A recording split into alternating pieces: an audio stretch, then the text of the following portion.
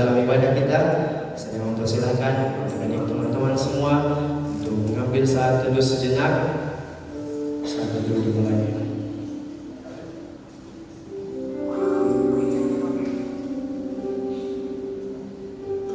Kita mengingat segala kebaikan Tuhan di dalam kehidupan kita. Sedialah yang hebat. Dan yang tak pernah meninggalkan kita, selalu menjaga dan melindungi kita. Saat teduh selesai, kita akan mulai ibadah kita pagi hari ini dengan mengangkat satu pujian NKI nomor 266, Tuhanlah pelindungmu. Kita akan menyanyikan ayat 1 sampai ayat 4. Di ayat yang ketiga saya persilakan teman-teman untuk bangkit berdiri.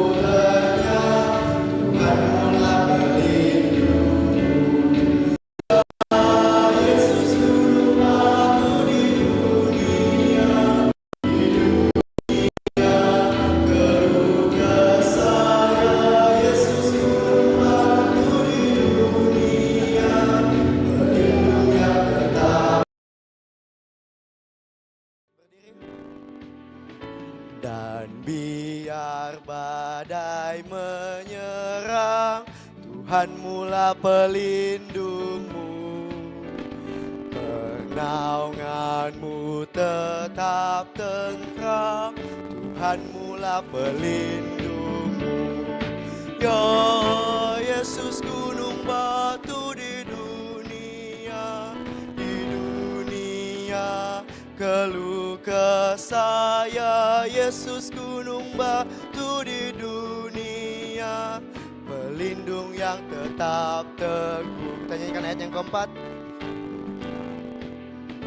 Bagaikan gunung yang tetap, Tuhan kau pelindungku. Engkau penolong yang dekat, ya Tuhan kau pelindungku. Ya Yesus gunung batu di dunia keluh kesah. Ya Yesus gunung batu di dunia, pelindung yang tetap teguh. Dengan kasih Kristus saya mengundang Bapak Evangelis Yosua Chamberlain MTH untuk membuka ibadah kita pagi hari ini.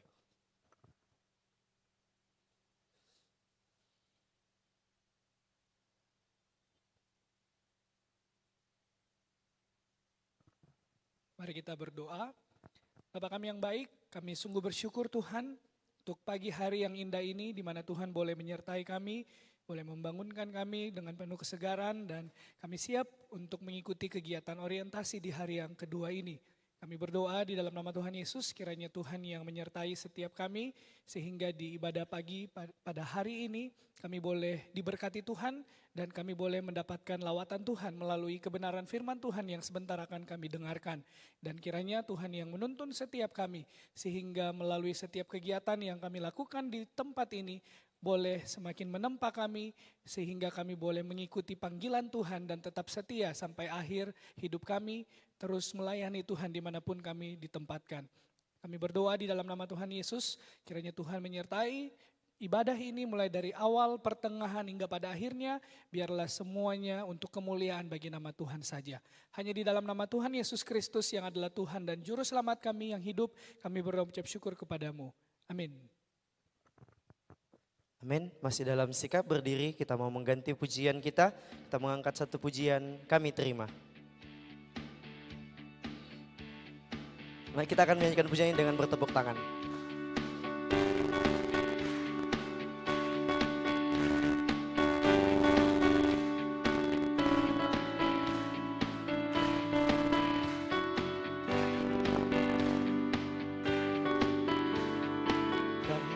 Yang telah ditebus dengan darah yang kudus, mengangkat pujian bagimu.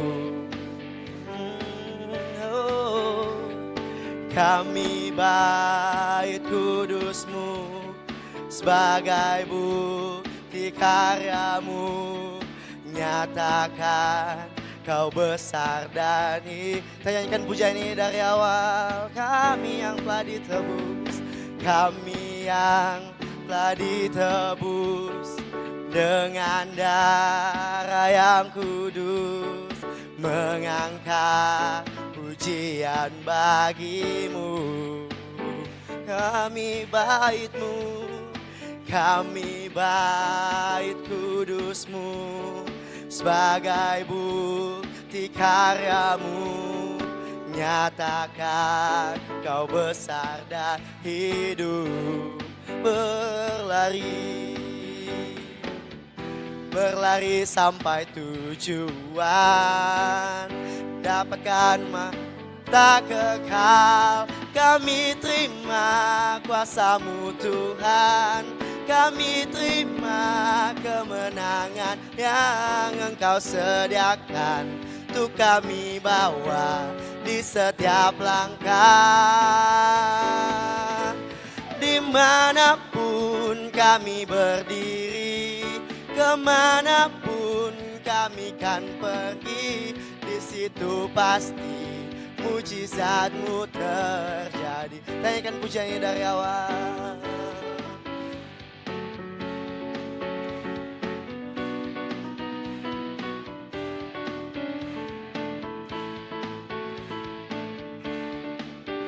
Sama-sama kita katakan, kami yang telah ditebus dengan darah yang kudus, mengangkat pujian bagimu.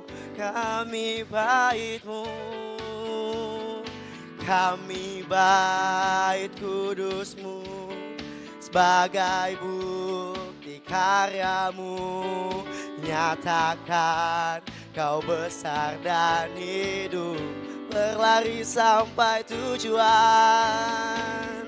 berlari sampai tujuan, dapatkan mahkota kekal. Kami terima kuasa-Mu Tuhan, kami terima kemenangan yang Engkau sediakan untuk kami bawa di setiap langkah. Dimanapun kami berdiri, kemanapun kami kan pergi, di situ pasti mujizat-Mu kami terima.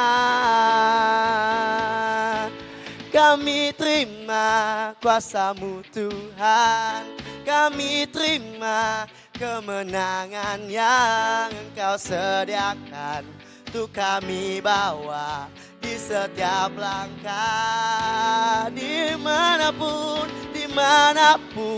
kami berdiri, kemanapun kami kan pergi, di situ pasti mujizat-Mu terjadi. Di situ pasti mujizat-Mu sekali lagi, di situ pasti mujizat-Mu terjadi.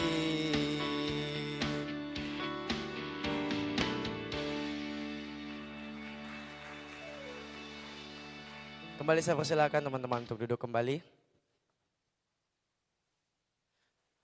Tiba saatnya kita akan masuk ke dalam firman Tuhan yang akan disampaikan oleh hambanya, Bapak Pendeta Dr. Yunus D.A. Lakaupitang MTH. Sebelum kita masuk ke dalam firman Tuhan, kita mengangkat satu pujian pembuat mujizat sejati. Dari dalam setiap kelemahan kita, kuasa Tuhan boleh terjadi. Kuasa Tuhan boleh nyata, dan kuasa Tuhan boleh menguatkan kita. Karena sehebat apapun tantangan kita, masih lebih hebat lagi Tuhan kita.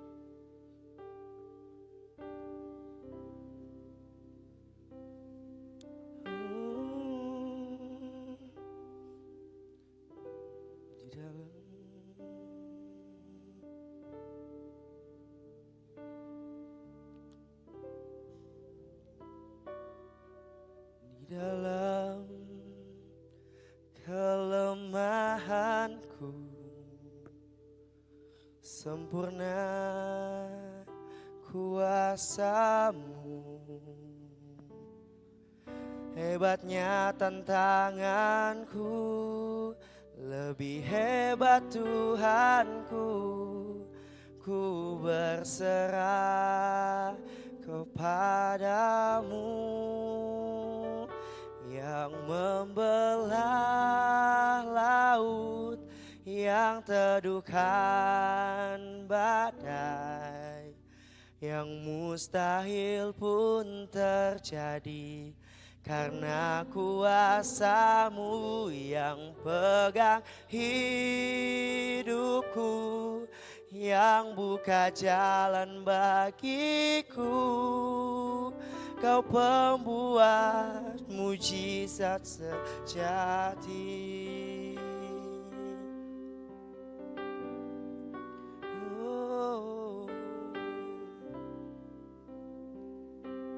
Kita pujian ini dari awal. Di dalam kelemahanku sempurna kuasa-Mu. Hebatnya tantanganku, lebih hebat Tuhanku. Ku berserah kepadamu. Di dalam kelemahanku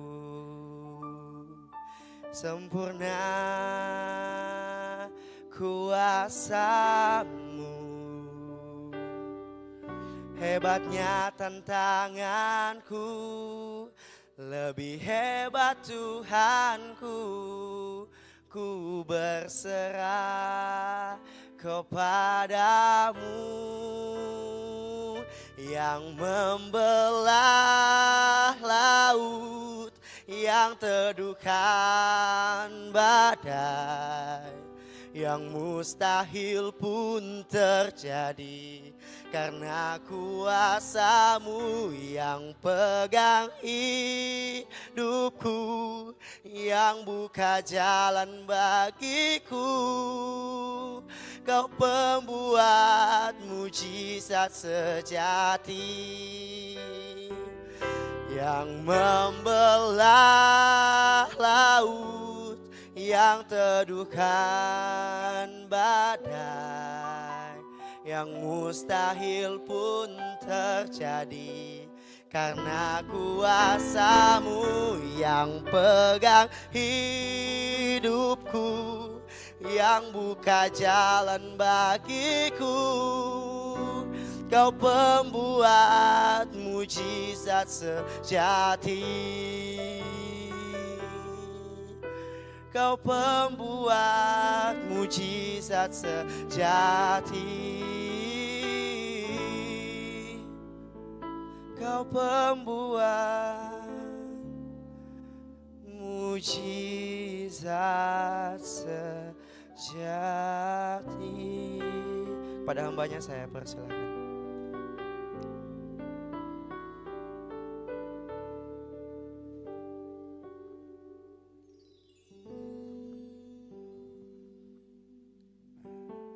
Mari berdoa. Tuhan, terima kasih.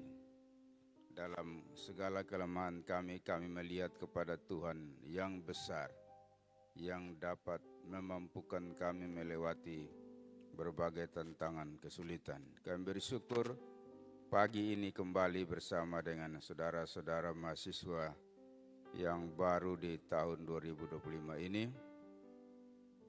Tuhan memberkati pemberitaan kebenaran-Mu yang hamba akan sampaikan.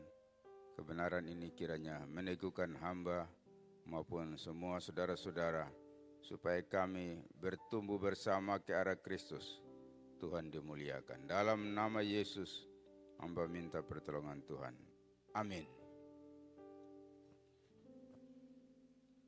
Shalom. Ya. Selamat pagi bagi kita sekalian.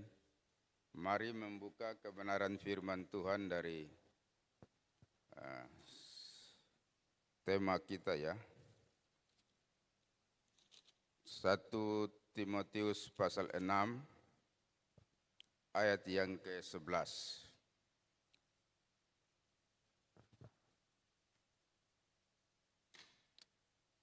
Demikian firman Tuhan, tetapi engkau hai manusia Allah, jauhilah semua itu, kejarlah keadilan, ibadah, kesetiaan, kasih, kesabaran, dan kelemah lembutan.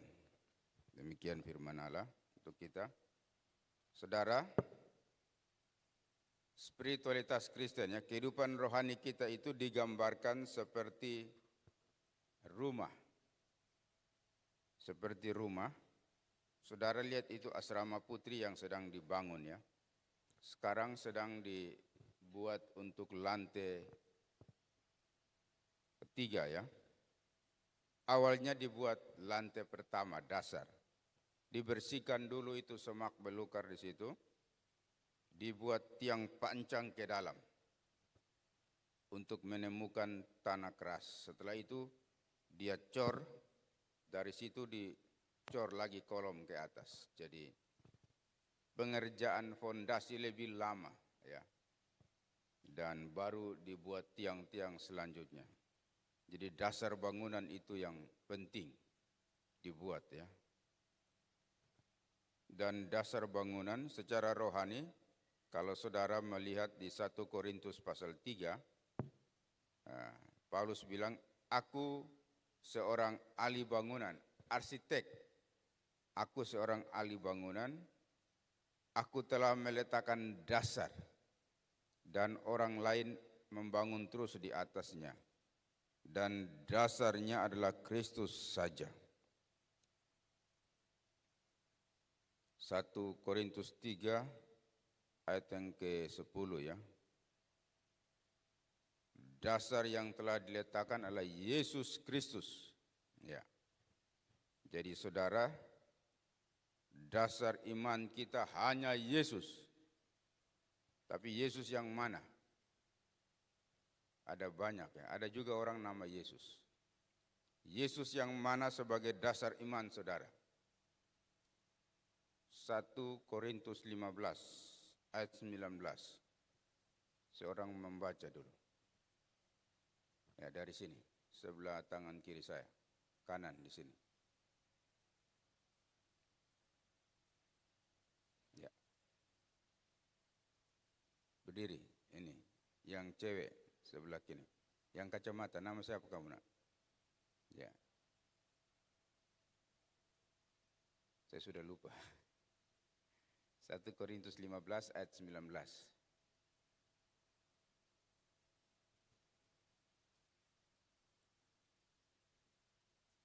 Ya, berdiri.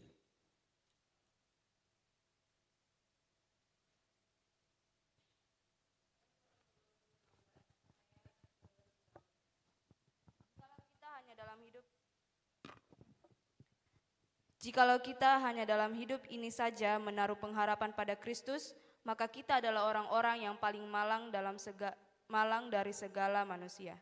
Ya. Terima kasih. Pengharapan saudara pada siapa? Dalam ayat itu. Pengharapanmu pada siapa? Pada Kristus. Kita disebut apa di situ? Orang-orang yang paling malang. Apa malang? Tidak beruntung, sia-sia. Tapi saudara punya pengharapan pada Kristus. Kristus yang apa? Mati dan bangkit dari antara orang mati. Maka imanmu bukan iman yang sia-sia ya. Iman yang apa? Beruntung ya. Tuhan Yesus bicara kepada Thomas, Thomas, engkau melihat baru percaya. Tetapi berbahagialah orang yang tidak melihat tetapi percaya. Jadi saudara tidak melihat Yesus tapi saudara percaya berdasarkan kesaksian Alkitab bahwa Yesus mati dan bangkit. Maka saudara punya iman yang membahagiakan ya. Roma pasal 10 ayat 9 sampai 10. Dengan mulut kita mengaku Yesus adalah Tuhan, dengan hati kita percaya Allah telah membangkitkan dia dari antara orang mati, maka dengan mulut kita percaya dan dibenarkan, diselamatkan. Ya, jadi itu kehidupan kekristenan kita ibarat bangunan ya, bangunan. Dasarnya Yesus dan bangunan selanjutnya saudara pilihan saudara ya. Pilihan saudara. Saudara mau bangun rumah Honaika ya. Atau rumah apa? Rumah adat Makassar. Atau rumah Romawi, ya, Roma modern. Itu pilihan saudara ya.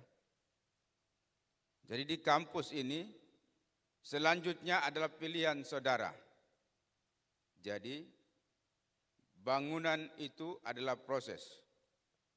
Manusia Allah itu adalah suatu bangunan yang memiliki proses. Seperti rumah itu ada dasarnya Yesus dan bangunan selanjutnya itu pilihan saudara. Saudara mau bangun rumah RSS atau rumah yang bagaimana? Itu pilihannya. Mau pakai rumput kering, jerami, emas, batu permata, itu pilihan saudara di kampus ini ya. Kalau orang yang bodoh berarti dia hanya memilih jerami, rumput kering ya. Saudara dan saya tidak mau jadi orang bodoh. Kita mau menjadi orang yang apa? Pintar ya. Tuhan bilang jangan engkau bodoh. Efesus berapa itu? Efesus pasal 5 ya. Jadi perkataan bodoh itu Alkitabiah juga tuh.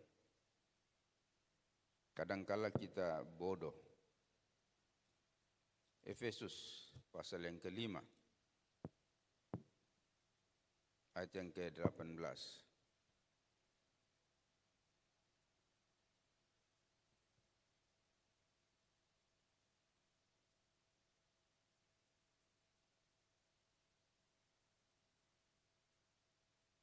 Tidak pas di situ ya. Ayat yang ke-15. Karena itu perhatikan yang seksama, bagaimana kamu hidup. Jangan seperti orang bebal, orang bodoh. Tetapi seperti orang arif. Dan pergunakan waktu yang ada. Karena hari-hari ini adalah jahat. Jadi kita mau membangun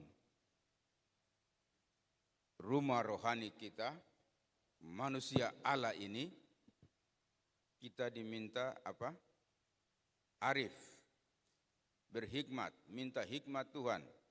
Perhatikan dengan seksama. Siapa yang tadi pagi mau datang di sini, lihat cermin. Ada semua ya? Sisir gini, ya. Taruh bedak sedikit ya. Ya. Jadi itu saudara memperhatikan. Itu begitu, kehidupan kita seperti begitu.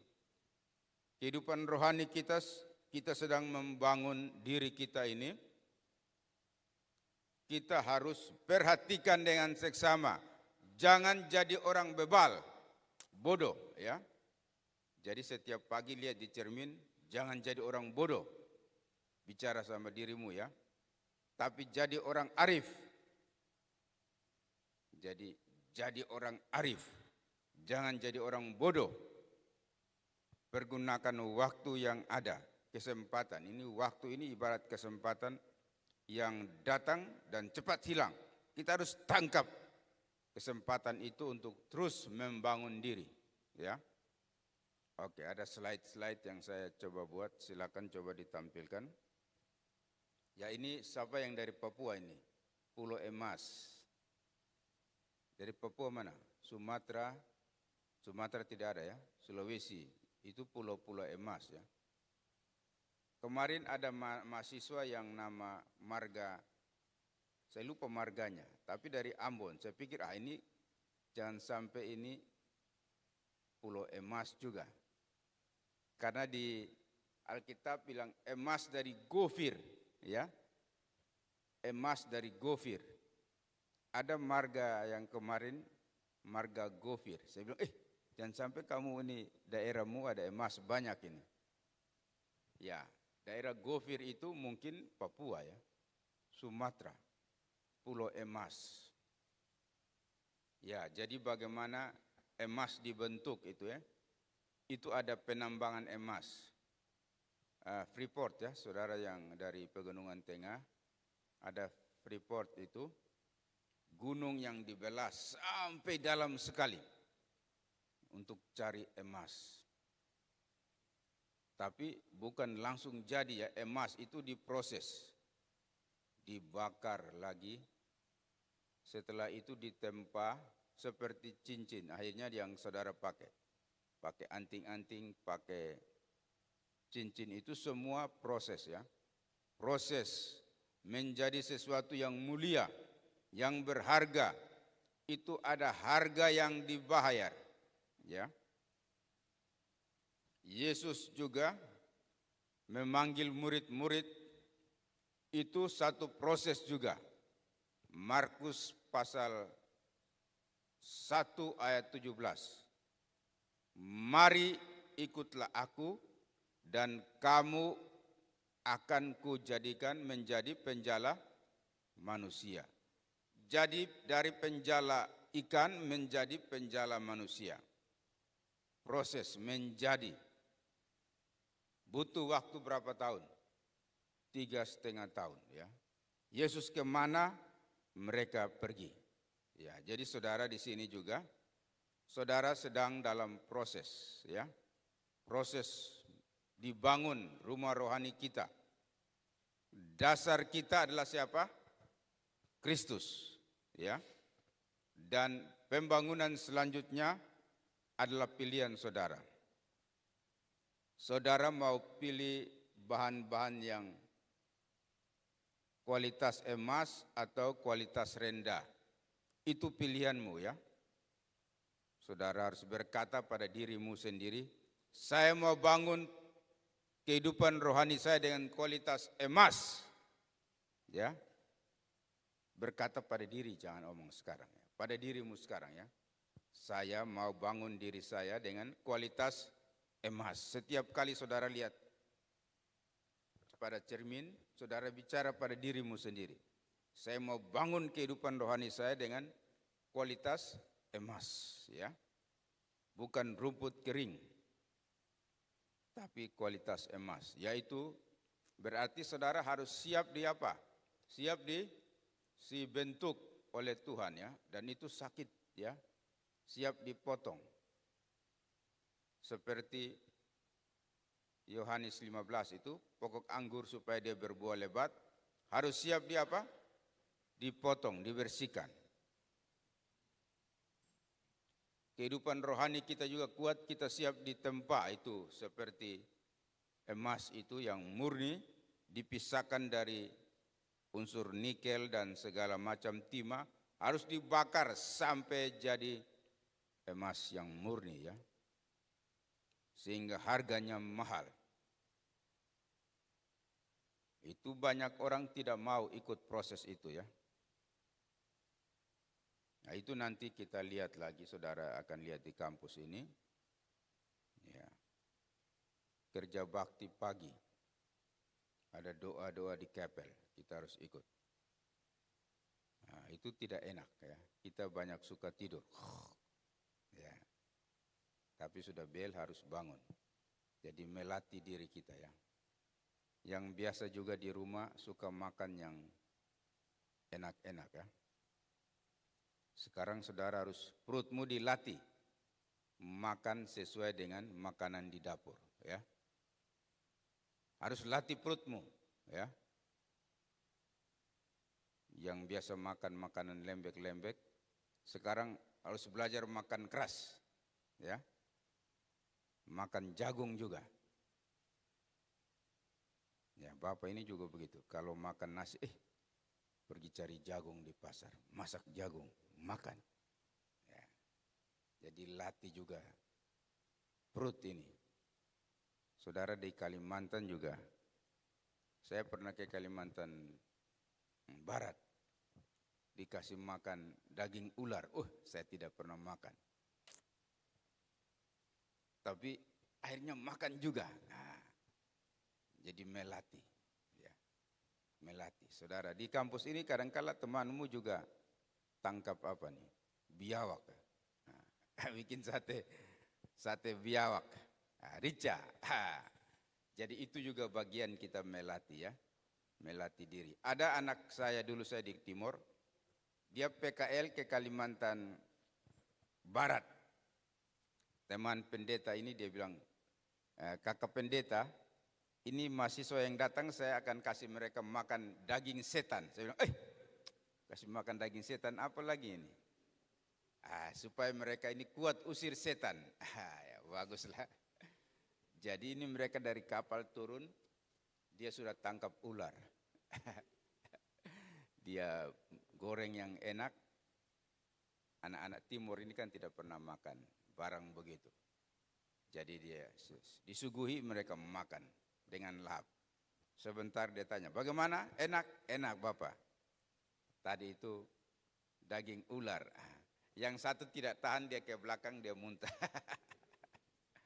Tapi satu dia bertahan. Ya, jadi saudara, itu bagian dari kita membangun diri. Di kampus ini secara manusiawi ya, kadang-kala kita punya diri ini, kita harus istilah mengikis daging kita. Daging kita ini dikikis, dimatikan hari ke hari supaya manusia Allah menjadi nyata. Amin. Ya, jadi itu proses yang kita harus lalui. Ya, slide selanjutnya. Barang ini adik saya, sorry. Ya, minta maaf ya. Tukang lupa juga Pak Yunus. Ya, ini ada diagram. Nanti saya kasih buku ya. Saya kirim ke Pak Yosua ya. Nanti buku saudara akan dikirim ke grup. Ada grupnya? Ya. Nanti grup saudara baca buku itu selama 5 tahun. Saudara buat renungan sendiri selama 1 tahun. Ya. Yang tulis renungan 1 tahun lengkap, ketemu saya. Pak Yunus, saya sudah buat renungan 1 tahun. Saya kasih saudara hadiah. Karena dia rajin. Jadi itu buku, bikin renungan 1 tahun. Kalau sudah belajar homiletik, bikin khotbah 1 tahun lagi. Kalau saudara bilang, Pak Yunus saya sudah bikin khotbah 1 tahun. Nah, saya kasih hadiah lagi kamu. Jadi 2 kali hadiah. Jadi ini proses membangun itu dasarnya tadi kita adalah manusia Allah. Identitas kita adalah apa? Manusia Allah. Ini yang pertama ini kita apa? LDP itu apa? Saudara tahu LDP ini? Tidak tahu ya? LDP itu lahir dari perempuan. Kita semua ini lahir dari perempuan. Selanjutnya kita LDA. LDA ini apa? Kita lahir dari Allah. Ya. Semua ini siapa yang tahu hari kelahirannya dari Allah? Angkat tangan. Yang tahu. Ya. Berdiri. Tanggal berapa kamu lahir dari Allah? Ya? Tidak tahu. Semua tidak tahu. Kita sekarang bangun budaya baru. Setiap hari kita lahir dari Allah, kita makan ayam di sana. Di warungnya Ibu siapa? Ibu Foni sana. Makan ayam geprek. Ya. Bersyukur ya. Karena kita lahir dari ibu kita menyanyi Happy Birthday ya. Ada lagu. Tapi lahir dari Allah, ada yang nyanyi tidak? Tidak tahu juga ya. Hanya mungkin malaikat yang menyanyi. Jadi kita lahir dari Allah, kita disebut sebagai apa? Kita disebut sebagai manusia Allah, anak-anak Allah. Ya. Nah, ini tema kita ini. Pastikan saudara semua sudah lahir dari Allah. Ada yang belum lahir dari Allah? Berarti saudara harus bertobat, menerima Yesus sebagai Tuhan dan juru selamat supaya kita mengalami kelahiran kembali. Yohanes pasal 3 ayat 3 itu ya. Yesus omong kepada Nikodemus, kalau engkau tidak dilahirkan kembali, engkau tidak bisa melihat kerajaan Allah. Bagaimana saya yang sudah besar ini bisa masuk kembali ke rahim ibu dan dilahirkan kembali? Yesus bilang, apa yang lahir dari daging adalah daging. Apa yang lahir dari roh adalah roh. Maka kita harus lahir dari Allah oleh pekerjaan Roh Kudus dan firman Tuhan. Tak kala kita lahir dari Allah, kita disebut apa? Sebagai anak-anak Allah. Kita manusia Allah. Manusia Papuanya sudah tidak ada lagi. Manusia Sulawesinya tidak ada lagi. Manusia Dayaknya tidak ada lagi. Manusia Timur tidak ada lagi. Manusia apa sekarang kita? Manusia Allah. Manusia Kristus. Manusia baru. Karena kita ada di dalam Yesus. 2 Korintus 5 ayat 17. Siapa yang di dalam Kristus, ia adalah apa? Ciptaan baru. Yang lama sudah berlalu, sesungguhnya yang baru telah datang. Kita menjadi manusia Allah. Tujuan akhir hidup kita adalah apa? Kemuliaan Kristus. Kristus menjadi tujuan akhir hidup saudara. Itu seperti kemarin di Pria Sejati sudah belajar ya. Kristus menjadi tujuan akhir hidup saudara. Ayatnya di mana? Siapa yang hafal ayatnya? Kolose 1 ayat 28-29. Dia yang kami beritakan apabila tiap-tiap orang kami ajari dengan segala hikmat untuk memimpin tiap-tiap orang kepada kesempurnaan dalam Kristus. Ayat 29, itulah yang kuusahakan dan kugumulkan dengan segenap tenaga sesuai dengan kekuatan dan kuasa yang bekerja dengan kuat di dalam aku. 2 Korintus 3 ayat 18, kita akan diubah menjadi segambar dan serupa dengan Allah. 2 Korintus 3 ayat 18 ya. Dan yang terakhir, Galatia 2 ayat 20. Hidupku bukan aku lagi, tapi Kristus yang hidup di dalam aku. 1 Yohanes 2 ayat 6. Barang siapa yang mengatakan bahwa ia ada di dalam Yesus, dalam dia, ia wajib hidup sama seperti Kristus telah hidup. Oh ya. Ayat-ayat itu ditulis, dihafal lagi. Ya. Nanti ada di buku itu yang saya kasih saudara ya. Saudara baca dan ingat. Tapi saudara masih ada di Makassar, masih ada di Gunung Merapi, masih ada di dunia. Ya. Saudara tidak diangkat hidup-hidup naik ke surga. Tuhan masih izinkan kita ada di dunia ini ya. Kalau Tuhan mau angkat kita hidup-hidup berarti besok ini hilang. Berikut hilang. Semua hilang. Tapi Tuhan tidak biarkan begitu. Tuhan mau kita ada di dalam dunia ini untuk tujuan daripada Tuhan memberitakan Injil, menyampaikan Injil keselamatan kepada banyak orang. Yohanes 17, doa Yesus ya. Yesus bilang, Tuhan Bapa, aku tidak minta Engkau ambil mereka dari dunia, tapi kuduskanlah mereka dalam kebenaran. Lindungilah mereka daripada si jahat. Kuduskanlah mereka dalam kebenaran, karena firman-Mu adalah kebenaran. Jadi doa Yesus supaya kita dilindungi oleh Tuhan ya. Mengapa? Karena kita ada di medan peperangan ya. Saudara sudah jadi manusia Allah, itu iblis tidak suka. Saudara jadi sasaran tembak ini. Ya.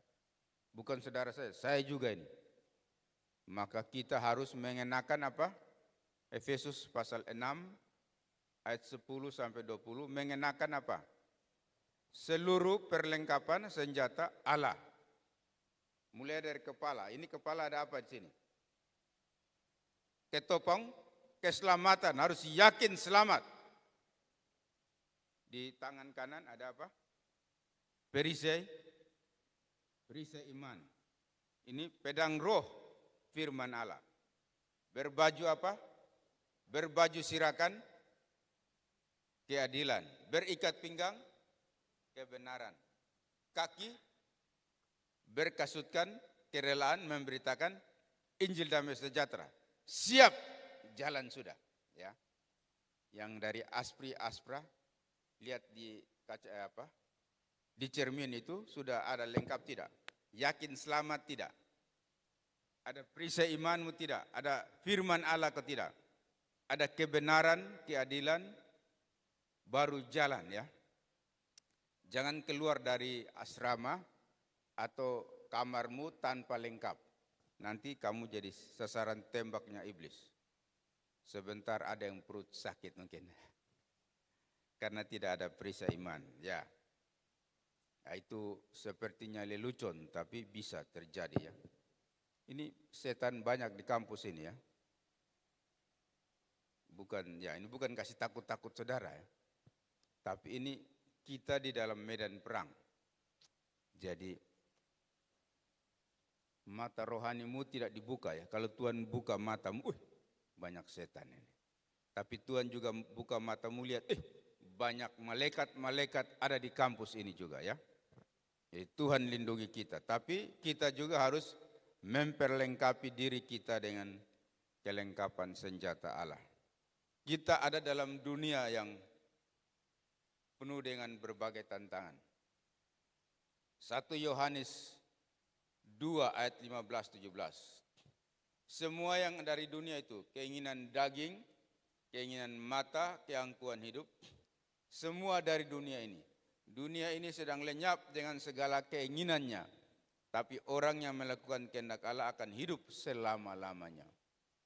Ya, jadi ini teknologi ini, keinginan daging, keinginan mata ini hebat sekali ya. Lewat barang bodok di kita punya tangan ini ya. HP apa segala macam bisa menyeret kita. Jadi saya juga bisa terseret ini ya di keinginan mata ini. Jadi saudara harus waspada. Jadi yang itu program-program apa? Facebook, TikTok, apalagi itu. Instagram apa segala, hapus dari HP-mu. Karena itu bisa jadi setan yang mengikatmu. Nanti akhirnya saudara ya, hapus. Hapus itu, Facebook, TikTok, apa segala macam itu, hapus ya. Jangan sampai dia menyeret saudara ya. Ya.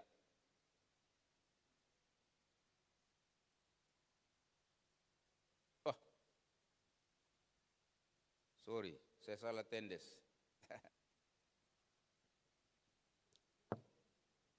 Ya, saudara, kita masih dalam dunia ini yang penuh dengan cobaan dan tantangan. Ada banyak kasus mahasiswa ini. Ada juga terseret dengan HP. Ada yang video call sama dia. Perempuan cantik. dia bikin diri setengah telanjang. Laki-laki dia lihat terus. Baru dia mulai screenshot. Baru dia bilang, kamu mau kasih uang atau saya sebarkan foto ini ke seluruh dunia. Jadi dia malu ya, wah ini berarti nanti saya bisa kena skor dari sekolah. Jadi perempuan itu tekan dia, kau harus kirim ke saya uang sekian. Jadi uang untuk bayar ini sekolah, dia kirim kasih perempuan itu. Orang tua bilang, ini sudah dibayar, ini belum bagian lagi, kau minta-minta lagi. Ya, akhirnya dia dipanggil oleh sekolah. Ya itu ya, jadi hati-hati ya. Sekarang teknologi ini bisa bikin kita terseret keinginan mata, keinginan daging ya. Hati-hati. Itu contoh soal. Nanti kita habis waktu dengan contoh soal lagi. Ya ini sebagai manusia Allah, tadi firman Tuhan di 1 Timotius 6 ayat 11, kita harus dua hal ini. Jauhilah. Mari lihat.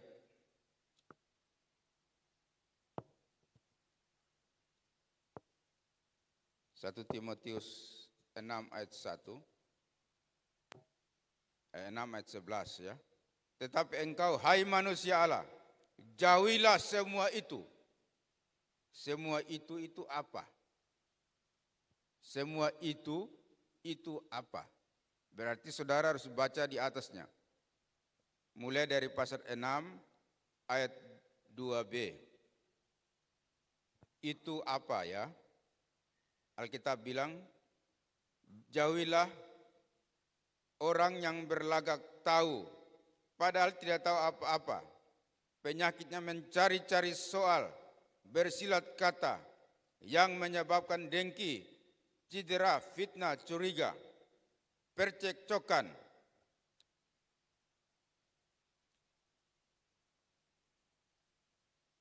Selanjutnya, ayat yang ke-19. Karena segala kejahatan ialah cinta uang. Oleh sebab memburu uanglah beberapa orang telah menyimpang dari iman dan menyiksa dirinya dengan berbagai-bagai duka. Jadi saudara harus buang apa? Jauhilah.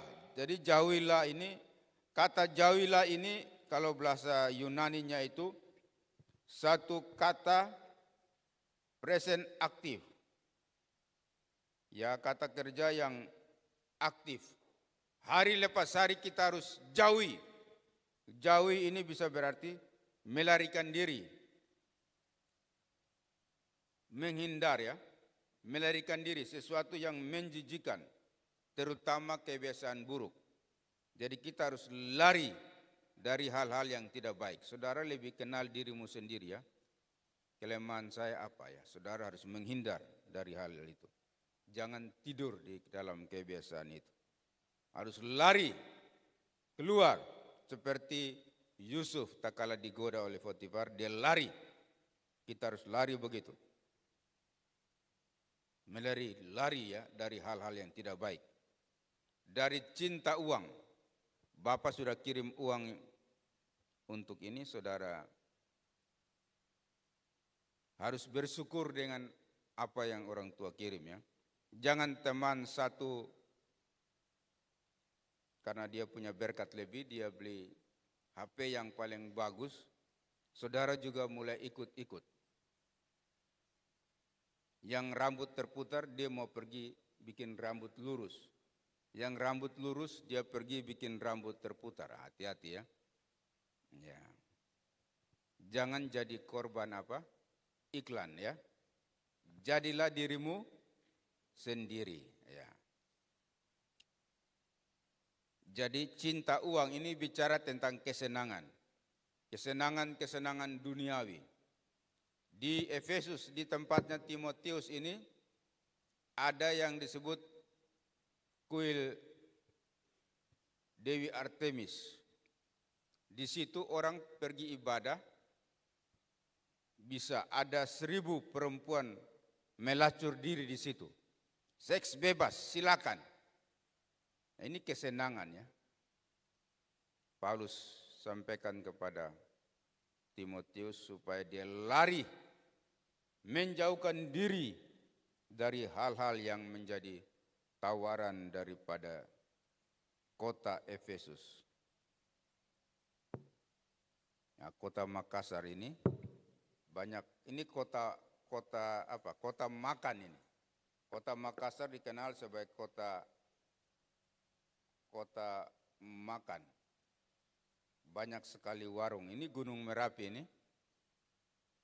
banyak warung-warung ya. Ya. Jadi saudara harus belajar makan di dapur ya. Kalau ada uang lebih bolehlah sekali-sekali di warung kampus itu ya. Boleh juga, mau rasa makanan Toraja, makanan Kalimantan, makanan dari Timur, boleh sekali-sekali ya. Tapi jangan tiap hari juga. Ya. Ya.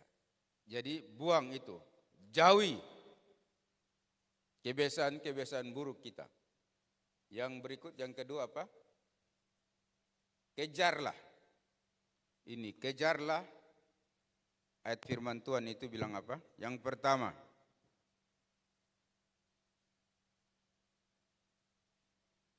kejarlah keadilan. Ya ini tadi lari, ini kejar, berusaha.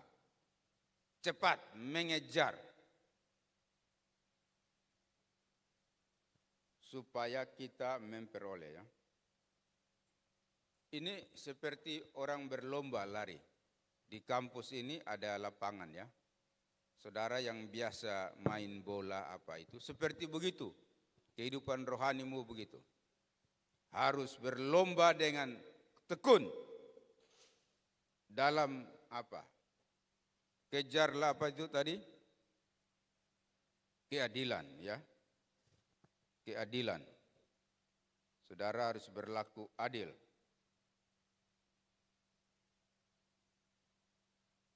Adil ini punya arti kebenaran juga bisa. Kondisi yang dapat diterima oleh Allah. Keadilan ini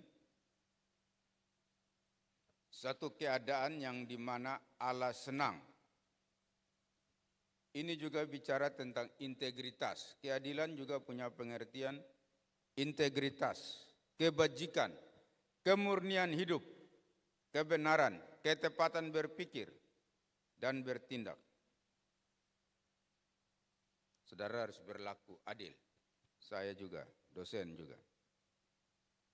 Integritas, apa yang kita bicara sesuai dengan kita lakukan ya. Ya ini keadilan. Kemurnian hidup, saya adalah apa adanya. Ini waktu kita sudah selesai jadi. Atau menggenapkan seluruh kehendak Allah. Keadilan itu bisa punya arti menggenapkan seluruh kehendak Allah. Matius 3 ayat 15, waktu Yesus mau pergi dibaptis oleh Yohanes Pembaptis, dia bilang, saya ini untuk menggenapi seluruh kehendak Allah. Itulah keadilan itu. Kita menggenapi seluruh kehendak Allah. Di kampus ini ada peraturan-peraturan, itu bagian dari kehendak Allah. Kita mau mengejar itu. Saya sedang mau membuat satu PIN ya, kalau itu berkat cukup, sekolah punya uang cukup. PIN itu hamba yang setia. Jadi saudara yang setia kerja bakti, setia beribadah, saudara dapat PIN hamba yang setia. Jadi tidak semua orang dapat. Jadi orang yang mengejar keadilan. Yang berikut mengejar ibadah. Dalam ayat itu jelas ya. Kejarlah keadilan, ibadah. Ibadah. Ibadah ini rasa hormat, penghormatan kepada Allah. Jadi ini juga punya arti kesalehan hidup. kita harus hidup beribadah. Dalam Timotius bilang, latihlah dirimu beribadah. Jadi ibadah juga perlu kita latih ya. Nanti ibadah kepel semua saudara perlu ikut ya. Ikuti dengan setia. Selanjutnya di situ katakan, kejarlah apa? Kesetiaan. Sebenarnya kata asli dari kata kesetiaan itu pakai kata pistis, sama dengan iman. Keyakinan akan kebenaran. Jadi mengejar iman. Iman yang bertumbuh. Jadi di kampus ini saudara juga melatih imanmu. 1 Petrus pasal 2 ayat 2. Jadilah seperti bayi yang baru lahir, yang rindu akan air susu yang murni dan yang rohani, yang olehnya saudara bertumbuh dalam iman dan beroleh keselamatan.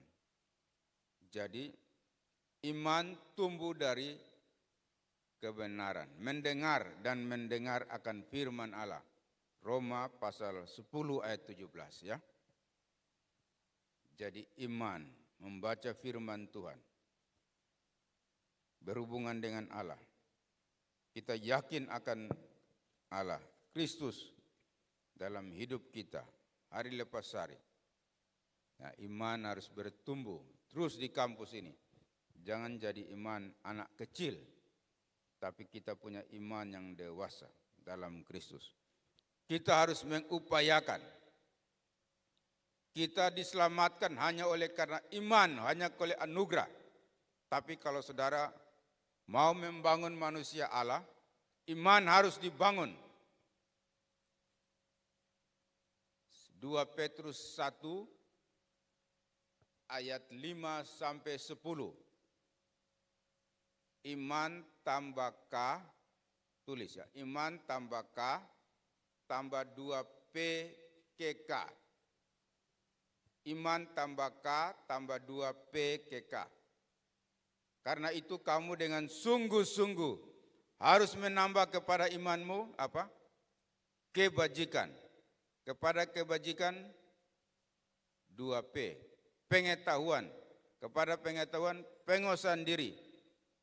2K. Ketekunan. Tambah ketekunan kesalahan. Tambah 2K. Kasih akan saudara-saudara dan kasih akan semua orang. Apabila semua itu ada padamu dengan berlimpah-limpah, maka kamu akan dibuat menjadi giat dan berhasil dalam pengenalan akan Yesus. Tapi kalau semua tidak ada, kamu menjadi buta dan picik, karena kamu tidak tahu dosa-dosamu Tuhan sudah ampuni. Jadi harus berlomba-lomba dalam iman. Dan yang terakhir, berlomba-lomba dalam apa itu? Kasih.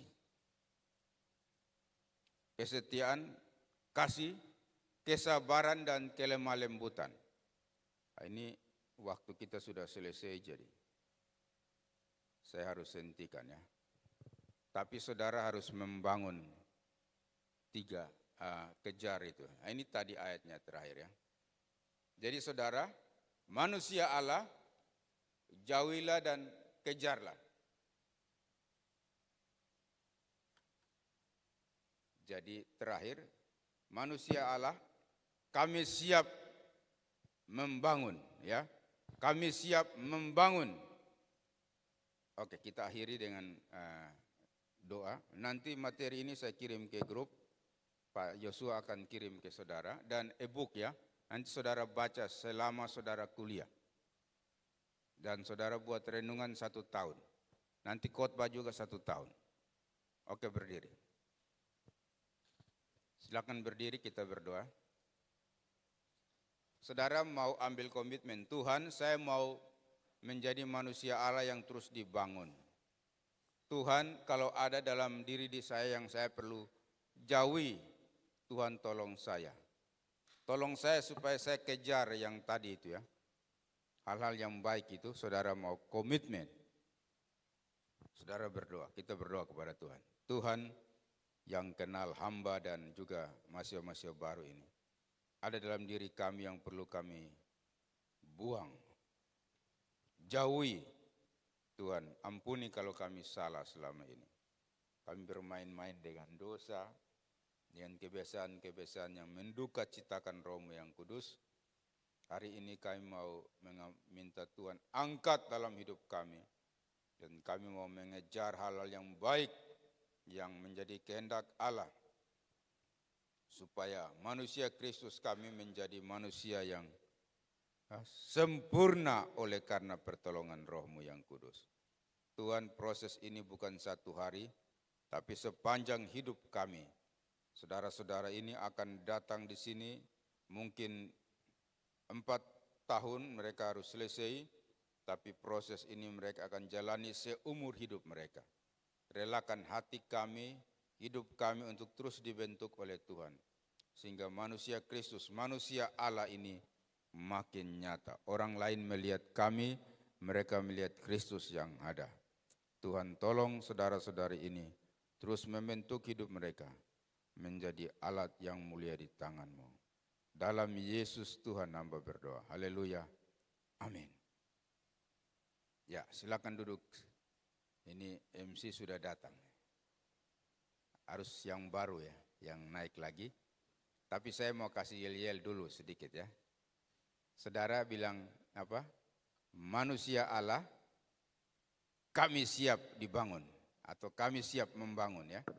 Atau kami siap dibangun. Silakan berdiri. Kalau saya bilang manusia Allah, bilang kami siap. Saudara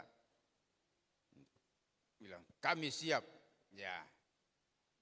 Manusia Allah, kami siap dibangun. Ya. Oke. Iblis tidak senang. Ini nanti jadi sasaran tembak saya.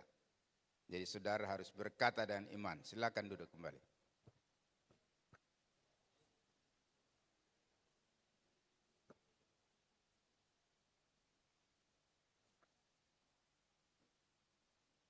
Puji Tuhan. Terima kasih kepada Bapak Pendeta Dr. Yunus D.A. Laukapitang MTH yang telah menyampaikan firman Tuhan pada pagi hari ini. Kiranya kita semua yang mendengarkan firman Tuhan boleh diberkati. Puji Tuhan, tiba saatnya kita akan mengakhiri ibadah kita pagi hari ini untuk bersiap masuk ke materi selanjutnya. Dan untuk mengakhiri ibadah kita pagi hari ini, saya mengundang Bapak Evangelis Julianus Buyi MTH untuk menutup ibadah kita di dalam doa. Sekali lagi saya minta kesediaan adik-adik semua untuk bangkit berdiri.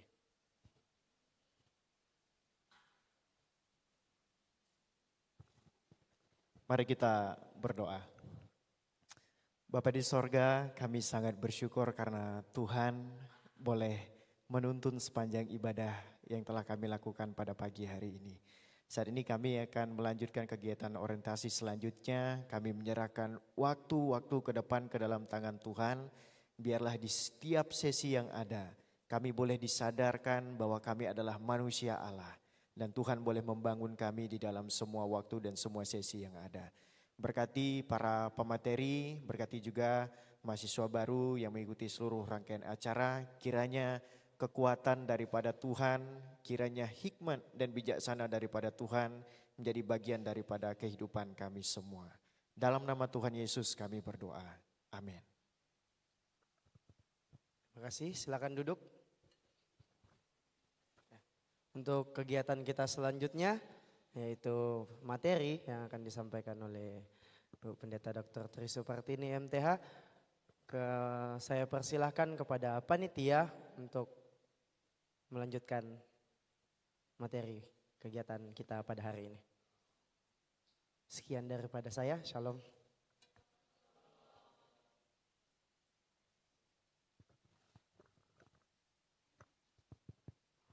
Iya, Maba 2025.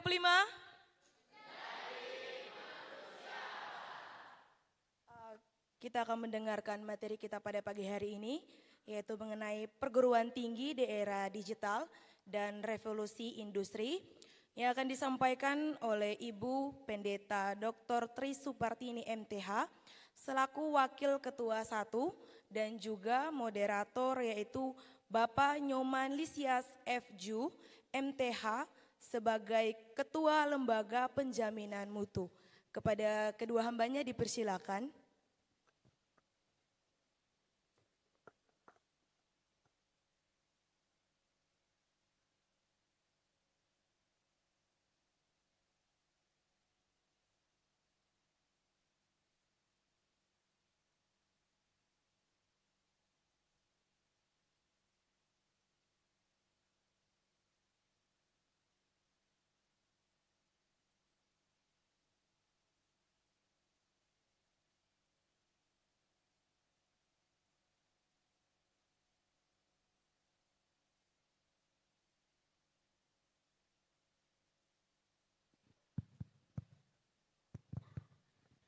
Shalom.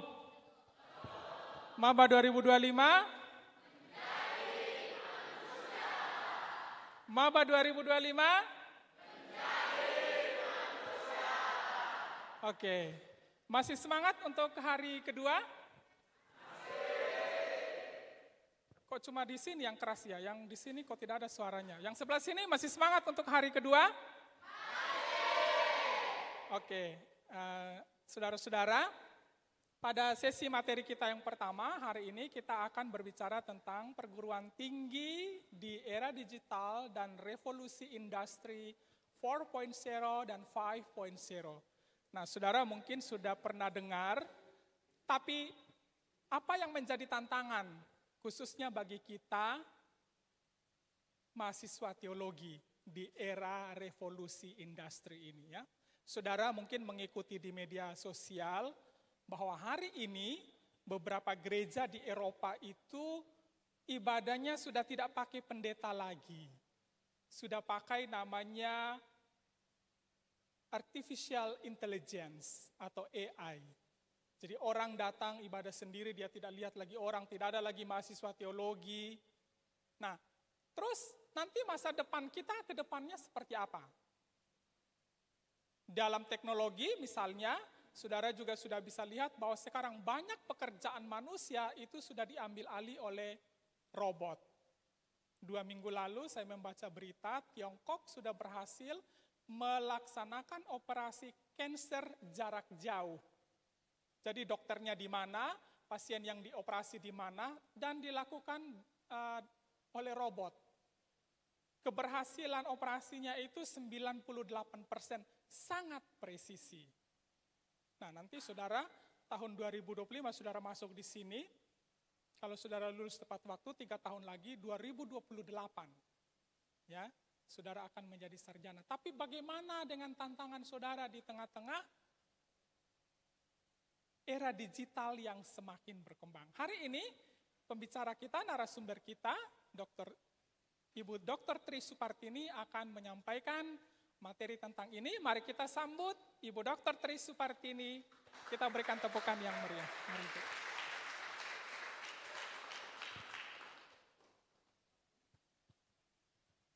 Oke, sedikit perkenalan. Ibu Pendeta Dr. Tri Supartini adalah wakil ketua 1 bidang akademik. Jadi nanti semua urusan akademik saudara itu di bawah pimpinan Ibu, ya. Beliau juga asesor LAM ya Bu ya, asesor LAM yang pergi mengasesmen perguruan-perguruan tinggi di Indonesia. Dan beliau adalah spesialis di bidang kependidikan. Jadi orang-orang PAK nanti sampai selesai masa pendidikanmu di sini akan ketemu dengan Ibu Tri terus. Karena beliau adalah dosen senior dalam pendidikan agama Kristen dan juga di bidang pendidikan anak dan remaja. Jadi nanti saudara mau tanya soal misalnya era digital untuk pelayanan anak dan remaja, inovasi-inovasi pembelajaran itu, Ibu Tri ahli di bidang itu.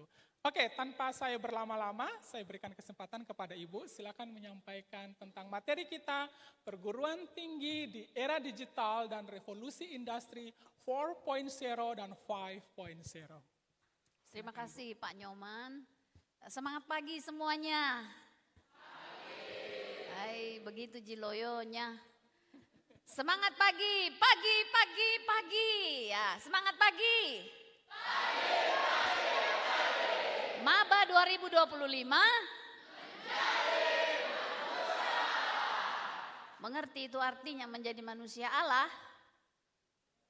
Menjadi Allah semuakah?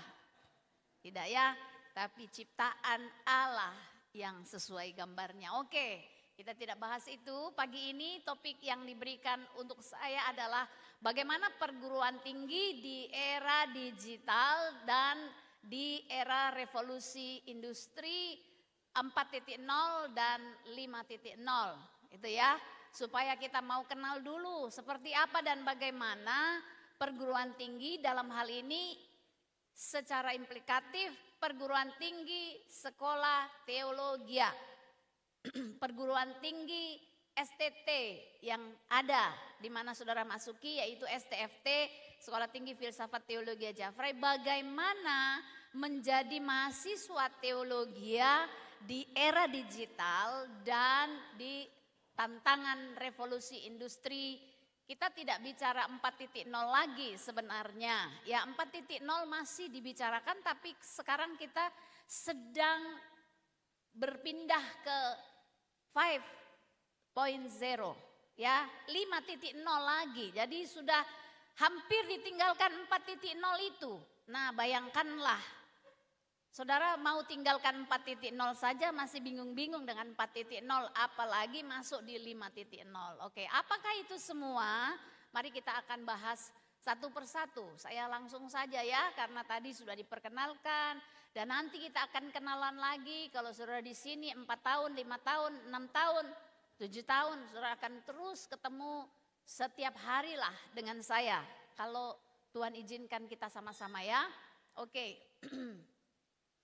Tadi disinggung sama Pak Nyoman tentang gereja. Di beberapa gereja sekarang pengkhotbah-pengkhotbahnya sudah pakai robot.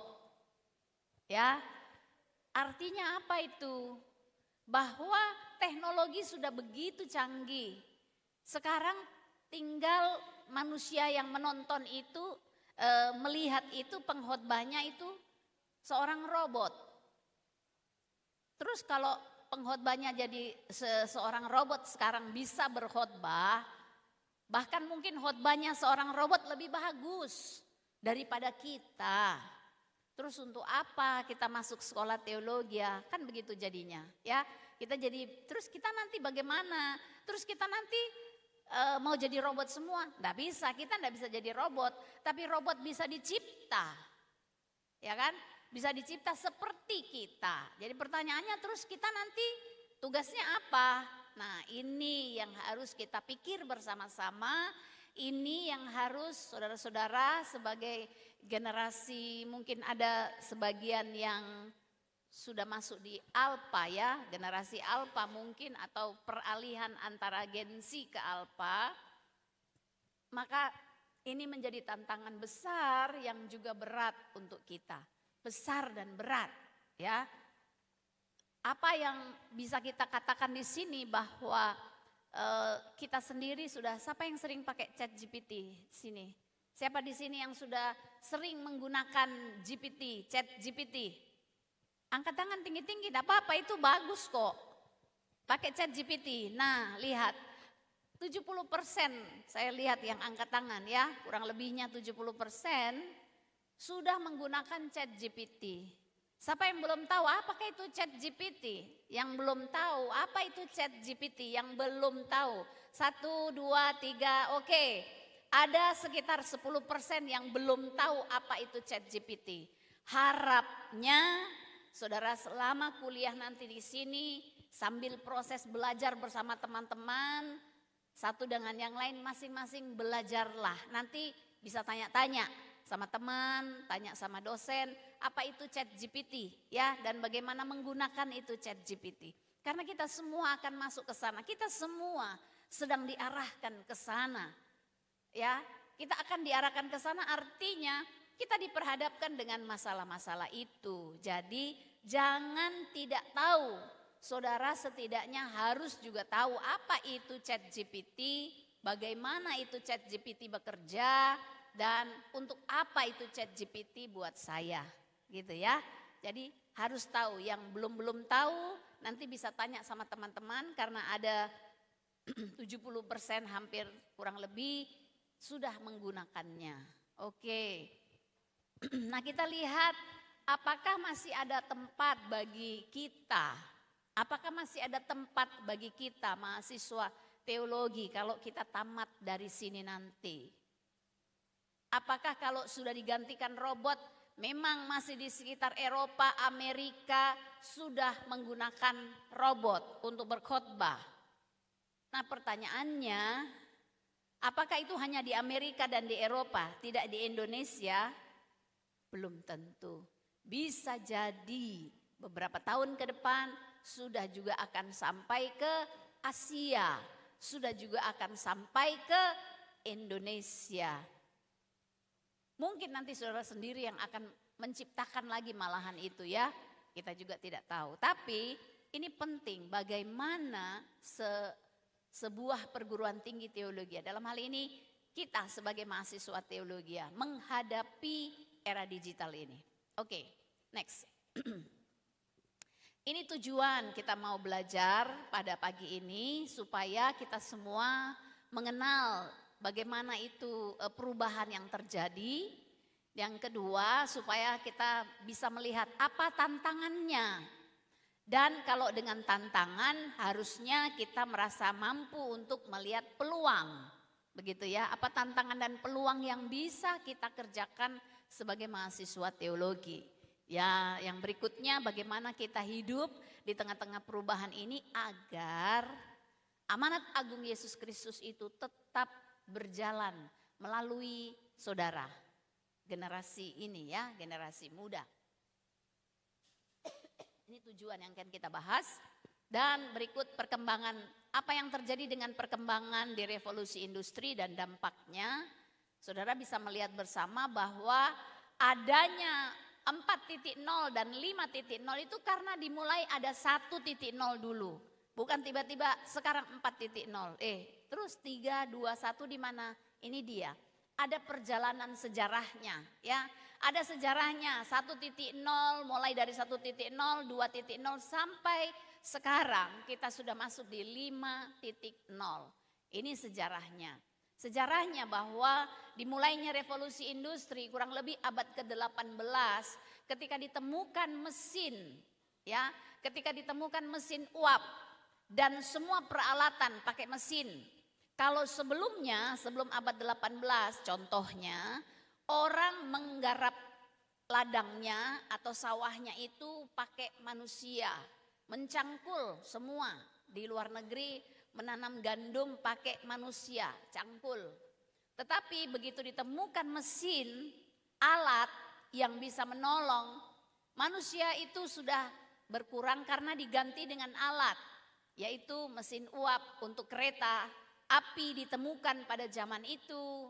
Jadi tidak perlu lagi orang hanya dengan sepeda atau jalan kaki, tapi sudah dengan kereta. Jadi ada mesin yang menggerakkan mereka. Juga termasuk di dalamnya mengerjakan sawahnya. Tidak lagi pakai manusia tapi ada alat mesin ya. Mungkin kita lihat ini ada traktor sekarang dipakai waktu itu. Ini di luar negeri ya, di Eropa, di Amerika menggunakan itu. Ditemukan di Eropa memang di revolusi industri pertama. Pertama kali ditemukan mesin-mesin itu sehingga banyak manusia-manusia sudah mulai nganggur. Banyak manusia-manusia mulai tidak ada pekerjaan karena sudah ada mesin pembajak sawah. Sehingga tidak perlu lagi 100 orang atau katakan 50 orang untuk menggarap sawah seluas gedung ini. Kalau dulu bisa 30 orang, 50 orang kerjakan ini. Begitu ada mesin hanya tinggal 2 orang, 3 orang. Yang lain di PHK semua pada zaman itu. Maka disitulah mulai revolusi industri di 1.0. Gitu ya. Itu mulainya di situ sejarahnya. Nah ini ada pabrik-pabrik lagi. Kalau dulu semua pabrik-pabrik dikerjakan oleh manusia, semua mengerjakan manusia. Sekarang ditemukan mesin-mesin itu sehingga pabrik-pabrik di luar negeri pada waktu itu tidak lagi pakai tenaga manusia. Semua pakai mesin, ya. Ada kereta uap sehingga tidak perlu lagi orang jalan kaki berhari-hari atau naik sepeda, tapi sudah pakai kereta api sehingga itu mempercepat perjalanan. Nah, inilah yang terjadi di 1.0, yang terjadi juga ada mesin cetak seperti tulisan sebelumnya di abad 18, sebelum abad 18 yaitu abad 17, hanya beberapa orang yang bisa membaca, karena hanya beberapa orang yang menulis pakai tangan, tulisan tangan itu yang dibaca, jadi terbatas. Tapi begitu abad 18 di 1.0 mulai mesin cetak ditemukan sehingga orang tinggal diketik-ketik langsung dicetak, tulisannya jadi banyak, jadi bisa buku-buku kemana-mana. Itu abad 18 ya, yang dimulai sejak ada revolusi industri itu. Disitulah Alkitab juga mulai dicetak banyak-banyak, jadi tidak perlu lagi tulis tangan. Kalau tulis tangan, orang yang tulis tangan sebanyak 66 kitab berapa lama? Kan begitu. Tapi dengan adanya mesin cetak ditemukan, tinggal dicetak, disebarkan, banyak orang bisa membaca. Itu yang terjadi pada waktu itu awalnya ya. Oke, lalu kita pindah setelah abad 18, kita masuk abad 19 dengan ini awal-awal abad 19 ya. Ditemukan teknologi yang baru lagi, dimulainya 2.0. Setelah 1.0 mulai dengan 2.0. Di mana di era ini dengan tenaga listrik. Di abad awal 19, awal abad 19 ditemukan listrik. Setelah ditemukan mesin uap, lalu ditemukan listrik. Nah, pertama kali ditemukan listrik sehingga memudahkan semua yang pakai mesin-mesin tadi tidak pakai uap lagi, tapi pakai listrik. Sehingga pada abad itu, abad 19 awal mulai ada lampu-lampu. Ya, sebelumnya masih pakai pelita itu ya. Tapi awal abad 19 ketika ditemukan listrik pertama kali, wah, sudah mulai terang lampu di mana-mana. Tapi itu masih di luar negeri. Nanti di Indonesia ini ada, tapi di pertengahan abad 19 ya, kurang lebih sebelum kita merdeka. Sesudah kita merdeka. Sebelum kita merdeka kita juga masih pakai lilin-lilin di rumah kita, di nenek-nenekmu dulu begitu ya. Nah, inilah mulainya 2.0 ketika ditemukan listrik. Nah, lebih mudah lagi karena semua aktivitas lampu waktu itu yang paling terasa adalah lampu. Sudah tidak perlu lagi pakai lilin atau lampu-lampu di rumah-rumah itu, tetapi sudah pakai listrik. Ya, itu yang terjadi di 2.0. Berikutnya di abad ini, di abad ke-19 ini ditemukan listrik di Indonesia ini kurang lebih tahun merdekaan itu sudah mulai beberapa orang yang mulai pakai listrik, tapi terbatas, belum semua tempat waktu itu ya. Memungkinkan aktivitas kita sehari-hari termasuk ibadah ada lebih mudah karena ada listrik, bisa pakai lampu sehingga bisa ibadah sampai malam karena ada lampu. Itu keuntungan dan beberapa hal yang terjadi. Gereja mulai menggunakan teknologi di abad 2.0 itu sudah mulai ada mic ya. Zaman dulu mic-nya masih pakai kabel-kabel panjang-panjang. Tapi itu sudah bagus karena ada listriknya ya, ada penggeraknya. Sejak ditemukan listrik sangat mudah untuk lampu menyala, untuk mic. Jadi tidak perlu lagi khotbah tanpa mic. Bayangkan kalau saya bicara pagi ini tidak ada mic. Anda bisa dengar semua tapi terbatas. Hanya sampai di depan, di belakang tidak bisa dengar. Gitu kan? Nah, bersyukur 2.0 ditemukan listrik sehingga ada alat pengeras sampai hari ini terus berkembang. Berikutnya adalah di era revolusi industri 3.0, naik lagi di abad ke-20-an ya, abad 20-an, di awal-awal abad 20 itu 3.0. Di era ini teknologi digital mulai berkembang, mulai ditemukannya pertama kali komputer. Kalau saudara lihat komputer itu dulu masih perangkatnya masih besar-besar, tapi kita sudah bisa menulis tidak pakai mesin ketik, ya. Tidak lagi pakai mesin ketik, tapi sudah dengan komputer bisa disiapkan. Kalau dulu ada CPU besar, ada layar, tapi belum bisa dibawa-bawa. Komputernya hanya ada menetap di satu tempat saja, karena besar-besar bentuknya.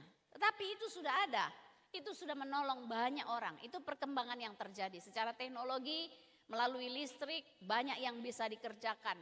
Data-data, tulisan-tulisan sudah mulai di komputer. Nah ini gambar-gambar yang kita temukan di abad 3.0 ya. Ada kalkulator. Siapa yang waktu sekolah pakai kalkulator? Di sekolahnya pakai kalkulator ya. Ya itu dia. Ini ditemukannya era 3.0. Ini era 3.0 ya. Ini komputer yang tadi saya bilang. Ini CPU-nya besar, layarnya besar, ini tidak bisa diangkat-angkat sembarangan, tidak bisa dibawa-bawa ya. Ini perkembangan yang terjadi, kita masih pakai mesin hitung sudah ditolong dengan kalkulator. Ini era 3.0. Kemudahan semakin gampang ya ditemukan, termasuk Alkitab. Di Alkitab itu mulai muncul di software, sudah mulai banyak dicetak-cetak melalui software, ada Logos, Bible Word dan seterusnya. Itu mencari data-data bisa dimasukkan karena ada komputerisasi. 3.0 itu era komputerisasi, semua dikerjakan dengan komputer, sehingga pada 3.0 itu data-data Alkitab mau cari kamus, mau cari bahasa asli dan seterusnya agak mudah dengan ini akses ini. Itu era industri 3.0. Nah, berikutnya kita masuk di 4.0. Ya, masuklah kita di 4.0 yang diawali di abad 21. Jadi abad 20 itu 3.0, abad 21 masuk di 4.0, maaf, 4.0. Di masa ini teknologi sudah tidak lagi berdiri sendiri tapi saling terhubung. Maksudnya di 4.0 itu kalau kemarin komputer ya komputer sendiri, ya. Tetapi sekarang di 4.0 semuanya terakses. Di komputer bisa terakses dengan langsung dengan layar dan seterusnya ya, bisa ada koneksi ya. Semakin mudah di 4.0, semakin cepat perkembangannya dan semakin mudah. Di 3.0 ke 4.0. 4.0 itu kerjanya lebih canggih. Di 4.0 itu di era saling terhubung semua alat-alat komunikasi. Kalau kita masukkan sekarang ini pakai HP, bisa langsung terkonek dengan layar, itu saling terhubung. Kalau dulu HP ya HP saja. Sekarang sudah semakin hebat pengembangannya di 4.0. Berarti bagaimana kita lihat pakai IoT, Internet of Things, internet menjawab semuanya ya. Ada di dalamnya, termasuk AI. AI itu yang kita semua tahu, artificial intelligence itu begitu cepat, begitu mudah ya. Kita tanya saja AI, jawab semuanya dia tahu. Itu di 4.0 dan sekarang kita akan melangkah di 5.0. Jadi antara 4.0 ke 5.0 itu jalannya cepat sekali. Waktunya begitu cepat perubahan itu, ya. Itu yang boleh kita lihat bersama-sama. Ini contoh 4.0 tadi yang saya bilang, lihat itu HP sudah terhubung dengan semuanya. Anda bisa download apa saja bisa di-download di situ. Itu mudahnya. Kalau dulu HP-HP dulu di zaman 3.0 ada HP tetapi itu masih terbatas untuk menelpon saja. Lama-lama berkembang bisa menelpon dan SMS. Lama-lama bisa berkembang menelpon, bisa SMS, bisa chat lagi. Ya, itu perkembangan dari 3.0 ke 4.0. Sekarang bukan hanya cuman menelpon atau chat, tapi semuanya kita bisa berkomunikasi, kita bisa Zoom di situ, kita bisa punya pertemuan di situ dan sebagainya. Nah, inilah kehebatannya ya, kehebatan dan kecanggihannya zaman. Di era revolusi industri 4.0 ini kita banyak menggunakan gadget, apalagi ketika masa Covid ya. Pada masa Covid di 2020, awal-awal Covid di Indonesia, Anda sekolah kemarin pakai apa? Pakai Zoom nggak di sekolah waktu Covid? Pakai Zoom kan? Nggak boleh ketemu, tapi bisa ketemu di Zoom. Semua anak TK pun bisa pakai Zoom. Nah, tadi bukan hanya anak SMP, SMA, anak TK pun pakai Zoom pada waktu itu. Kenapa? Sejak Covid semakin kita dipaksa, semakin apa boleh buat, kita semua dipaksa harus masuk ke teknologi. Dan itulah sebabnya semakin banyak ditemukan hal-hal teknologi yang semakin hebat dengan digitalisasi. Ya, dengan digitalisasi semua pakai tinggal digital. Digital itu artinya apa digital? Digital itu artinya kenok begini, hanya angka tuk terhubung. Nah, itu digitalisasi. Tidak pakai putar-putar, tidak. Tapi pakai hanya dengan digit. Cetak, tekan 1, 5, 4, 3. Oh, terhubung langsung menelpon. Halo, gitu kan. Jadi itulah disebut digitalisasi. Sudah pakai seperti itu. Nah, revolusi industri 5.0 di era human centrics ini, di masa ini kita lihat mengembalikan fokus pada manusia. Sekarang teknologi semakin berkembang, tetapi di 5.0 tetap kita kembali ke manusianya. Walaupun coba menggunakan segala teknologi, tapi mau dikembalikan fokus pada manusianya yang menggerakkannya.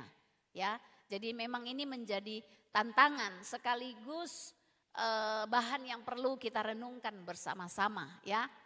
Pada masa ini teknologi tetap penting tapi harus digunakan untuk memperkuat nilai-nilai kemanusiaan. Ada AI, ada robot-robot ya. Sekarang ada robot di 4.0 itu ditemukan robot yang bisa gantikan istri. Jadi orang-orang di Cina tidak perlu kawin dengan manusia, tapi dia kawin dengan robot. Dia bawa ke gereja, diberkati di gereja, lalu jadi istrinya. Tapi robotnya seperti manusia, cantik sekali.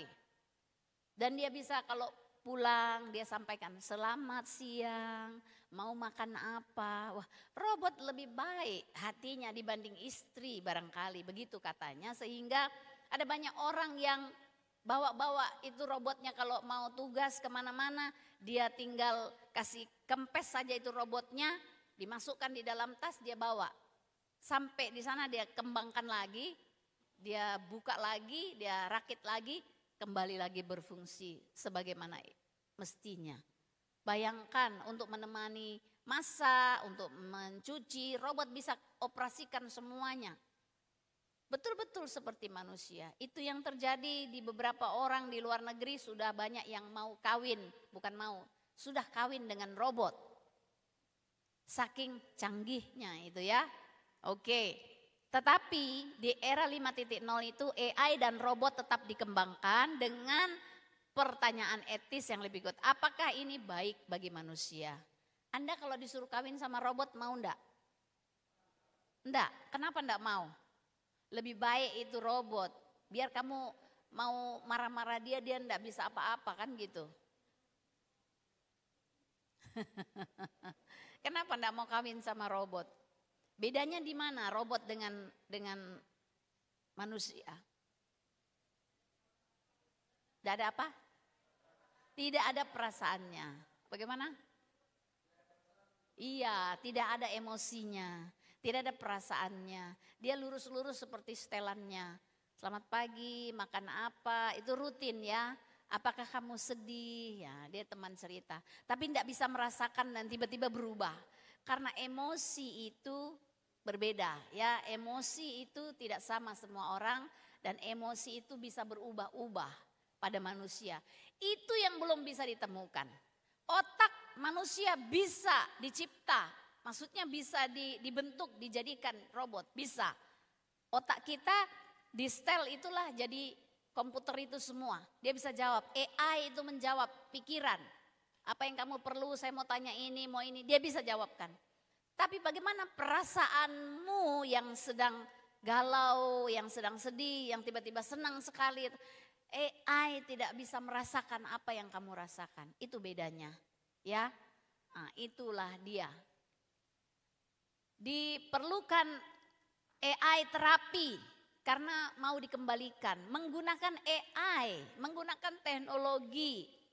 Tetapi kembali lagi kepada manusia. AI bisa membantu, menolong kita, tetapi fokusnya bukan pada AI-nya, tapi pada manusianya. Ini yang perlu kita ketahui bersama. Oke, industri 5.0 itu isu-isu seperti etika, penggunaan AI, privasi digital, dan kesehatan mental dalam dunia digital menjadi sangat penting. Bisa kita konsultasi lewat AI, saya mau begini, bagaimana sebaiknya kalau saya begini dan seterusnya. Kita tanya AI, tapi fokusnya bukan pada AI, harus pada manusianya. Oke, jadi khususnya gereja dan lembaga teologi ditantang untuk menjawab pertanyaan-pertanyaan ini. Soal iman, AI tidak bisa jawab. Robot tidak bisa bantu imanmu. Karena iman itu soal kepercayaan pribadi kita yang di dalamnya ada unsur berpikir dan unsur merasa. Karena itu tidak bisa hanya menggunakan AI, apalagi untuk bicara iman, gitu ya. Jadi ini kita harus perhatikan baik. Nah, sekarang berikutnya, setelah kita tahu apa yang terjadi di era 1.0 sampai 5.0, perkembangannya kita semua sudah tahu.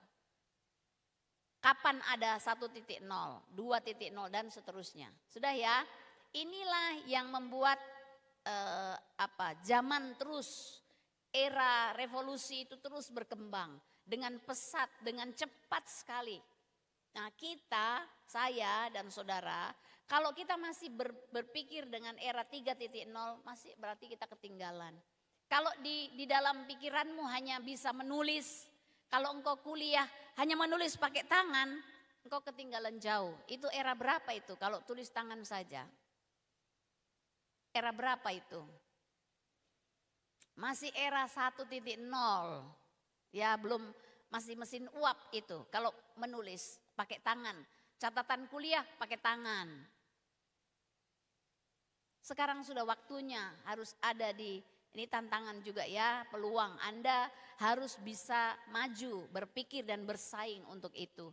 Nah, apa tantangan dan peluang bagi kita mahasiswa teologi di era 5.0? Tadi saya katakan 5.0 itu penggabungan teknologi dengan manusia harus sama.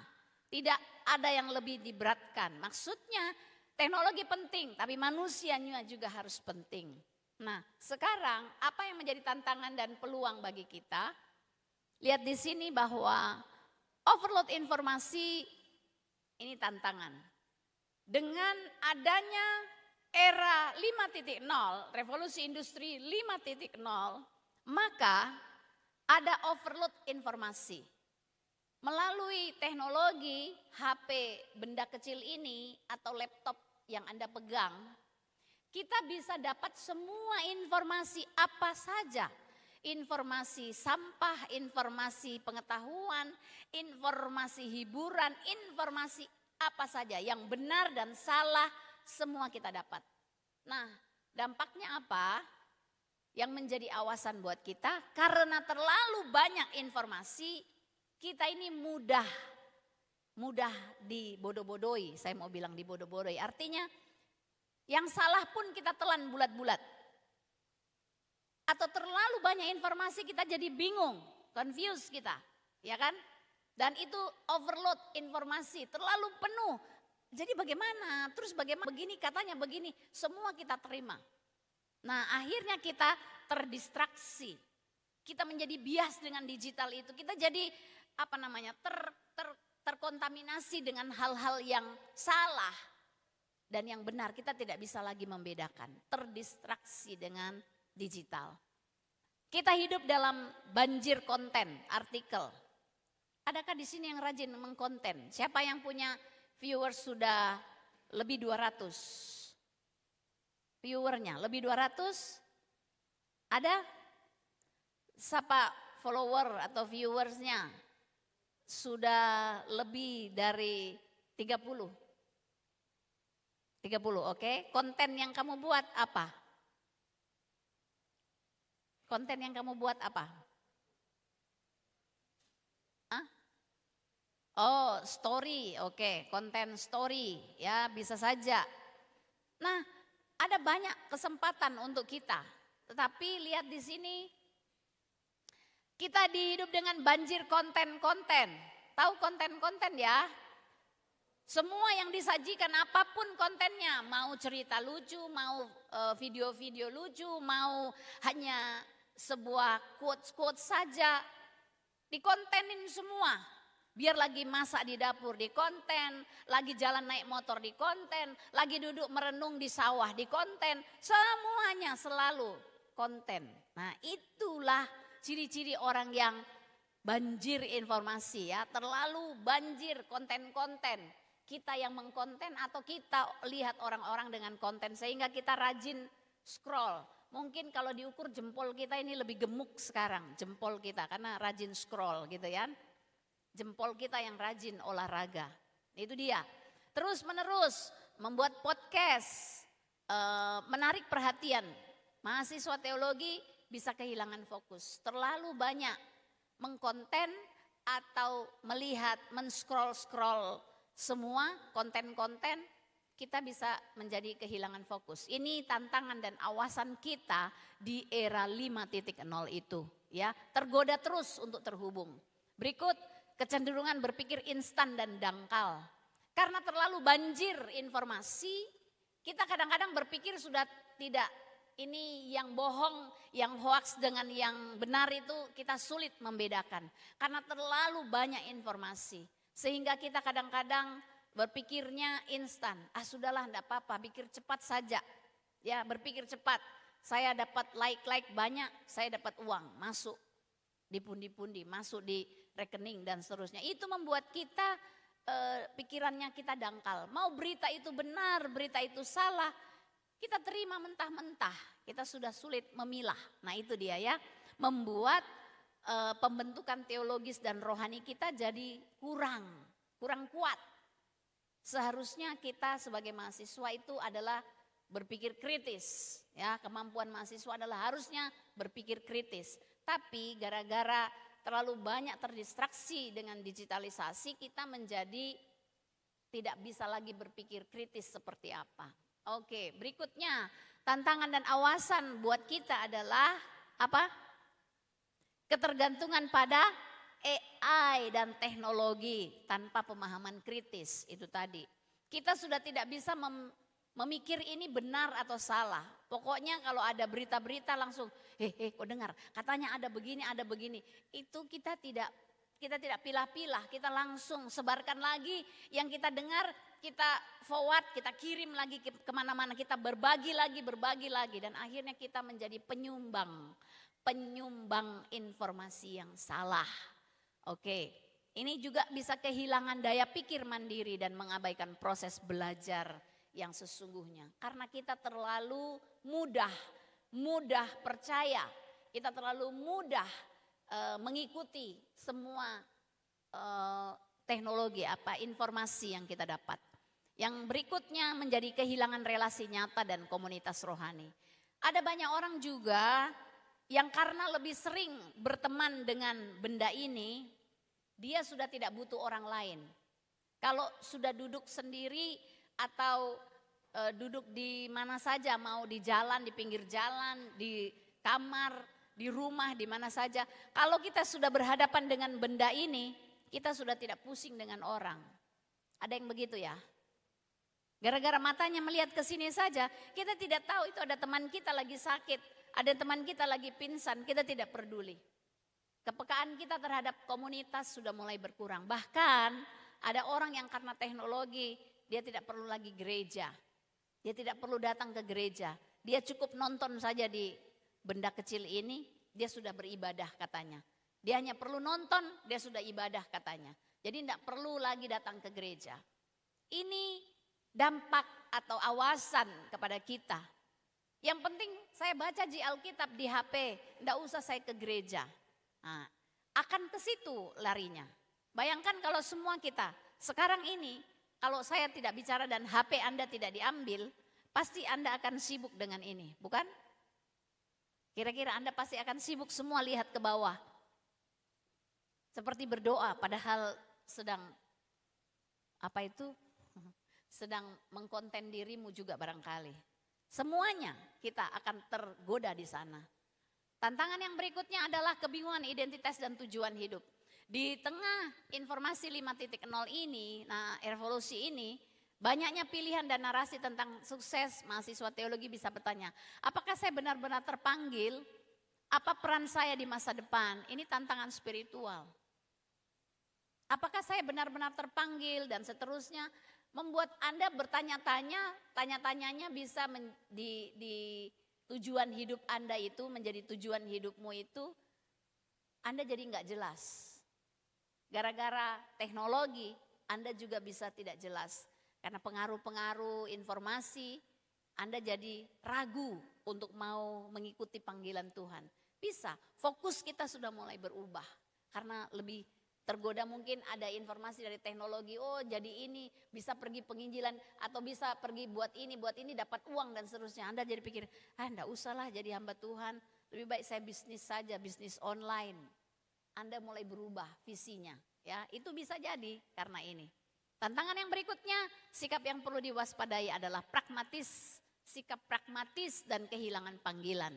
Ya, karena Anda hanya pengguna teknologi, punya viewers yang banyak. Dari viewers itu mendatangkan penghasilan, bisa menghasilkan uang. Anda dapat informasi itu dan Anda tertarik. Akhirnya Anda mau ikut ke sana. Panggilanmu tadi mulai berubah. Atau ketika Anda mengikuti atau mengkonten dirimu atau apa saja dengan teknologi, Anda sekarang motivasinya tidak lagi untuk kemuliaan Tuhan, tapi untuk pribadi, supaya saya dapat popularitas, supaya saya dapat viewers banyak, supaya saya banyak orang kenal saya dan seterusnya dan seterusnya. Kita sudah mulai bergeser pengaruh dari teknologi. Ini juga berbahaya. Kenapa saya bilang begitu? Ada banyak hamba-hamba Tuhan sekarang. Kalau Anda buka itu semua, biar khotbahnya direkam, omong sedikit direkam. Untuk apa? Supaya menarik viewers. Dengan alasan ini untuk Tuhan, mungkin, tapi sebenarnya bukan. Oke, saya cepat di sini. Kesempatan berikut, akses literatur dan sumber belajarnya. Apa kesempatan yang bisa kita ambil? Itu tadi tantangannya. Melalui teknologi banyak kita tertantang sebagai orang-orang teologi yang nanti akan menjadi hamba Tuhan. Kadang-kadang itu menjadi tantangan tersendiri karena motivasi kita menjadi salah misalnya. Nah, seharusnya apa yang kita buat? Kita lihat ini kesempatan. Melalui teknologi, harusnya ini menjadi kesempatan bagi kita untuk belajar lebih luas. Sebagai seorang mahasiswa, kita dituntut untuk berpikir kritis. Sebagai seorang mahasiswa, bukan anak SMA lagi. Kita dituntut untuk berpikir kritis. Nah, sebagai orang yang berpikir kritis, kita harus baca, lihat kembali setiap konten yang kita tonton. Konten apa yang saya tonton? Membangun untuk saya atau tidak? Ini menolong saya untuk masa depan saya, untuk pelayanan saya atau tidak? Nah, ini yang harus kita bahas. Dan kita harus pikir apa yang saya pelajari dari sini. Oke. Kesempatan yang berikut adalah pelayanan lintas batas. Pakai teknologi itu untuk menolong kita melayani. Walaupun kita di kampus STT Jeffrey sebagai mahasiswa, konten-kontenlah dirimu yang membangun sehingga teman-temanmu di Kalimantan, di Papua sana bisa nonton engkau, bisa lihat engkau dengan kondisimu yang memberkati. Bukan konten-konten yang menyusahkan hati. Bukan konten-konten yang membuat orang lain menjadi tambah sedih atau tambah tidak mengenal Tuhan. Sebaiknya kamu pakai kesempatan itu, teknologi itu untuk melayani lintas batas, lintas budaya. kita justru bisa berbagi informasi, berbagi pengetahuan, berbagi pengalaman kita dengan orang-orang lain di luar pulau sana. Tetapi hal-hal yang positif tentunya yang kita bagikan ya. Jangan konten-konten yang susah, yang menyusahkan hati. Peluang berikut adalah integrasi iman dan teknologi. Ya, kita berbagi teknologi, menuntut teolog-teolog baru untuk berpikir etis, penggunaan teknologi, kita bisa pembicaraan tentang AI, robotik, kecanduan digital, dan melalui teknologi kita bisa berbagi informasi. Sebenarnya ada banyak peluang yang kita bisa gunakan. Lewat teknologi kita bisa berbagi, kita bisa menggunakan teknologi AI dan robot dan seterusnya. Tetapi kembali lagi, kontennya harus jelas, konten teologi yang kita punya. Peluang berikut adalah kebutuhan spiritualitas yang otentik.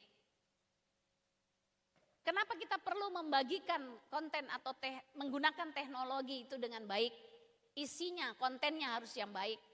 Karena generasi saudara, ya generasi Anda ini sekarang adalah generasi yang haus akan perhatian, haus akan followers atau popularitas. Itu memang umur-umur Anda selalu cari perhatian, selalu mau diperhatikan, selalu mau dikomentari, selalu mau mendapat sanjungan dan seterusnya. Sebenarnya justru di tempat inilah saudara melalui teknologi seharusnya kita ditantang dan sekaligus menjadi kesempatan untuk kita berbagi spiritualitas. Kalau Anda nanti di sini belajar teologi, konten saudara harus bicara teologi lebih banyak. Berbicara tentang Tuhan lebih banyak daripada bicara tentang diri sendiri. Sebaiknya seperti itu ya, saran saya, usulan saya. Supaya Anda bisa menjadi orang yang berintegritas. Yang berikut, kesempatan menjadi jembatan antara iman dan zaman. Zaman akan terus berubah saudara. Era 5.0 akan berubah berganti menjadi era 6.0. Tapi ingat, iman itu tidak bisa berubah. Iman hanya kepada Yesus tidak berubah. Karena itu peran dan tanggung jawab saudara lah isi kesempatan imanmu itu dibagikan dengan zaman yang berubah. Zaman berubah tapi iman tidak berubah. Karena itu imanmu yang tidak berubah harus engkau bagikan kepada orang-orang di zaman apapun. Di zaman 5.0 nanti 6.0 seperti apa kita belum tahu. Tapi disitulah engkau harus terus berdiri. Ya, itu gunakan kesempatan untuk berbagi Injil ke sana. Kenapa? Sekali lagi amanat agung di era 5.0 menjadi tanggung jawab kita semua. Di era saya amanat agung terus dikejar, harus disampaikan.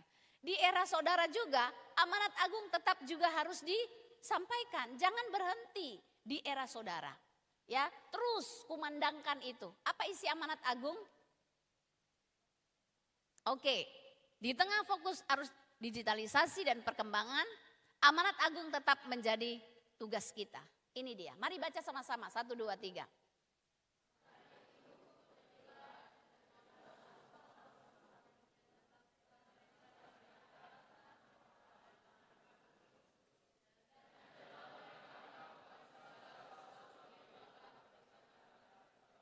Jadi di era ini amanat agung tetap.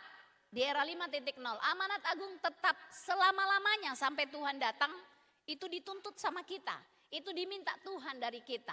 Jadi perkembangan zaman apapun zamannya, amanat agung tidak pernah ketinggalan zaman. Ya, sampai dia datang amanat agung tetap sama. Jadi di zaman teknologi apapun amanat agung harus tetap terus dikumandangkan. Oke, pergilah. Pergilah itu jangan cuma di sebelah rumah. Pergilah sekarang dengan teknologi. Anda bisa pergi ke Amerika, Anda juga bisa pergi sampai ke Papua, Anda juga bisa pergi sampai ke Sumatera, sampai ke Timur Tengah melalui digital. Jadi bicaralah dengan teknologi atau bicaralah dalam digital itu yang baik, yaitu pergilah, unsur pergi. Jadikan murid, jadikan semua orang kenal Yesus melalui teknologi, melalui digital. Ini tantangan yang perlu. Baptis mereka, bukan Anda yang mau pergi ke Amerika membaptis. Orang di Amerika bisa membaptis. Kalau ada orang di Amerika yang percaya Yesus karena kontenmu. Oke? Nah itu tanggung jawab kita. Ajar mereka dan seterusnya. Ajar melalui digital. Anda bisa mengajar. Anda bisa mempunyai konten-konten rohani yang baik. Aku menyertai kamu sampai Tuhan datang. Dia akan menyertai kita. Jadi sebagai mahasiswa teologi, Anda bukan hanya sedang menuntut ilmu, tapi sedang dipersiapkan untuk menjawab panggilan Allah di zaman yang unik. Di zaman yang unik ini, ya. Orang bilang zaman aneh, enggak, unik. Nah, dalam keunikannya. Era 0.0 membutuhkan generasi pelayan Tuhan yang tetap takut Tuhan, tidak kehilangan panggilan dan tidak hanyut dalam arus.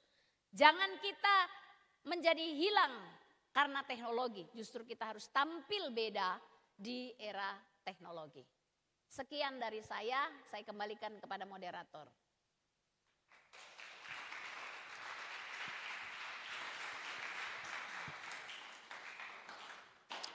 Oke, baik, sungguh luar biasa presentase yang disampaikan oleh Ibu Dr. Tri Supartini, dan kita semua sudah punya gambaran, ya, sudah punya gambaran. Saudara sekarang ada di zaman yang mana? Kalau saya dan Ibu Tri dulu kami kuliah itu masih pakai mesin ketik, ya Bu ya. Saudara bayangkan kuliah kerja satu makalah harus diketik, lalu dosen itu tidak mau terima tugas kalau ada yang salah ketik. Jadi satu halaman kertas sudah penuh, satu baris terakhir ini salah, itu harus diketik ulang lagi semuanya. Tapi begitulah zaman kami dibentuk waktu itu. Nah, sekarang di zaman saudara, bagaimana saudara dapat, itu tadi seperti yang disampaikan, bagaimana dapat menunjukkan identitas dan karaktermu sebagai anak-anak Tuhan. Ya, sekarang saya tanya, di handphone saudara berapa banyak yang punya aplikasi media sosial?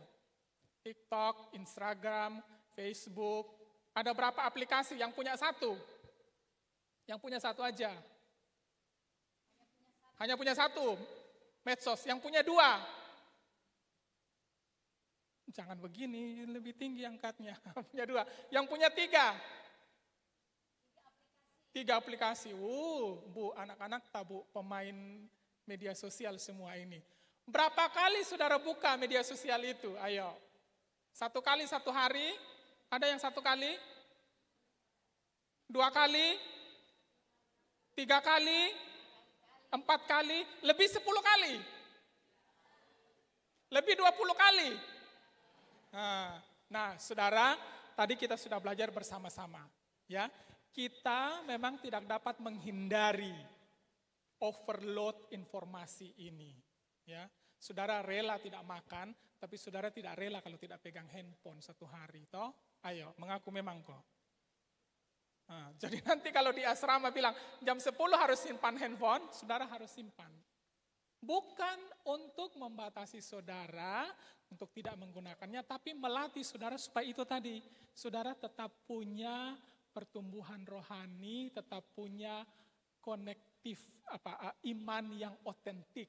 Dan itu hanya dapat terjadi melalui ketika kita membatasi, ya, selektif tadi. Ibu Tri sudah sampaikan, kita harus seleksi, jangan ikut-ikut saja. Orang bilang begini, ikut tanpa ada arah dan tujuan. Oke, baik, saya membuka sesi pertanyaan. Mungkin ada dari saudara sekalian yang akan bertanya, silakan. Panitia boleh bantu satu mic yang paling depan. Silakan sebut namamu dan jurusan, asal dari mana.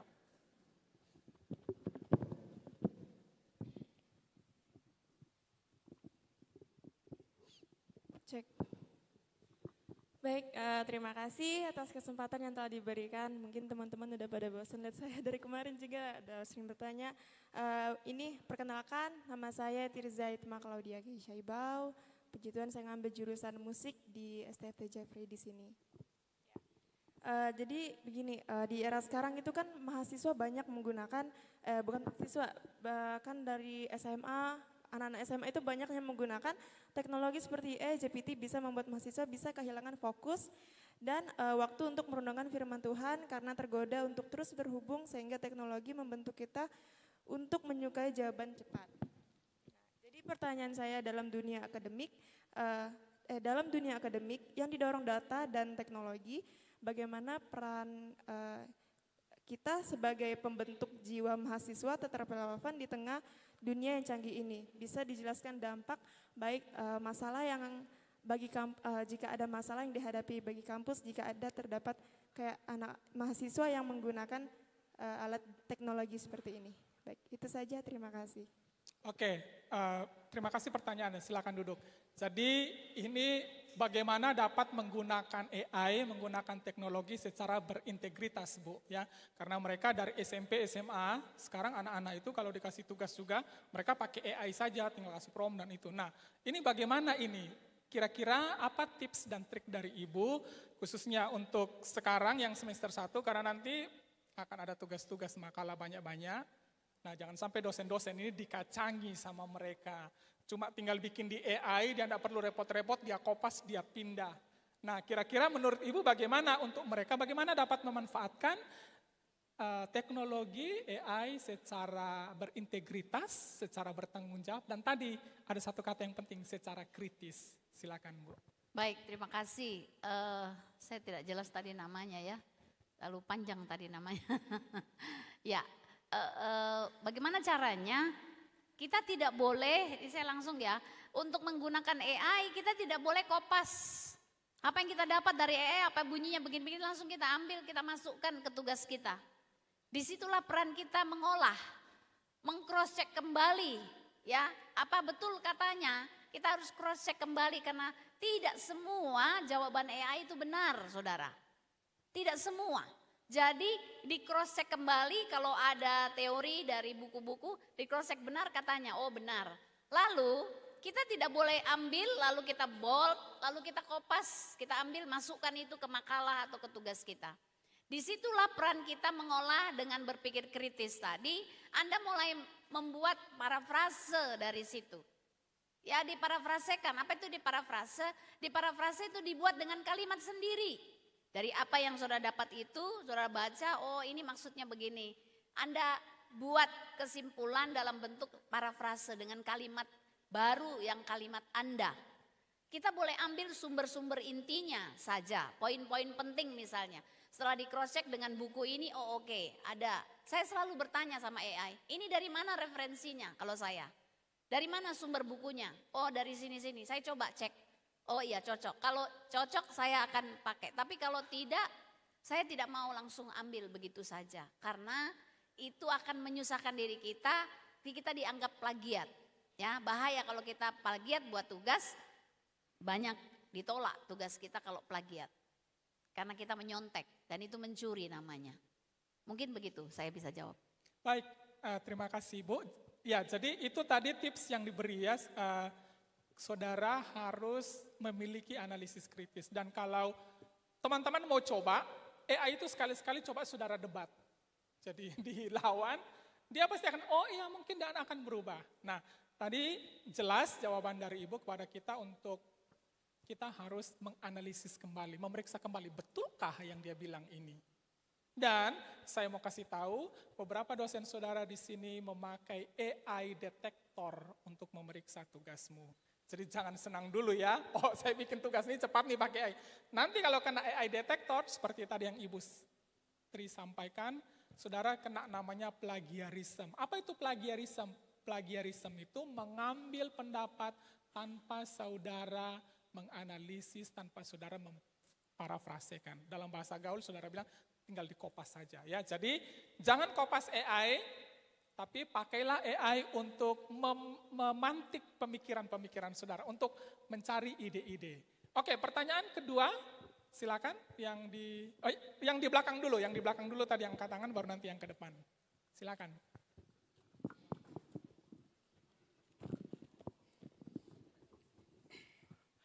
Baik, perkenalkan nama saya Selton Aso.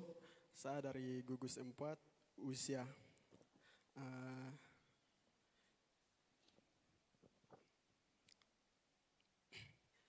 Baik, yang di sini saya mau mempertanyakan itu saya sedikit tersinggung pada materi awal di era zaman sekarang ini ada robot yang menyerupai manusia. Itu saya sedikit tersinggung karena apa yang harus kita sebagai mahasiswa-mahasiswi dan dosen-dosen dan semua yang harus kita lakukan jika beberapa tahun ke depan ini kalau di Indonesia juga terjadi hal yang sama. Hal yang sama di Indonesia dan apa yang harus kita lakukan dan mengubah dan bagaimana caranya kita bisa mengendalikan robot itu dan manusia yang mendengar khotbah dari robot itu apakah manusia percaya pada apa yang disampaikannya itu kah atau apa yang disampaikannya itu manusia percaya atau tidak. Terima kasih. Oke, terima kasih untuk pertanyaannya. Jadi tadi menanyakan bagaimana kalau pekerjaan manusia itu digantikan oleh robot, ya, digantikan oleh mesin, ya. Dan di mana perannya kita, bagaimana perannya kita. Saya sedikit tambahkan, hari ini di Makassar, saudara, salah satu bank besar, itu kalau saudara ganti kartu ATM, saudara tidak ketemu dengan manusia, dengan customer service, tidak perlu. Saudara hanya tinggal bawa KTP, buku tabungan, masukkan NIK, scan buku tabungan saudara, dia ganti sendiri ATM-mu yang hilang. Sudah nggak ketemu orang lagi. Itu bukti nyata bahwa bagaimana pekerjaan manusia yang dulunya saudara harus ketemu customer service, itu sudah tidak perlu lagi. Baik Bu, kira-kira bagaimana ini? Di mana peran kita sebagai mahasiswa teologi? Katakanlah seperti yang tadi Ibu sampaikan bahwa mungkin di Indonesia nanti akan ada gereja yang ibadah sudah tidak pakai WL, tidak pakai singers, tidak pakai pengkhotbah. Apakah masih relevan kita nanti untuk di masa itu, Bu? Silakan. Oke, akan ke sana kita, ya, akan ke sana untuk Indonesia nih ya, dan mungkin masuk di kampungmu. Kalau kita tidak waspada, menurut saya. Jadi kita harus waspada ini. Teknologi sudah berkembang di luar negeri sana ya, sudah. Sekarang di Indonesia, untuk beberapa bagian Indonesia sudah mulai yang tadi Pak Nyoman sampaikan. Sekarang layanan-layanan sudah dikurangi, pegawai-pegawai banyak dikurangi. Karena sudah menggunakan teknologi, semua itu robot yang mengerjakannya. Dia yang atur, dia yang penting datanya lengkap semua selesai. Itu juga robot dalam bentuknya mereka. Tetapi untuk gereja saya bilang bisa jadi akan ke arah situ. Kalau manusia-manusianya sudah tidak lebih hebat dari robot. Karena itu mari kita menjadi manusia-manusia yang harusnya lebih pintar dari robot. Pintar dalam arti bukan ini, tapi emosi. Contohnya, bagaimana jemaat tidak mau pilih? Robot lebih bagus khotbahnya daripada saya. Untuk apa panggil pengkhotbah itu? Lebih bagus robot ini kita pakai saja. Kita setel saja, saya mau khotbah Matius 28 ayat 1 sampai 28 misalnya, ayat 1 sampai 20. Suruh dia buat lalu dia khotbah, kita dengar. Lebih bagus dia daripada pendeta ini misalnya, daripada bapak ibu saudara. Jadi pasti dia lebih memilih itu. Nah karena itu tantangan kita adalah, kita harus bertanya pada diri kita, apakah saya juga harus bisa lebih baik dari robot. Makanya belajar, saya harus lebih baik, berintegritas, punya mental emosional yang baik. Supaya walaupun robot bisa omong bagus, tapi kelakuannya robot tidak bisa diatur. Tapi kita mungkin kurang bagus bicara, tapi kelakuan kita jauh lebih baik. Saya pikir itu lebih relevan untuk hari-hari ini menjawab tantangan itu. Indonesia akan masuk robot pastor-pastor yang di gereja? Bisa jadi, WL bisa jadi. Tetapi itu tidak boleh membuat kita bangga dengan mereka. Kita harus tunjukkan bahwa manusia jauh lebih baik, lebih mulia dibanding robot. Karena itu buatan manusia. Saya pikir begitu ya. Oke, makasih. Oke, baik, terima kasih jawabannya Bu. Jadi kalau saya boleh menyimpulkan bahwa sebagai manusia kita harus tetap punya sentuhan manusianya. Mungkin kita tidak sepandai robot, tapi tadi yang Ibu Tri katakan, kalau kita punya hati yang melayani, kita punya passion, kita punya emosi yang menolong orang menjadi lebih baik. Saya kira disitulah peran kita sebagai hamba-hamba Tuhan untuk tetap dapat melayani jemaat kita. Oke, apakah masih ada waktu panitia? Oh, waktu sudah habis, jadi minta maaf untuk penanya yang lain. Sekali lagi mari kita berikan aplaus yang meriah untuk Ibu Tri telah menyampaikan materi untuk kita. Baiklah, demikian sesi kita hari ini tentang revolusi industri di era digital 4.0 dan 5.0. Terima kasih untuk kebersamaan kita. Kami kembalikan kepada pemandu acara. Silakan.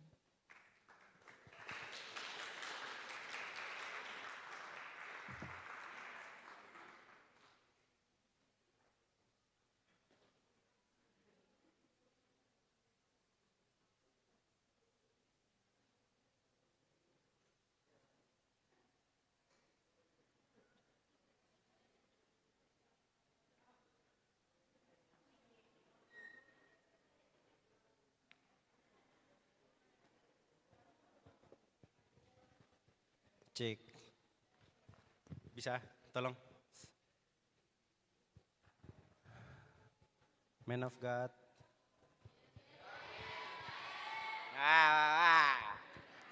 Man of God. Oke. Jadi teman-teman, kita di jadwal masih ada sekitar 20 menit karena waktu kita sudah terpotong. Jadi bisa lihat di jadwalnya. Teman-teman yang saya ini tadi bisa ke depan. BEM, semua BEM, terus Colin, Lily, David, Dede. Rai sibuk kayak? Oh, Rai ada sibuk. Ayo, bisa maju. Bisa di sini kah? Biar enggak usah pakai jack kalau enggak usah pakai jack kalau memang enggak nyampe.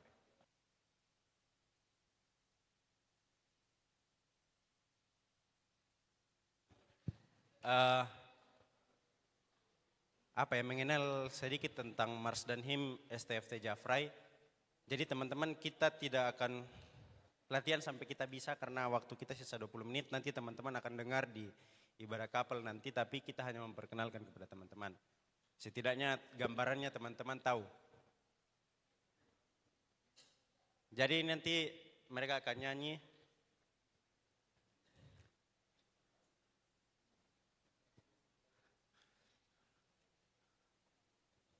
Makasih Kak Ija.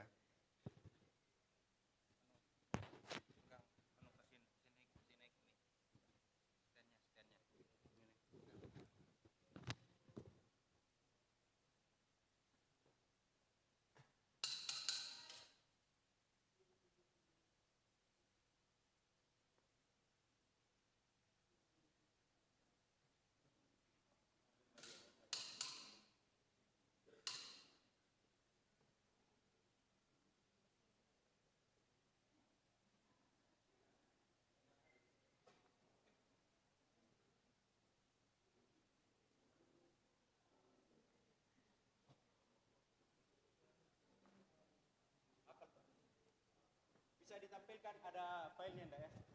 Teman-teman multimedia ada ini slide Mars dan Him yang di cover. Mars.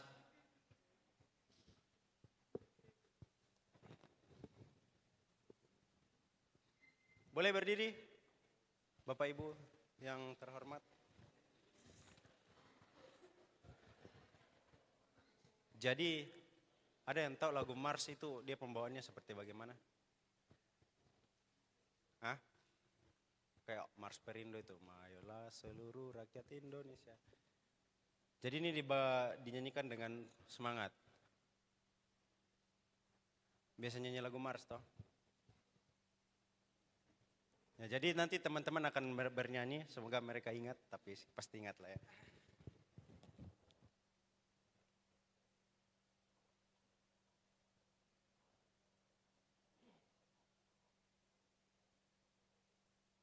Mars PPGT.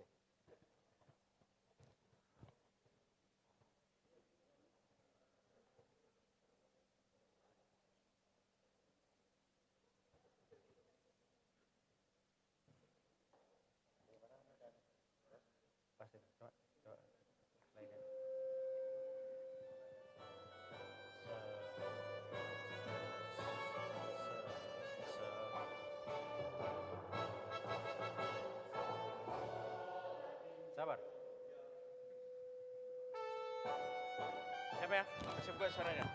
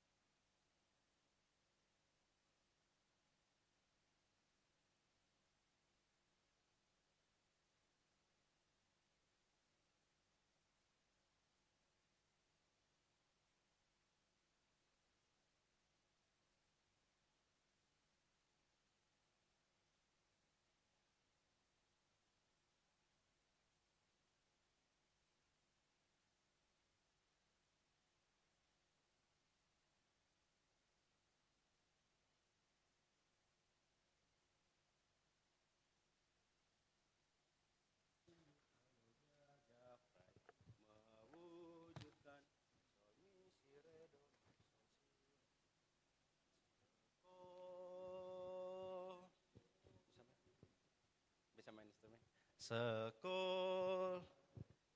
Coba ya sambil nyanyi teman-temannya pelan-pelan. Tempo dengan tempo pelan, ikuti. Rendah ya tadi ya. Dia di A. Enggak transpos sih. Sekol. G.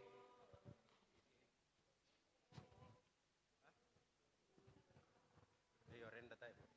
Transpos jadi. Iya. Oke, siap ya. Pelan-pelan dengan tempo yang lama. Pelan, lambat. Siap. Tuaya. Teologia mewujudkan insan ilahi, mengikuti panggilan surgawi, memberitakan Injil di bumi.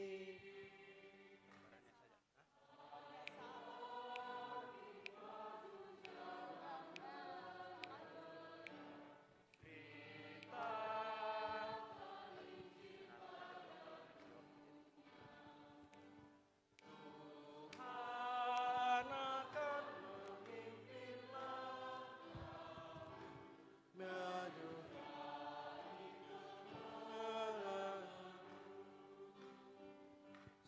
Si do re,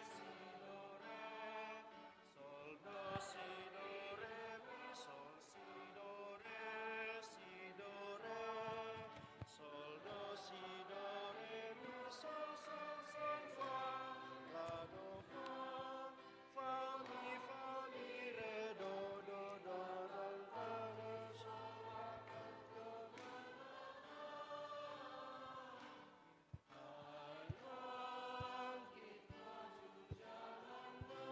menyerah, pergilah beritakan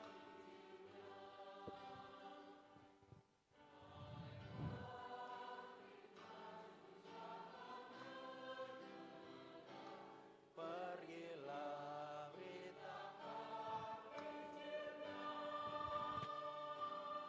Masih ada yang tidak tepat teman-teman. Tapi kira-kira gambarannya seperti itu. Karena kita punya waktu 20 menit. Jadi tidak akan mungkin. Nanti kita latihan ya. Di Gita Choir kalau yang mau masuk. Coba dengan tempo aslinya. Teman-teman ikuti ya. Dan mindinya. Rendah tadi ya. Sekolah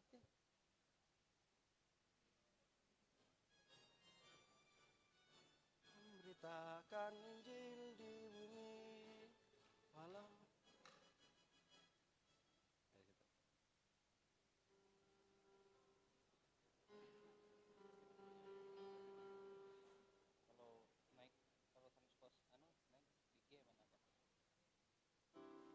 Min 5 sih, kalau transpos gitu. Minus 5. Ya, kalau naik ambil yang tinggi ya. Min 3 toh.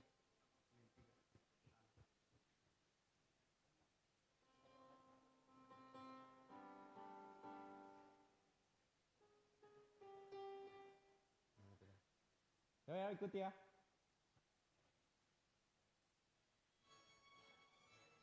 Naik lagi. Notnya ada salah-salah kita. Siap. Sama-sama. Sekolah tinggi teologi mewujudkan insan ilahi, mengikuti panggilan surgawi, memberitakan Injil di bumi. Hai bangkit maju jangan menyerah, beritakan Injil pada dunia. Tuhan akan memimpin langkahmu, maju raih kemenanganmu. Mana suara kalian?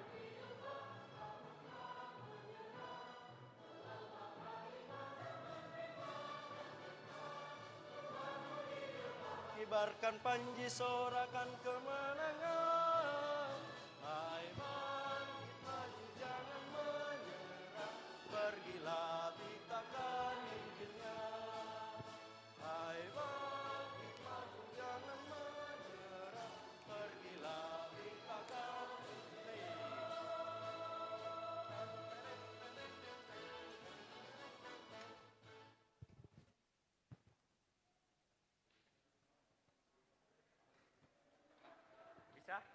Bisa? Bisa kalian sendiri? Coba ya. Naik tadi. 5 biasa. Coba ya sekali lagi ya. Masih ada 7 lagu. Ada ini You'll Be in My Heart. Apa? Lagi sekali lagi ya. Baru hymn.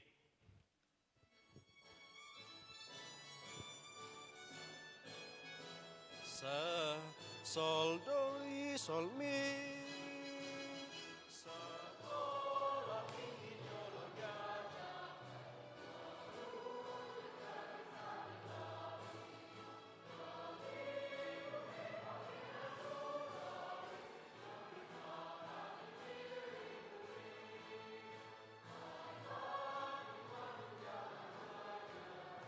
Beritakan Injil pada dunia, Tuhan akan memimpin langkahmu, maju raih kemenanganmu. Walau badai gelombang menghadang di depan, ketakutan menyerang. Tuhan di depan kita, panji sorakan kemenangan.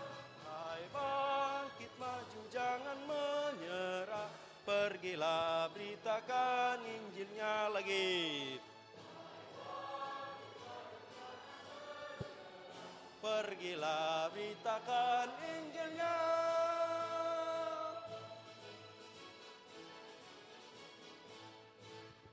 Kira-kira seperti begitu. Oke?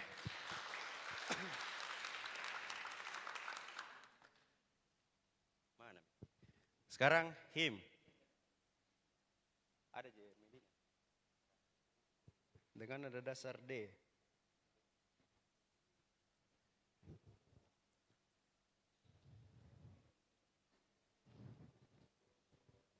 Sol, do, mi, re, mi, fa, re, sol, fa, mi, sol, sol, fa, mi, re, do, mi, fa, re, mi, fi, sol, fi, sol. Coba ya dengar satu kali. Buka.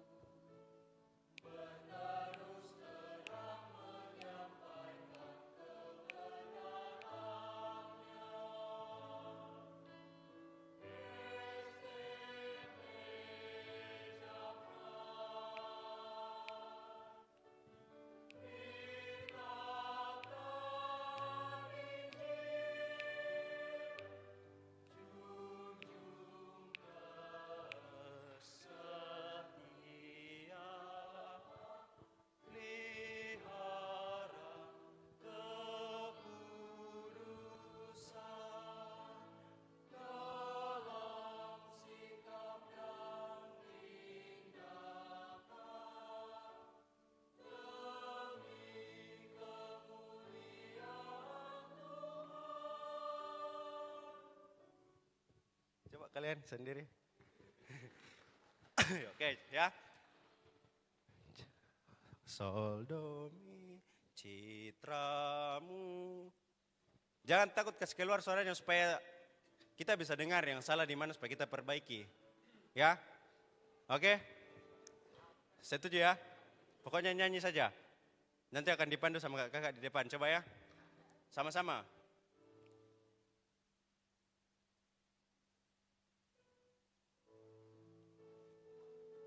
Nyanyi.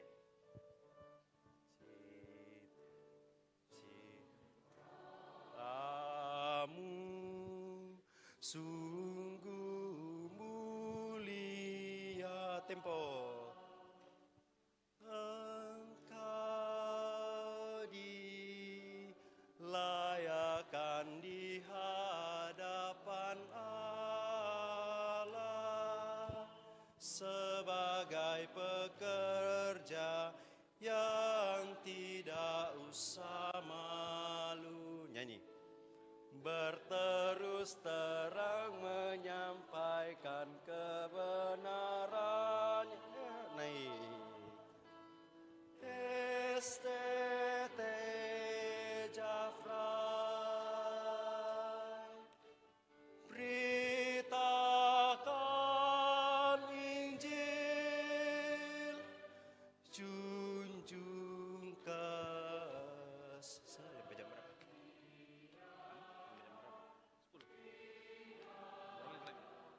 Satu menit lagi.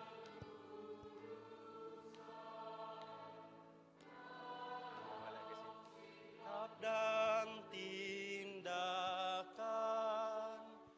demi kemuliaan Tuhan.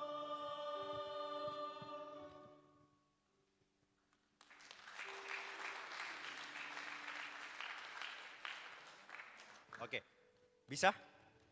Bisa? Bisa toko. Amos bisa. Sudah habis. Oke, kita satu kali jalan, satu kali mars, satu kali him, habis itu selesai. Nanti kalau mau belajar lagi, nanti ambil notnya di sini. Coba dari mars terus him ya. Oke, kalau mars itu semangat teman-teman, pembawaannya semangat. Notnya di sini not 1/16. Tang tang tang tang tang tang tang tang tang tang, sentak-sentak begitu ya.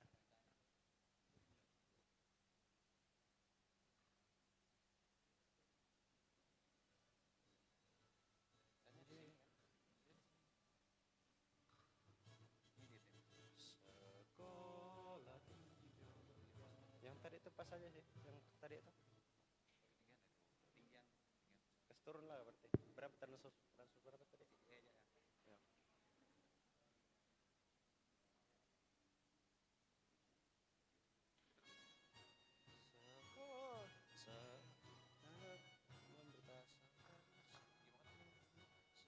Pas. Enggak. Siap. Jangan bersemangat. Oke ya, kasih keluar saja mau salah atau tidak. Yang penting liriknya tidak salah. Oke? Mana musik, saya suruh menyanyi nanti satu-satu. Semangat. Tuh, wagampat, tuh, waya. Sekolah tinggi teologi Jafrai mewujudkan insan ilahi, mengikuti panggilan surga. Tempo, memberitakan. Sampai tuh kasih tempo di belakang. Hai bangkit maju jangan menyerah, beritakan Injil pada dunia. Not 1/16-nya. Tuhan akan memimpin langkahmu, maju raih kemenanganmu. Walau badai gelombang menghadang di depan, ketakutan menyerang, melemahkan iman jangan bimbang dan gentar. Tuhanmu di depan, kibarkan panji, sorakan kemenangan. Hai bangkit maju jangan menyerah, pergilah beritakan Injilnya. Hai bangkit maju jangan menyerah, pergilah beritakan Injilnya.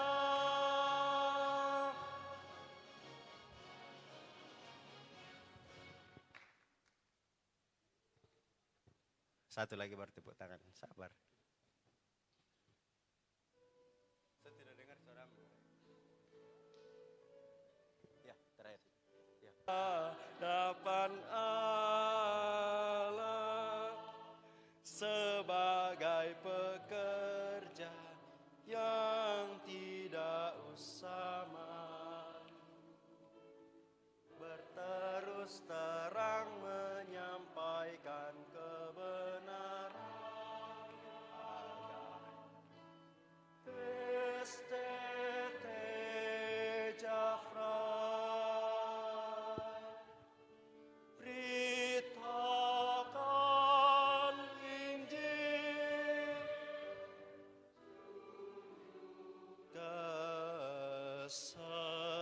kesetiaan pelihara kekudusan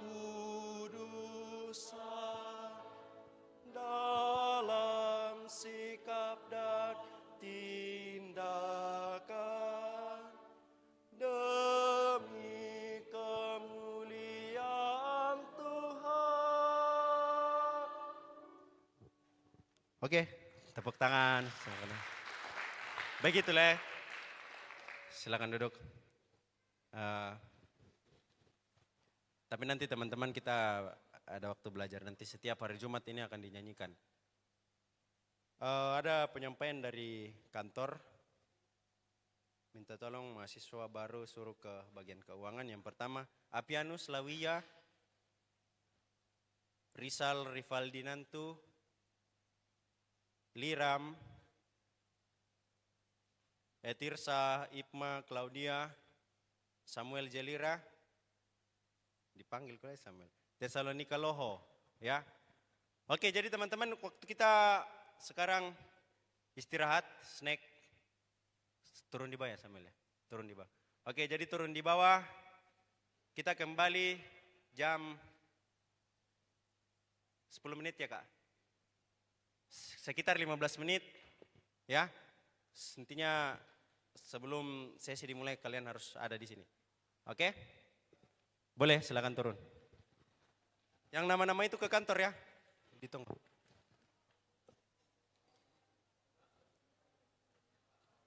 Kalau butuh HP yang ini, yang teman-teman yang dipanggil tadi, silakan ke kakak asramanya. Tapi setelah itu dikembalikan lagi ya. Kalau untuk butuh untuk kasih store ke Kak Vivin.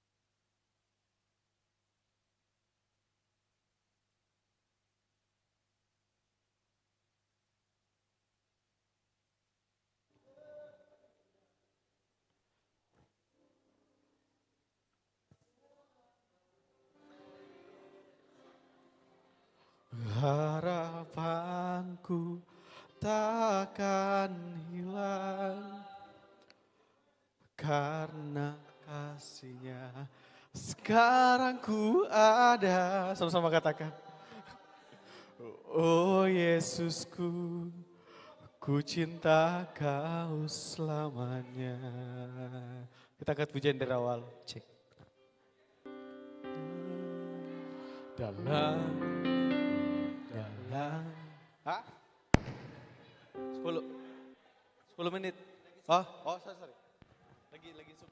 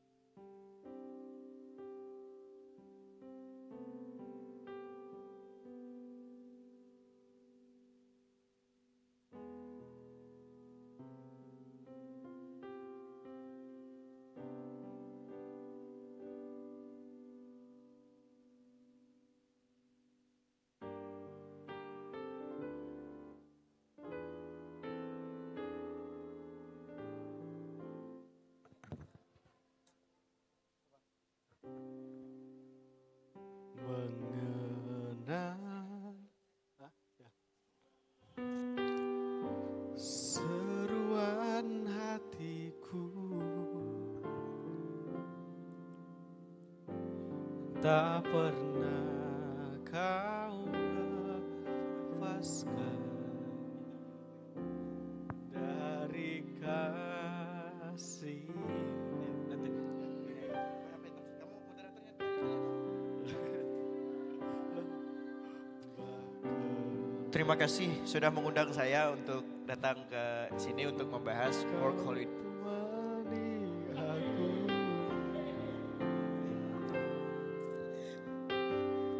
Rohmu bekerja untuk kebaikanku, mengalir kuasa dari tempat maha tinggi. Bapa kekal mulia, Kau hadir di sini, memulihkan hati, menyembuhkan yang terluka. Ku kan tenang bersamamu, Bapa. Kita angkat pujian ini sekali lagi dengan sikap penyembahan kita. Semua berdiri bersama pada pagi ini. Terlebih dalam lagi.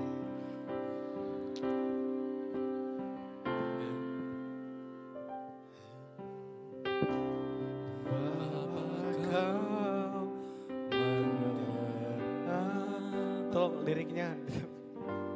Seruan hatiku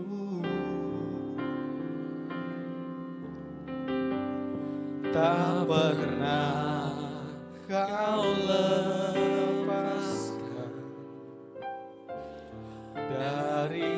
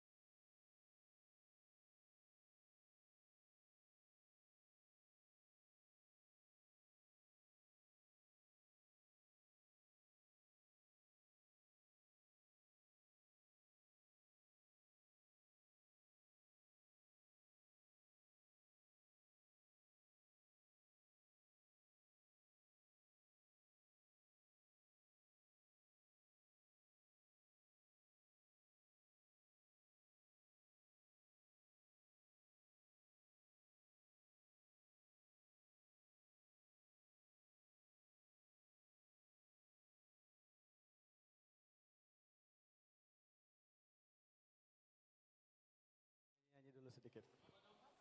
Tahu lagunya Jagalah Hatimu terhadap dosa? Tahu? Siapa yang bisa gerakannya? Mendengarkan. Berapa orang? Satu. Kamu siapa sih? Siapa namamu? Sini. Ya. Siapa lagi yang tahu? Nih, ayo sini. Laki-laki lagi 2 orang. Ya, sini. Samuel. Sini. Laki-laki 2 orang, ayo. Laki-laki, siapa yang bisa? Ya.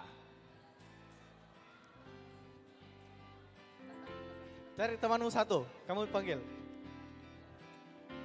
Itu, Petra, sini. Oke.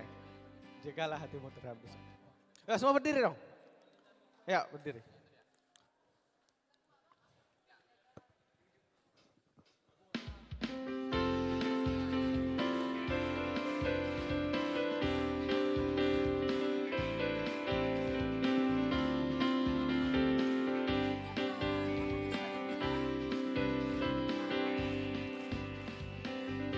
Jagalah hatimu terhadap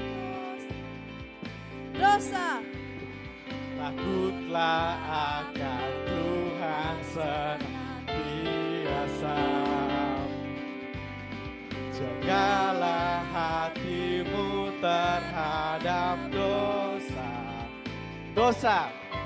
Takutlah akan Tuhan senantiasa.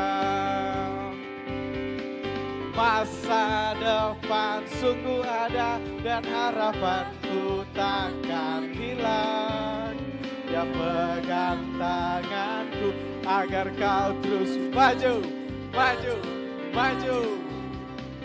Masa depan sungguh ada dan harapanku takkan hilang.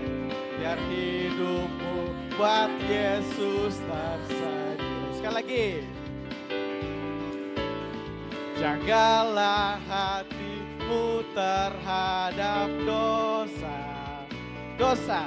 Takutlah akan Tuhan senantiasa.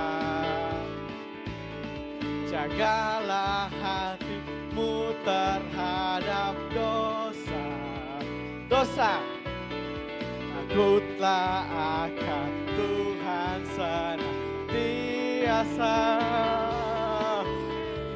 Masa depan sungguh ada dan harapanku takkan hilang.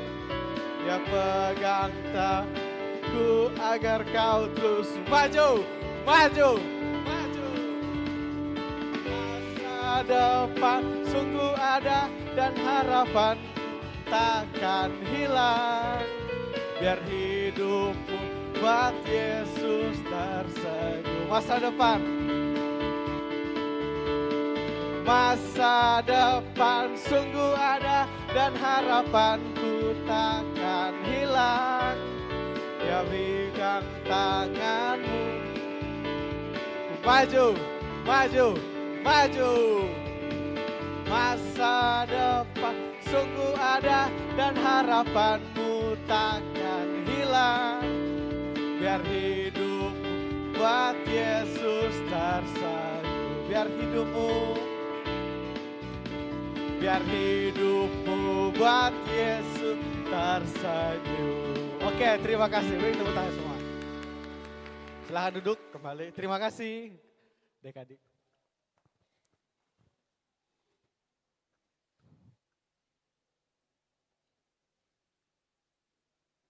Baik, kita akan masuk ke dalam materi kita yang berikutnya. Kepada panitia yang bertugas, saya persilakan.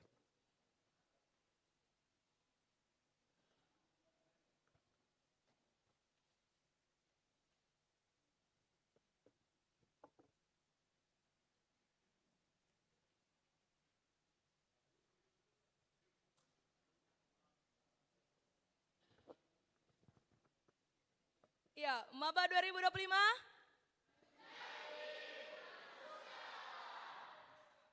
Man of God. Ya, kita akan mendengarkan sosialisasi mengenai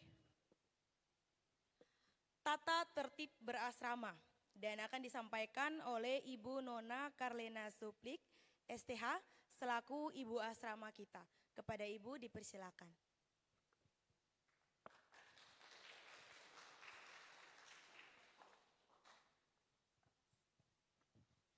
Selamat siang semuanya. Ya, puji Tuhan ya, siang hari ini masih ada sukacita. Walaupun mungkin tadi kegiatan awal melelahkan, tetapi pada saat ini masih ada kekuatan dan sukacita dari wajah-wajah adik-adik sekalian. Oke, sedikit ralat. Nama ibu bukan Nona Karlena, tetapi Korlena. Ya, Nona Korlena. Pada kesempatan ini,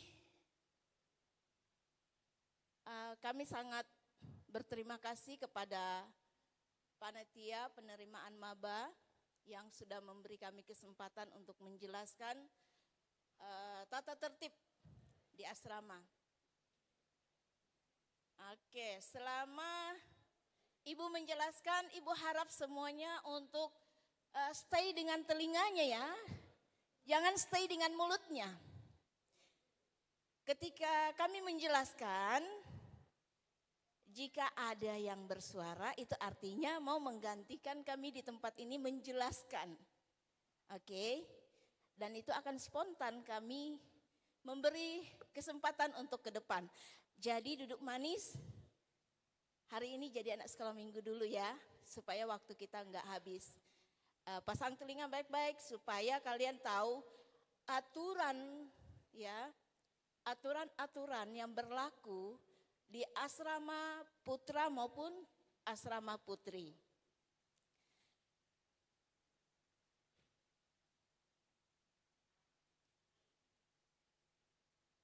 Oke, terima kasih.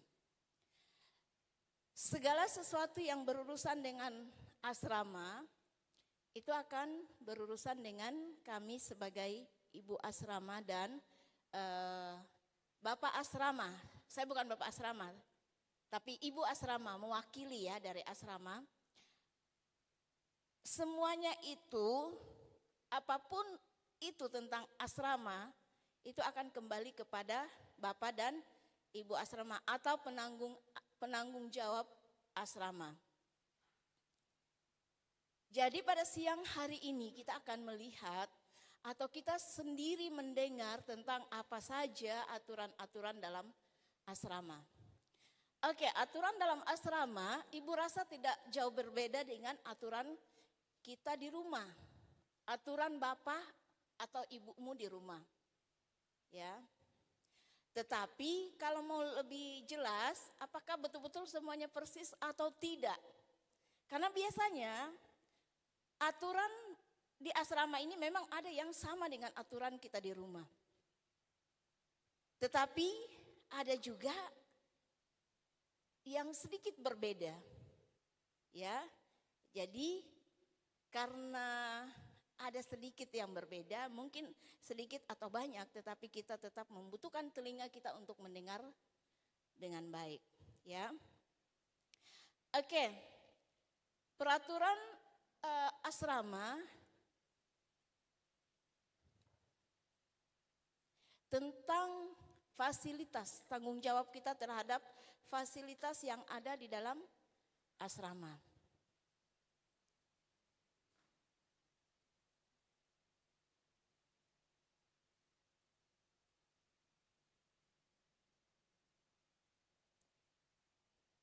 Oke, sudah tenang.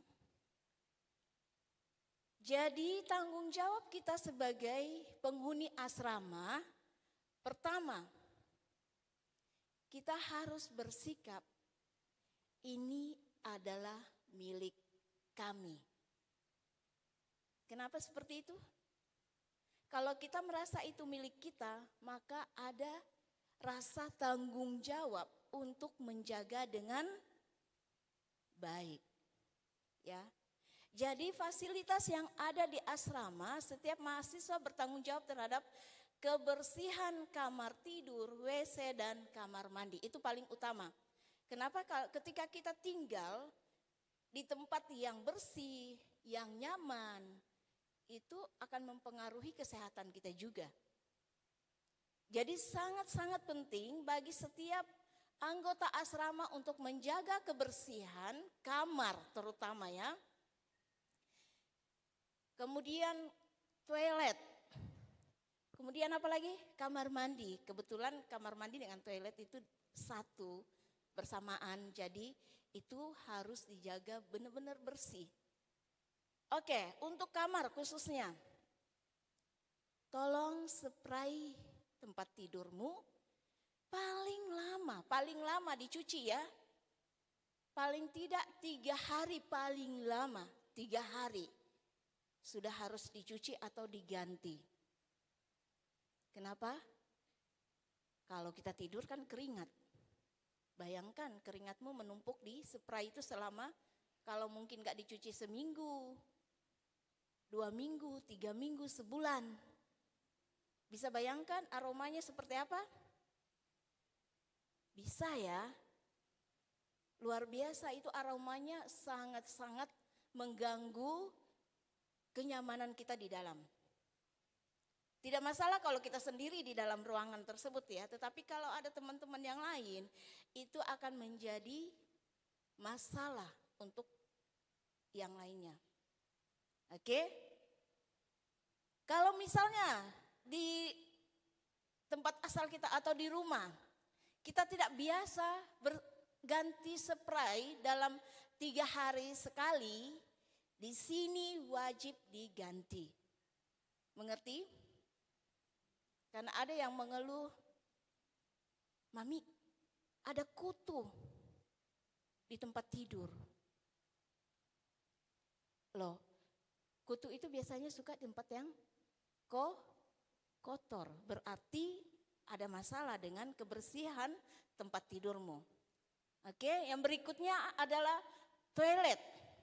Ketika menggunakan toilet, gunakan dengan baik. Jaga kebersihan toilet.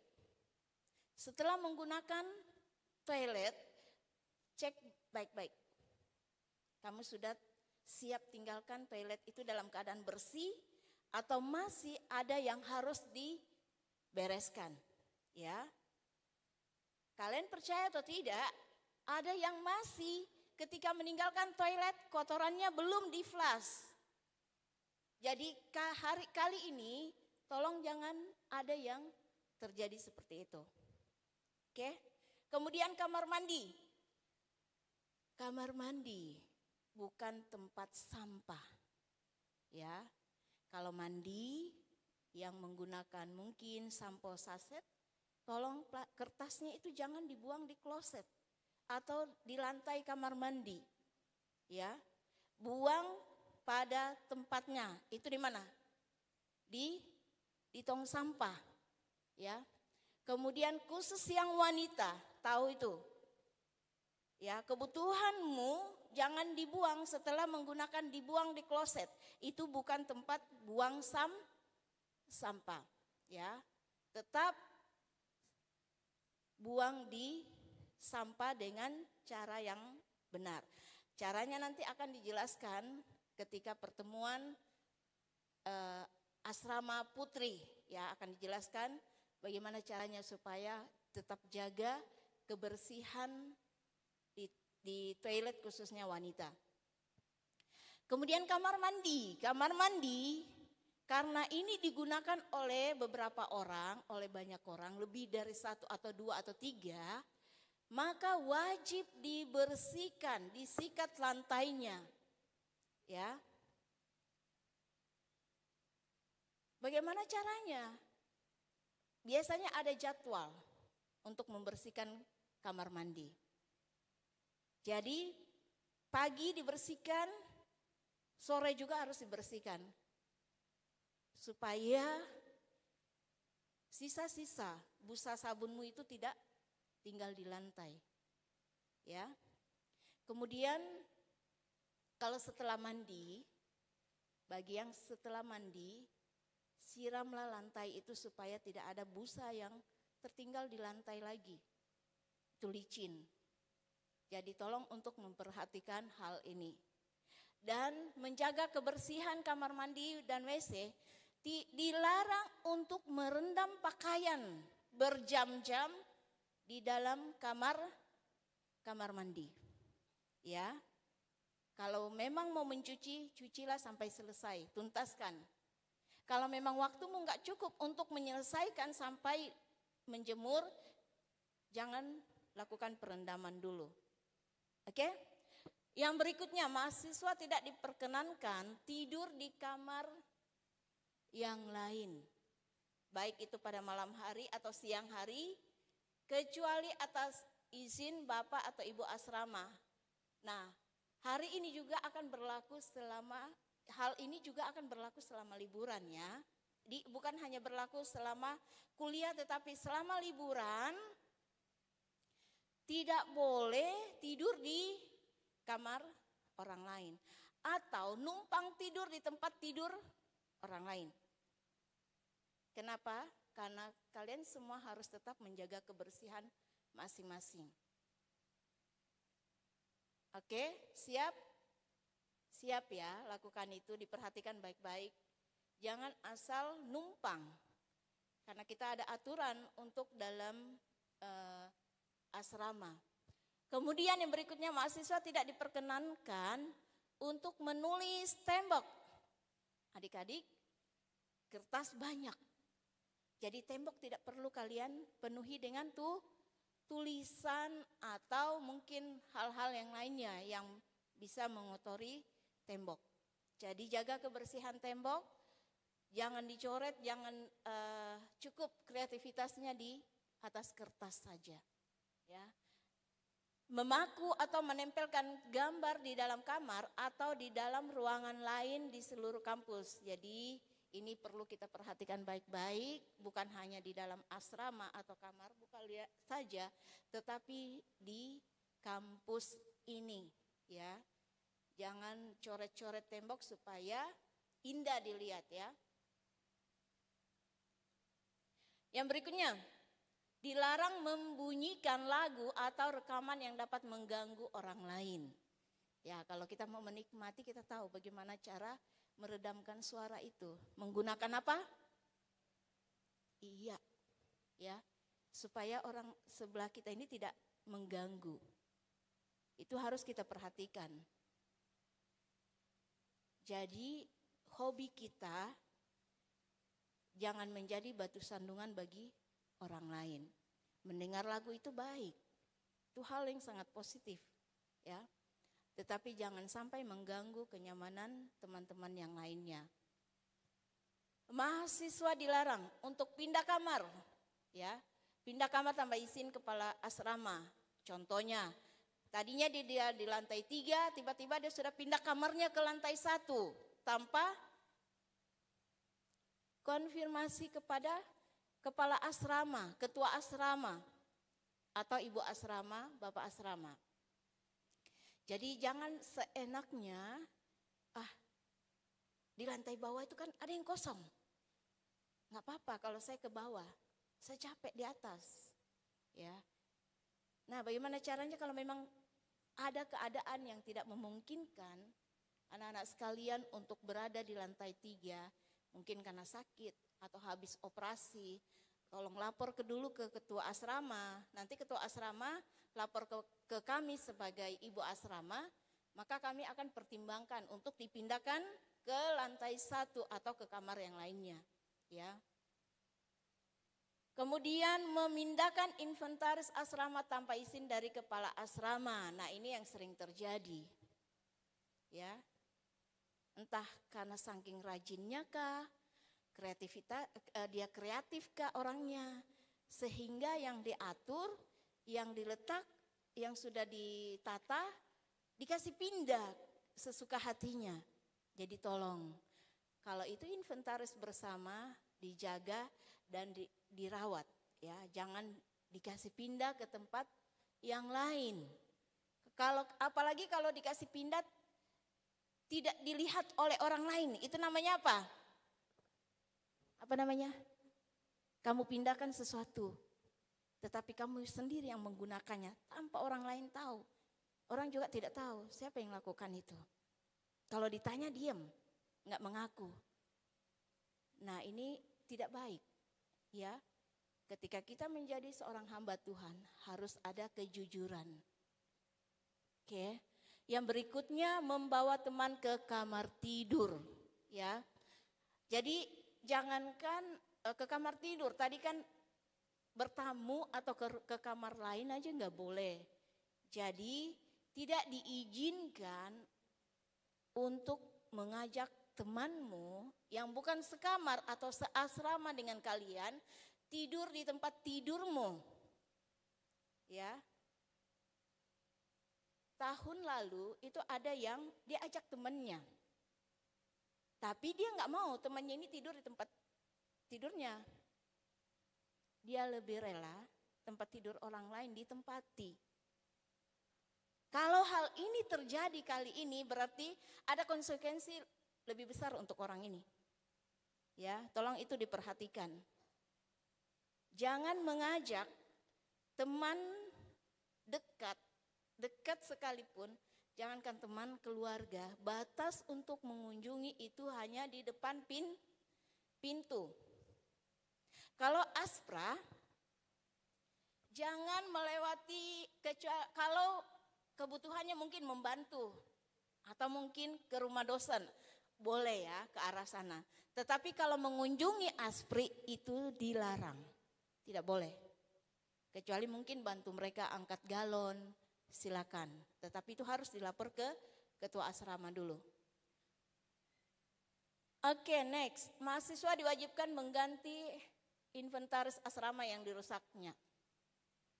Oke, kalau ada yang merusak inventaris asrama, wajib untuk menggantikannya ya. Jadi jaga baik-baik itu, apa yang sudah disiapkan untuk kalian. Mungkin tidak seperti yang kalian harapkan sempurna, tetapi bersyukurlah dengan apa yang sudah disediakan. Ya. Lampu kamar dinyalakan pukul 5 sampai pukul 6. Jadi jam 5 pagi sampai jam 6 itu lampunya nyala, boleh nyala ya. Dan pukul 16 sampai 22 itu sudah dimatikan lampunya. Dinyalakan lampunya. Nanti mati jam 10 ya. Tetapi masih ada yang melanggar. Ya. Jadi telinga itu hanya selalu berharap diingatkan. Padahal kita di sini sekali, 2 kali, 3 kali diingatkan sebenarnya itu sudah cukup.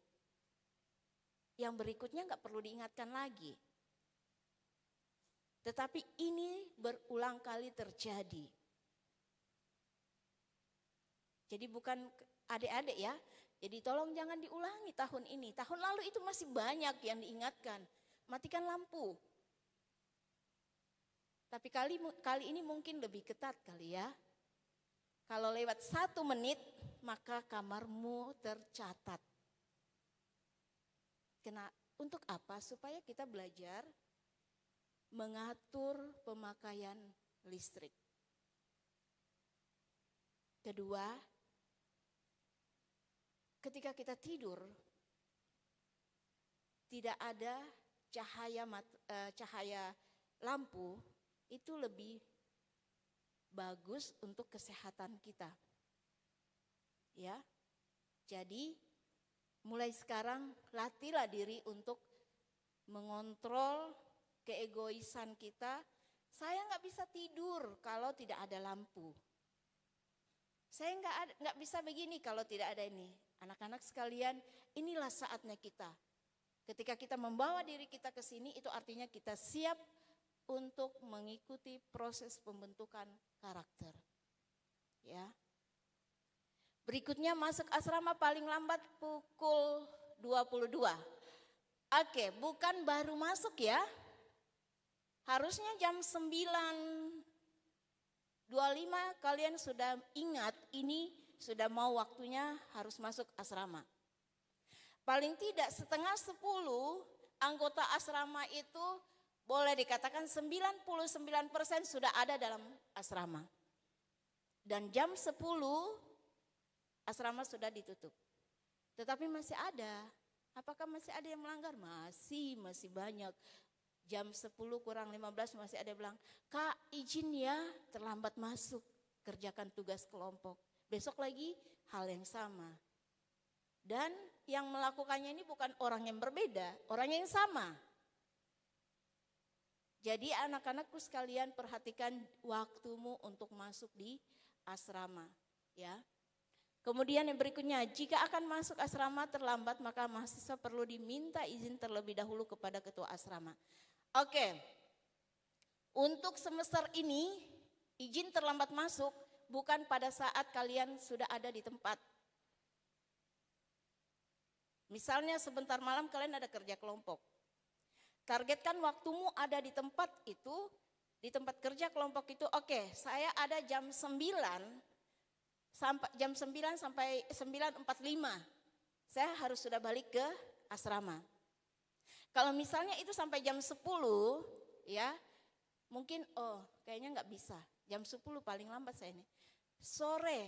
Sorenya sebelum kalian melakukan kegiatan itu, sampaikan kepada ketua asrama. Oke, karena kenapa?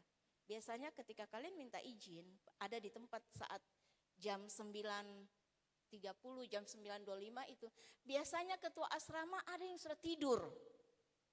Ya, dia tidak cek itu. Jadi tolong diperhatikan baik-baik. Oke, ada yang bermain di sebelah. Boleh ganti ibu di sini? Tolong diperhatikan baik-baik, enak ya. Supaya kalian tidak salah melangkah. Yang berikutnya, next, bila akan menonton acara khusus, contoh ya, acara olahraga dunia yang jadwalnya sesudah pukul 23. Karena jam masuknya kita asrama itu jam 10, jadi kalau ada memang kegiatan bersama yang mau nonton bersama, itu memang harus dikomunikasikan dulu kepada pengurus asrama atau bapak dan ibu asrama. Supaya semuanya berjalan dengan baik. Berikutnya, dilarang menyalakan lilin di sembarangan tempat. Jadi jangan nyalakan lilin di asrama. Karena kalau terbakar, bukan hanya kamu yang terbakar. Banyak yang terbakar. Jadi menyusahkan banyak orang. Jadi untuk saat ini kita tidak perlu lilin di asrama ya. Jangan adakan lilin di asrama. Kemudian yang berikutnya, dilarang menyimpan uang di kamar melebihi 50.000. Oke, ini sudah dari tahun ke tahun terjadi. Anak-anak, jangan berpikir di sini semuanya malaikat. No. Di sini orang dibentuk karakternya. Di sini masih banyak yang membawa kebudayaan yang tidak baik. Bukan budaya suku, tetapi budaya dirinya sendiri. Kita nggak tahu setiap pribadi orang itu kebiasaan jeleknya apa. Jadi jagalah milikmu dengan baik. Tetapi bukan kamu fokus dengan milikmu, kamu tidak ada fokus kepada Tuhan. Tidak, bukan seperti itu. Tetapi bijaklah dalam mengatur, mengurus apa yang jadi milikmu. Jika menyimpan uang lebih dari 50.000 dan terjadi kehilangan, maka itu bukan tanggung jawab kami sebagai ibu, bapak asrama atau pengurus asrama. Dengar baik-baik ya. Kalau ada yang menyimpan uang di atas 50.000 dan dia tidak bertanggung jawab, menjaga dan hilang, itu kami tidak urus. Kecuali kamu ada bukti bahwa pelakunya ini, mungkin itu akan kami coba untuk urus, ya. Tapi harapan kami sebagai orang tua kalian di tempat ini, sayangilah cita-citamu. Sayangilah kerinduan orang tuamu. Kamu ada di tempat ini dengan penuh doa oleh orang tuamu. Kamu ada di tempat ini bukan karena kelebihan orang tuamu, tetapi karena kerinduan besar mereka agar kamu menjadi hamba Tuhan. Ya.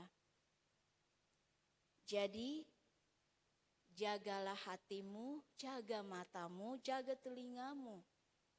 Ketika melihat satu godaan, ada kesempatan untuk melakukan hal yang salah, cepat-cepat menghindar. Jangan terus ditatap. Jangan bilang, contoh, temanku ada uangnya banyak sekali. Dia baru tarik uang, dia baru pulang dari ATM. Baru itu lemarinya nggak dikunci loh. Sangat gampang ambilnya. Kalau dibilang berdoalah supaya kamu tidak jatuh dalam pencobaan. Kalau kamu berdoa semakin mendekati barang itu, berarti kamu sebenarnya tidak berdoa dengan tulus. Kamu hanya minta tetapi tidak melakukannya. Ya, jadi ketika kamu melihat, kamu berdoa, Tuhan jauhkan saya dari cobaan. Walaupun kamu tidak menyentuh barang itu, tapi hatimu betul-betul minta kekuatan dari Tuhan. Tuhan, mungkin saya di kampung, mungkin saya di rumah sering ambil uang papa mama, tapi di sini tidak. Dalam nama Yesus saya minta kuasa Tuhan memberi saya kekuatan untuk tidak melakukan hal itu. Ya. Dan Mami harap itu kalian bisa lepaskan. Satu hal yang kamu lepaskan, yang tidak berkenan di hadapan Tuhan, akan menambahkan satu sukacita yang besar. Amin. Oke, yang berikutnya,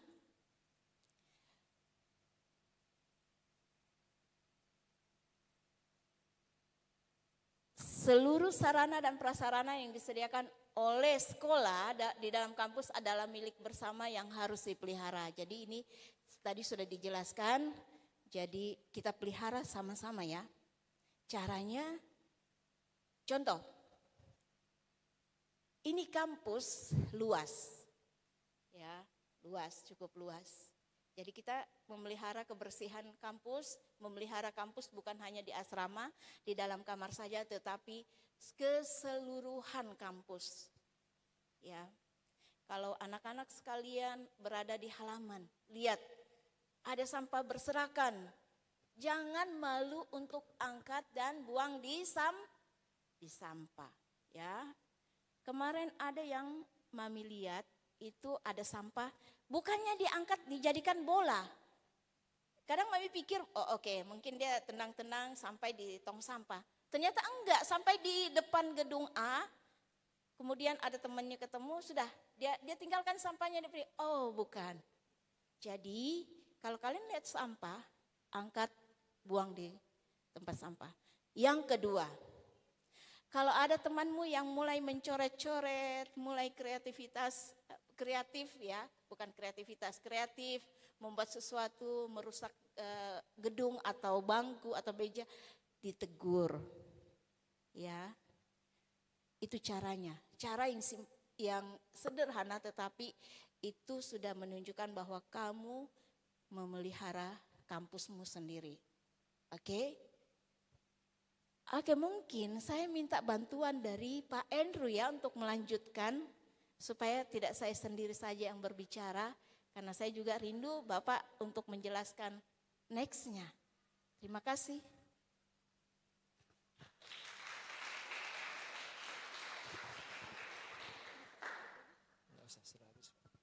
Oke, ya tambahan sedikit ya, karena di slide ini ada peraturan yang belum ditambahkan ya, yaitu pengumpulan HP, belum ada ya. Oke, jadi aturan ini sudah berlangsung sejak dahulu kala ya. HP akan dikumpul setiap jam 10 malam. Gitu ya, dikumpul setiap jam 10 malam dan nanti akan dikembalikan pada pukul 5 pagi. Kenapa itu dikumpul? Supaya kalian punya waktu untuk beristirahat. Gitu ya. Karena kalau kumpul jam 10, kembalikan jam 5, berapa jam dikumpul? Ada yang bisa menghitung nggak? Berapa? 7. Aduh lama menghitung ini, nggak bisa jadi pengusaha ini. 7 jam. Orang normal tidur itu paling kurang 7 jam. 7 sampai 8 jam itu normal tidurnya. Kurang dari itu bermasalah. Ya. Nah, jadi 7 jam kita punya 24 jam, berarti ada 17 jam kalian menggunakan handphone. Berarti kan cukup waktunya. Begitu ya. Maka setiap jam 10 pengurus asrama akan mengumpulkan HP-HP yang ada. Nah, jangan bohong, jangan menipu. Karena kadang-kadang ada yang punya 2 HP. HP yang rusak dia kumpul. Yang tidak disimpan. Ya, dia lagi online ketahuan. Karena dosen pun bisa lihat. Lah jam begini kok masih online. Gitu kan. Tapi Bapak berharap kalian bisa belajar untuk disiplin. Di Aspra kadang-kadang karena sudah mau pengumpulan HP, anak lantai 4 lari ke lantai 1.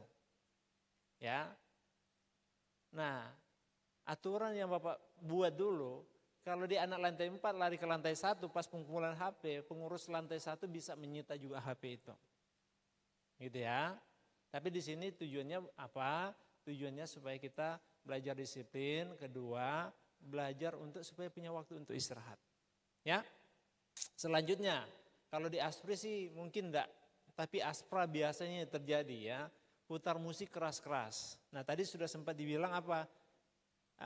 Boleh menggunakan barang elektronik menggunakan baterai, termasuk speaker Bluetooth ya. Tetapi kalau putar pakai dengar sendiri aja, jangan diputar kencang-kencang. Begitu ya. Sudah kencang-kencang lagu duniawi lagi. Begitu ya. Nah, tolong menghargai teman-teman yang lain. Di asrama bukan hanya kalian saja, tetapi ada teman-teman yang lain mungkin perlu waktu untuk istirahat. Gitu ya. Jadi dilarang memutar musik keras di asrama. Ya. Selanjutnya yang suka nyanyi teriak-teriak. Gitu ya. Mungkin suaramu bagus, tapi enggak usahlah teriak-teriak di asrama. Ya, di Aspri enggak tahu ada enggak? Ada. Nanti kita salurkan di chapel saja, ya. Di Aspra ada. Nah, saudara, kita tinggal di daerah mayoritas, ya. Kita ini minoritas, gitu ya. Tolong jaga sikap, nggak usah teriak-teriak nyanyi-nyanyi. Selain mengganggu teman asrama, mengganggu penghuni kampus ini, tapi juga bisa mengganggu masyarakat di sekitar. Ya. Puji Tuhan sekarang aman-aman. Zaman Bapak masih tinggal di asrama dulu. Sudah baik-baik kadang-kadang ada batu yang datang. Ya dari lorong, dilempar. Apalagi kalau kita bikin ribut. Ya. Jadi Bapak berharap saudara bisa jaga diri, jaga sikap. Termasuk yang suka teriak-teriak itu. Ya. Nanti kita salurkan aja di ibadah chapel atau di ibadah youth ya atau di ibadah minggu ya nyanyi di sana keluarkan semua suara yang ya pesan makanan di jam 10 kurang 5. Nah nunggu-nunggu tukang ojek online itu datang bawa sudah setengah 11 malam dan minta izin keluar ya. Nah sebenarnya itu tidak diperbolehkan. Kalau kalian mau pesan makanan lewat GoFood silahkan, tapi jam-jam sebelumnya jangan mepet-mepet. Ya, kalau itu terjadi harusnya tidak diizinkan keluar kan? Betul nggak? Atau masih ada? Enggak kan? Ya karena suruh masuk jam 10, paling lambat kalau di Aspra. Aspri lebih cepat sedikit, gitu ya. Nah, dan selanjutnya ini untuk keamanan kalian, tolong jaga kerahasiaan PIN atau password perbankan kalian. Ya, jangan PIN ATM kalian, password kalian, ya untuk mobile banking kalian, tolong jangan dikasih tahu siapa saja. Ya, untuk menjaga keamanan perbankan kalian. Ya, supaya tidak lagi datang sama Bapak Asrama, sama Pak Bui atau Ibu, saya punya uang ada yang hilang di ATM. Tapi saya nggak tahu, saya nggak pergi ambil, tapi keluar. Gitu kan? Nah sekarang dunia semakin canggih. Orang mengambil uang dari ATM-nya orang lain itu gampang. Apalagi kalian memberikan PIN atau password kalian. Ya, oke, tolong dijaga semua itu. Dan sekali lagi tujuan semua ini adalah untuk mendidik kalian di dalam kedisiplinan, di dalam penundukan diri, di dalam ketaatan untuk menjadi seorang hamba Tuhan. Ya. Kalau kita mau bandingkan aturan asrama kita dengan asrama-asrama, sekolah-sekolah yang punya asrama di tempat lain, aturan kita tidak terlalu berat. Anak bapak akan pergi kuliah keluar. 2 minggu depan akan antar ke sana. Akan tinggal di asrama. Ketika dikirim aturan asrama, bapak sampai giring kepala. Kok lebih parah dari STT Jeffrey punya? Ya, lebih berat aturannya mereka. Bahkan kalau ketahuan ada yang mencuri, langsung dikeluarkan DO. Ya, tapi bukan apa, semuanya itu tujuannya yang tadi Bapak bilang untuk mempersiapkan kita menjadi seorang hamba Tuhan. Bapak harap kalian bisa bekerja sama dengan pengurus asrama, dengan Bapak Ibu asrama. Ya. Dan kalian belajar ketaatan karena ada waktu kalian menjadi pemimpin di asrama. Ya, persiapkan waktu kalian, hidup kalian dengan baik di asrama ini. Terima kasih. Ya.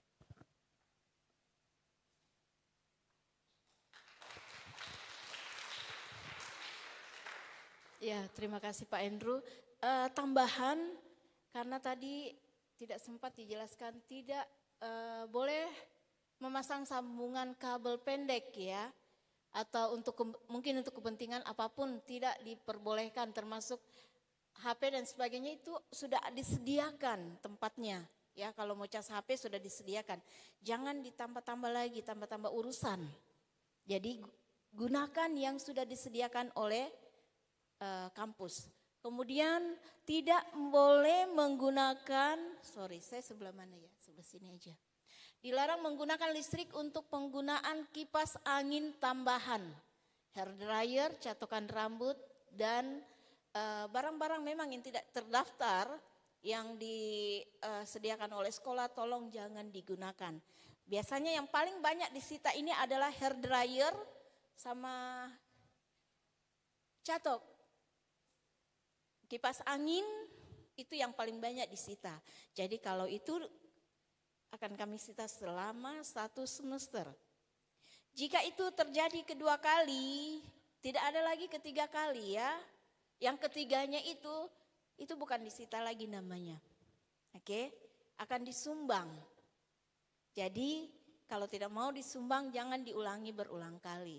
Simpan nanti baru, biasanya ibu mengizinkan itu digunakan kalau ada hari-hari tertentu.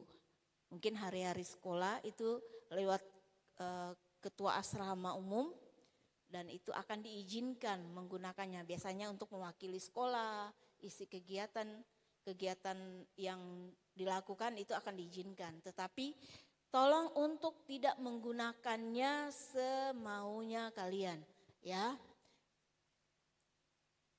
Untuk izin keluar asrama. Oke, ini yang selalu terjadi. Lewat WA. Yang paling banyak ini nanti sampai di tempat baru minta izin. Ya. Dan lebih parahnya tunggu jam 10 malam baru izin. Ibu minta maaf. saya tidak bisa pulang hari ini. Ya pastilah nggak bisa pulang, ini sudah jam 10 malam. Biasanya jam 10 malam, ibu tidak izinkan kalian masih berkeliaran di luar. Kecuali pulang pelayanan pada saat perjalanan ke kampus itu macet. Nah, itu bisa dimaklumi ya. Tetapi bagaimana sebenarnya kalau aturan izin? Izin itu langsung menghadap ke ibu asrama. Kalau sudah diizinkan, baru kalian boleh katakan kepada ketua asrama, saya sudah diizinkan, bukan saya minta izin. Ada dua kemungkinan. Kalau kamu sudah bilang, oh saya sudah minta izin. Kalau saya mendengar seperti itu, kalau kamu sudah minta izin, pertanyaan berikutnya, apakah sudah diizinkan? Benar enggak? Tetapi yang sering terjadi ketika WA belum diizinkan sudah pergi. Kemudian bilang ke kakak kamar atau ke ketua asrama bilang, oh saya sudah minta izin kepada mami.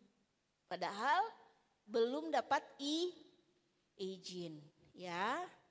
Jadi kalau ada kata oke, boleh, baru kalian katakan sudah diizinkan. Jangan baru kirim WA, belum dibalas, sudah katakan saya sudah minta izin sama mami. Jadi kalau kamu berhadapan dengan mami, mami akan bertanya, kamu keluar izin sama siapa? Oh sama Pak Aldo. Oke. Pak Aldo izinkan?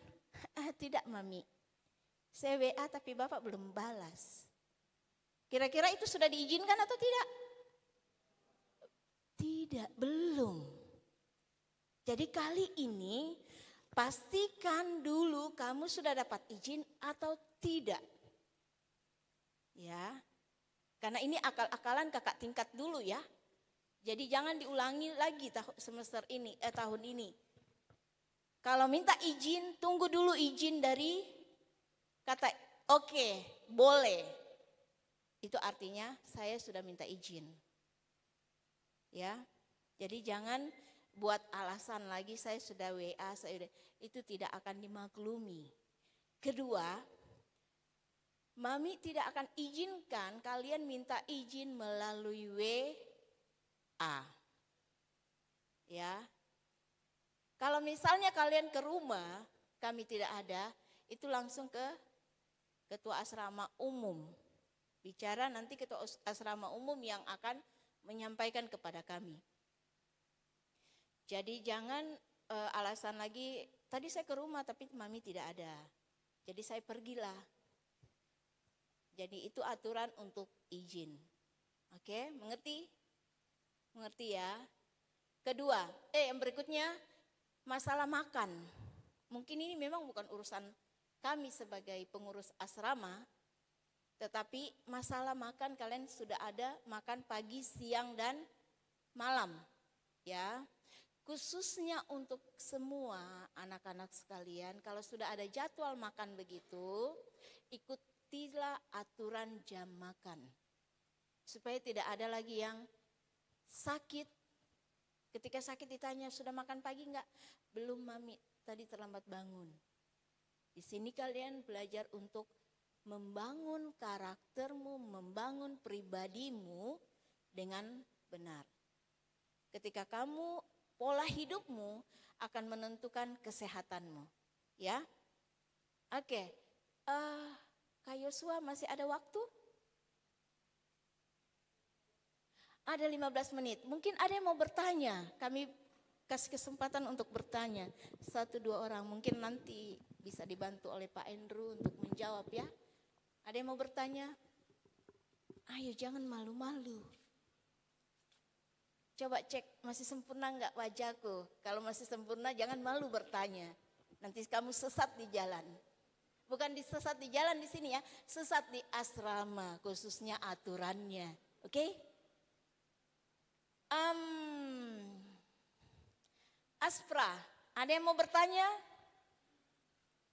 Ada yang senyum-senyum. Mami tidak suruhku senyum nak. Mami suruhku bertanya. Ada? Oke. Oh, Aspri yang angkat tangan. Oh, enggak apa-apa, Aspri lah. Kita hargai ya, yang memang mau ada pertanyaan. Silakan. Ada pertanyaan, silakan.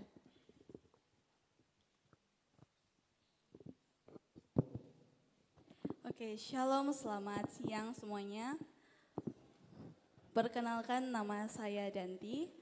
Saya mau bertanya, sebenarnya saya sudah bertanya di Ibu, tapi mungkin ada teman-teman yang mungkin ada penasaran juga. Untuk libur, semisal libur Natal dan libur semester, itu ada berapa lama Ibu? Itu saja, terima kasih. Oke, terima kasih Pak Andrew untuk menjawabnya. Oke, kalau libur itu nanti kalian lihat di kalender akademik. Karena libur itu bukan Bapak Ibu asrama yang atur. Ya, tetapi aturannya kalau libur mid, mahasiswa tidak diizinkan pulang. Itu dipakai kegiatan atau mempersiapkan tugas-tugas yang diberikan. Bisa ngerti ya? Yang bisa pulang libur apa? Libur Natal dan libur akhir semester genap. Gitu ya. Bisa ngerti?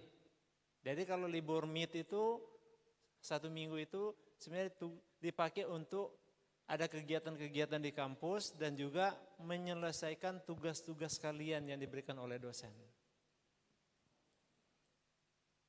Ya, itu nanti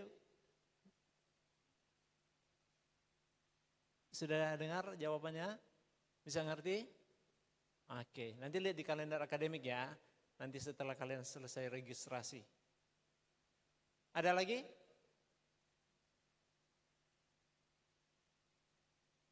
Ya. Open. Ini Open kayaknya tidak tahu aturan enggak? Ya baik, saya mau tanya bagian Aspra. Bagian Aspra itu kalau kumpul AP jam 10.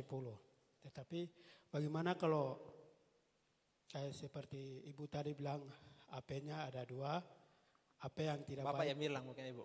Ya, AP yang tidak baik dikumpul lalu AP yang bagus disembunyikan. Itu bagaimana kalau dari ketua lantai kalau melihat itu harus ditegur atau bagaimana? Harus disita dua-dua. Ya. Namanya kumpul HP.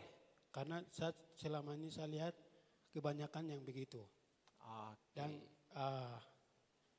pas mau kumpul HP juga mereka lantai 2 naik lantai 4, lantai 3 turun lantai 1. Jadi bagaimana untuk aturan ini lebih tegaskan? Iya, itu tadi Bapak sudah bilang. Ya, kalau dia lantai 4, lari ke lantai 1, lantai 2, harusnya pengurus asrama berhak untuk menyita itu.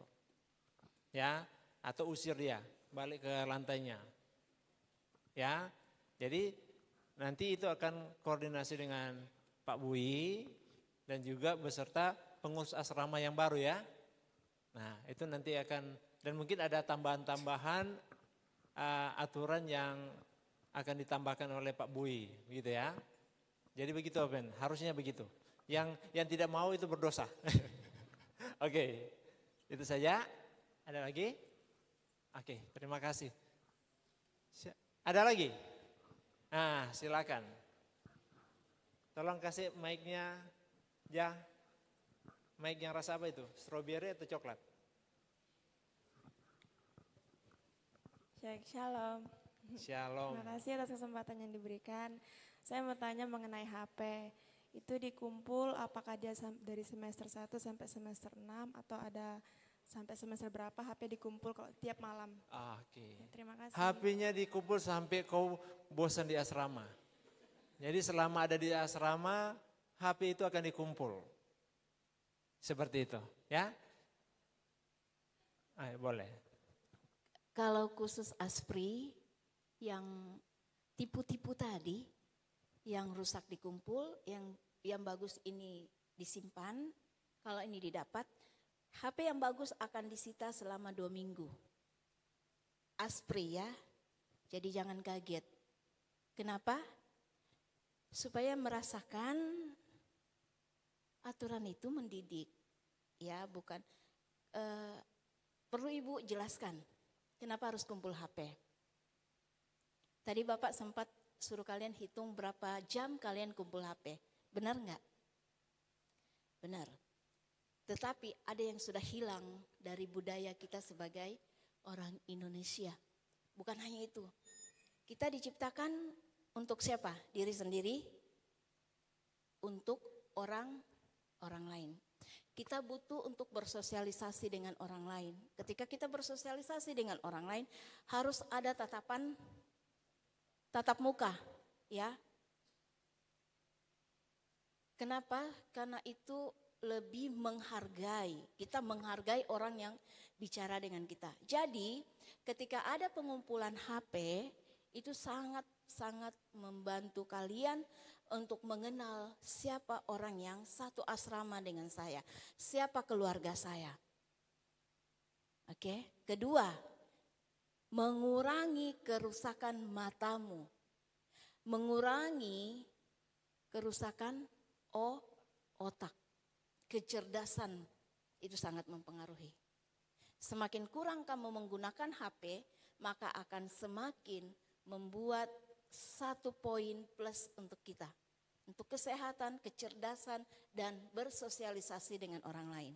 Ya, jadi bukan untuk menekan, tetapi untuk membantu kita mengenal siapa kita dan siapa orang yang ada di sekitar kita. Oke? Ada yang mau bertanya lagi? Ya, silakan.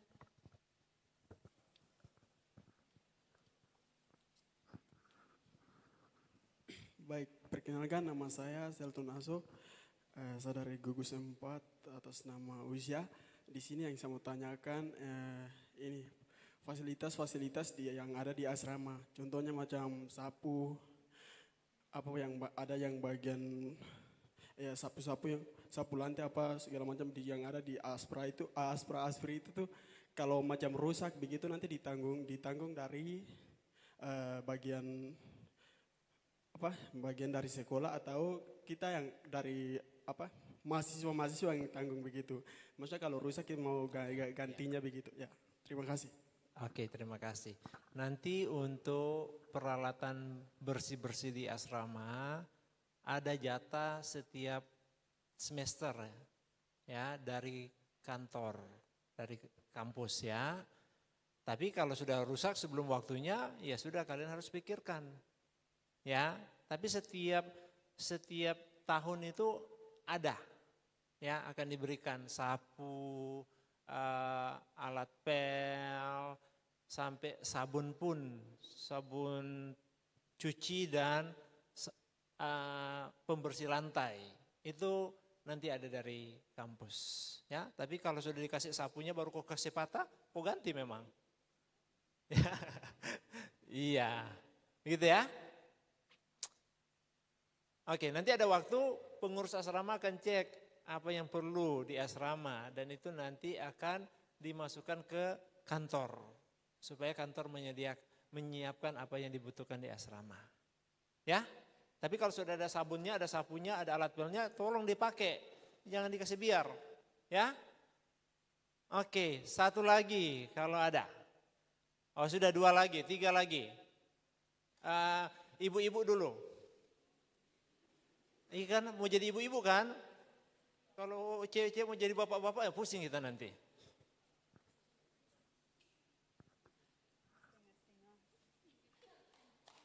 Selamat siang. Selamat siang. Perkenalkan nama saya Oce Heluka. Saya dari gugus ASA. Iya. Oke. Jadi saya di sini ingin bertanya, misalnya kalau libur akhir semester begitu kita bisa tinggal di luar kah tidak? Misalnya sewa kos begitu. Oke. Itu saja. Untuk anak, ya untuk anak yang dari luar tidak boleh. Kecuali dia anak dari kota Makassar ini, dia mau pulang. Ya, tapi kalau anak mau pulang ke Papua boleh. Tapi kalau tinggal mau kos di luar waktu liburan itu tidak boleh. Karena nanti kalau ada apa-apa siapa yang mau tanggung jawab? Pasti orang tua akan tanya ke kampus, saya punya anak di mana? Ya?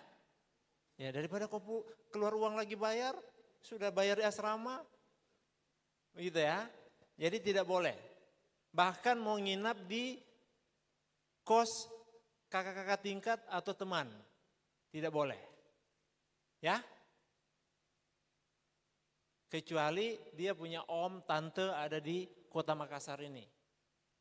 Ya, tapi itu akan di cross check, betul enggak itu om atau tante? Jangan itu om-om sama tante-tante. Masalah itu. Ya? Oke, yang depannya. Ada tambahan? Tidak. Yang depannya siapa? Iya. Dan terakhir satu yang laki-laki baru sudah ya. Oke, shalom. Shalom. Oke, jadi perkenalkan nama saya Cherly, saya dari Gugus Yoas dan kebetulan saya asrama 3. Izin bertanya Pak, saya kan sudah masuk asrama kurang lebih 3 minggu dan saya ini mengambil kelas malam. Apakah nanti setelah ospek asrama mengizinkan untuk tinggal di luar atau gimana? Karena saya rencana mau kerja sampingan Pak. Oke. Sebenarnya untuk anak kelas malam tidak perlu masuk asrama. Iya, tapi Pak. karena kamu dari mana? Saya dari Toraja Pak, tapi kebetulan Toraja. keluarga ada di Goa. Jadi Iya. saya kemarin dari Goa ke sini Pak. Ya, Masuk nanti habis asrama. ospek ini kamu boleh di luar. Siap, Ya. terima kasih Pak. Tapi kalau anak kelas pagi itu wajib. Ya, itu wajib kecuali anak kelas pagi yang sudah menikah. Ya, tidak boleh di asrama. Karena tidak ada asrama untuk orang yang sudah menikah. Coba angkat tangan yang anak kelas malam sini. Ya, berarti anak kelas malam kebanyakan anak dari Makassar aja kan? Gitu. Ya, seperti itu. Oke. Terakhir siapa? Ya. Ade silakan. Baik, terima kasih atas kesempatan yang diberikan untuk saya menyampaikan. Di sini atas nama saya Eliaser, terus marga saya Mote, saya dari Papua, dan di sini saya kelompok Yosapat. Di sini saya akan bertanya hanya 2 hal. Sekarang saya di sini tinggal 3 minggu, jadi saya perhatikan kami punya asrama itu sampai jam 8 ke atas juga kami kumpul satu tempat, satu ruang, sampai kami tidak fokus untuk belajar. Sehingga saya mohon jam 8 ke atas jangan tinggal ke kamar-kamar supaya kami fokus belajar. Ini yang pertama. Dan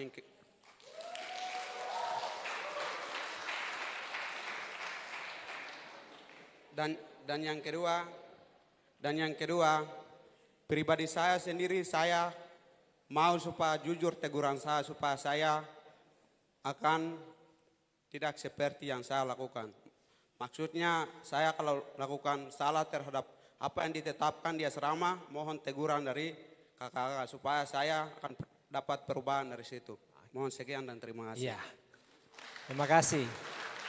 Jadi itu bukan pertanyaan tapi permintaan ya. Nanti pengurus-pengurus asrama yang ada tolong perhatikan itu. Tadi kan sudah dijelaskan, tidak boleh ke asramanya, ke kamarnya teman atau apa ya, termasuk ya akhirnya ada yang bisa mengganggu ketenangan teman yang lain. Nanti tolong diingatkan. Kedua, ya pengurus harus bisa menegur dengan baik untuk adik-adik yang bikin kesalahan.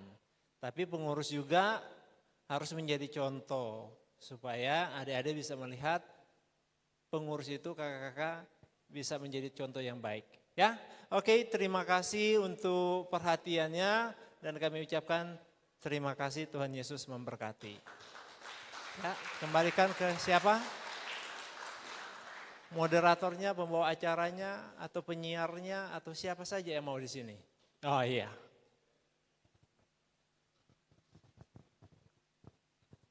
Oke, sekali lagi Tuhan Yesus berkati ya.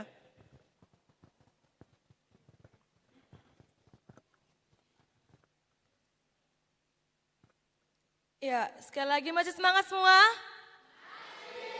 Masih semangat? Ya, saya persilakan kita berdiri dulu. Renggangkan badan, angkat tangan.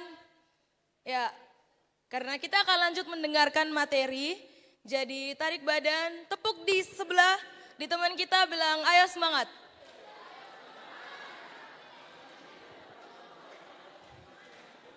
Oke, dipersilakan duduk kembali.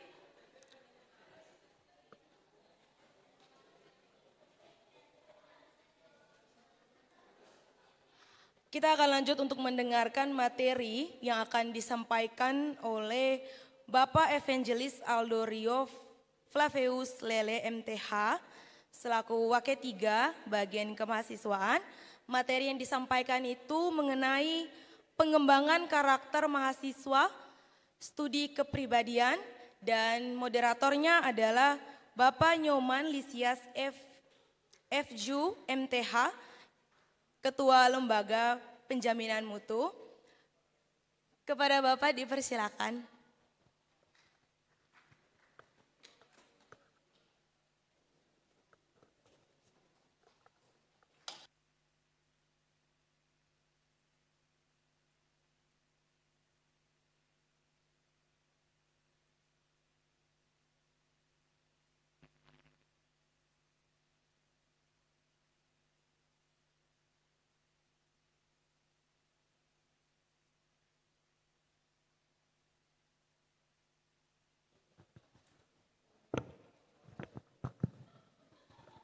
Selamat siang saudara. Maba 2025. Oke, kalau begitu masih kuat ya.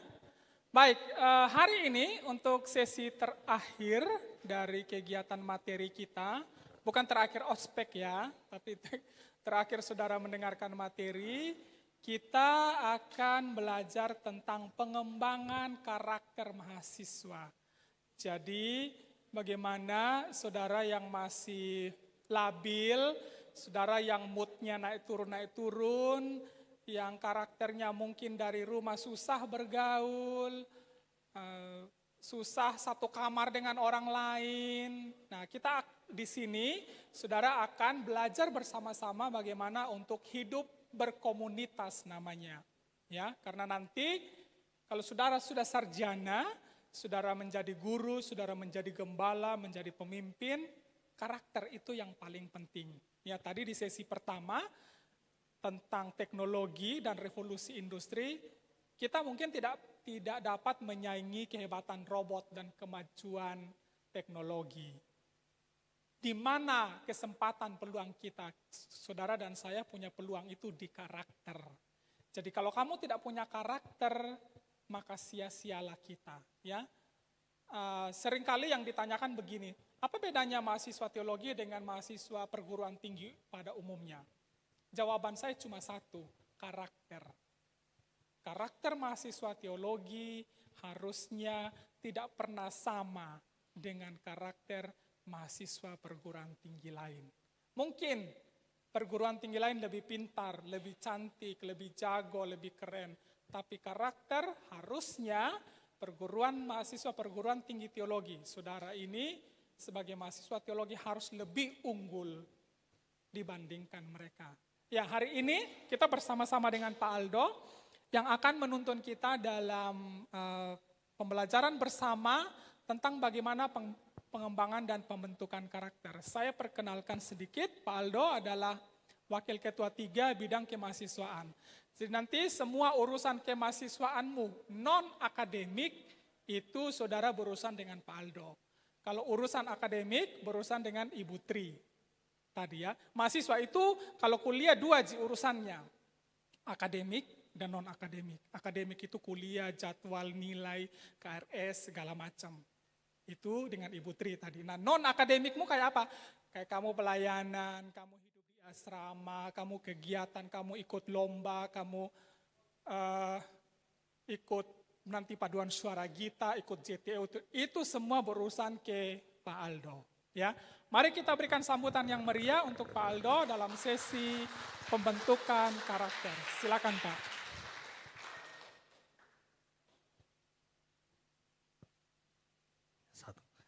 Oke, Pak Nyoman saya izin di bawah ya, Pak. Silakan, silakan.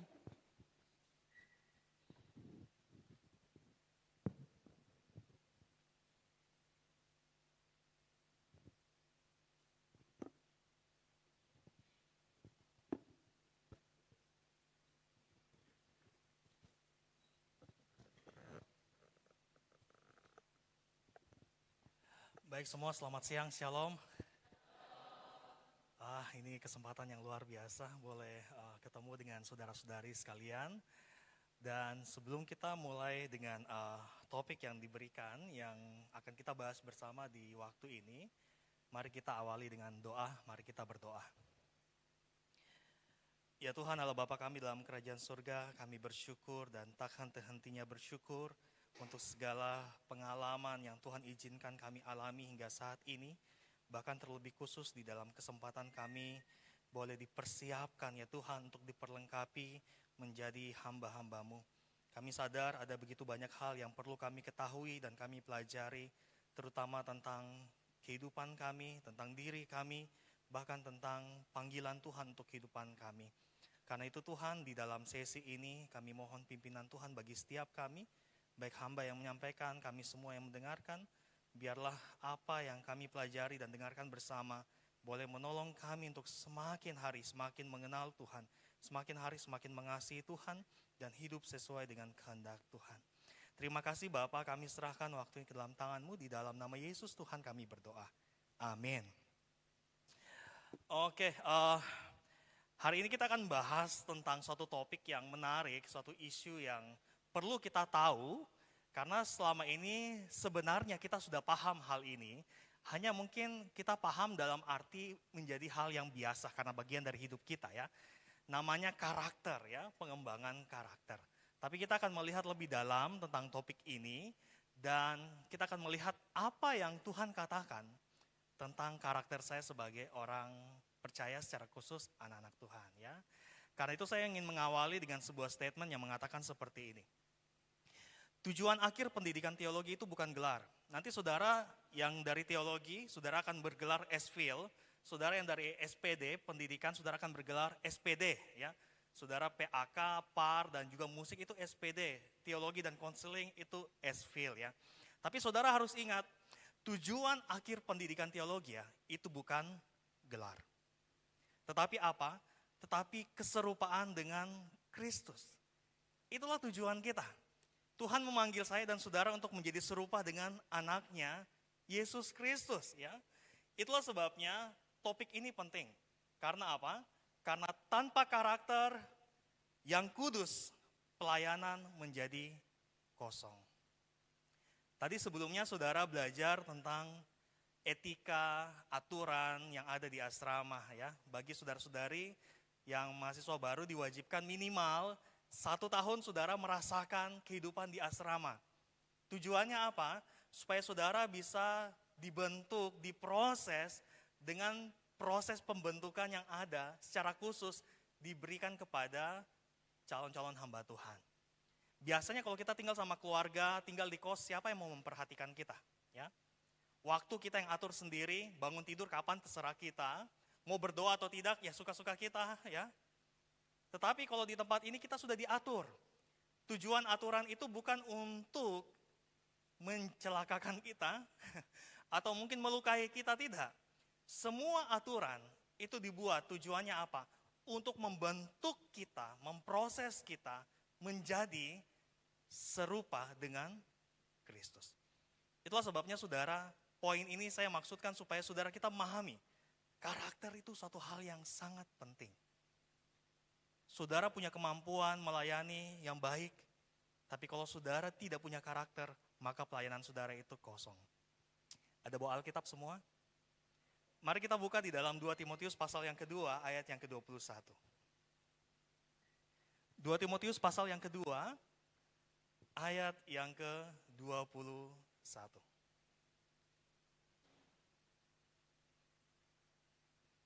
Sudah dapat? Yang sudah dapat angkat alisnya. Oke. Ya, mari kita baca sama-sama ayat ini 2 Timotius 2 ayat 21, 1, 2, 3. Jika seorang menyucikan dirinya dari hal-hal yang jahat, ia akan menjadi perabot rumah untuk maksud yang mulia. Ia dikuduskan, dipandang layak untuk dipakai tuannya, yang setiakan untuk setiap pekerjaan mulia.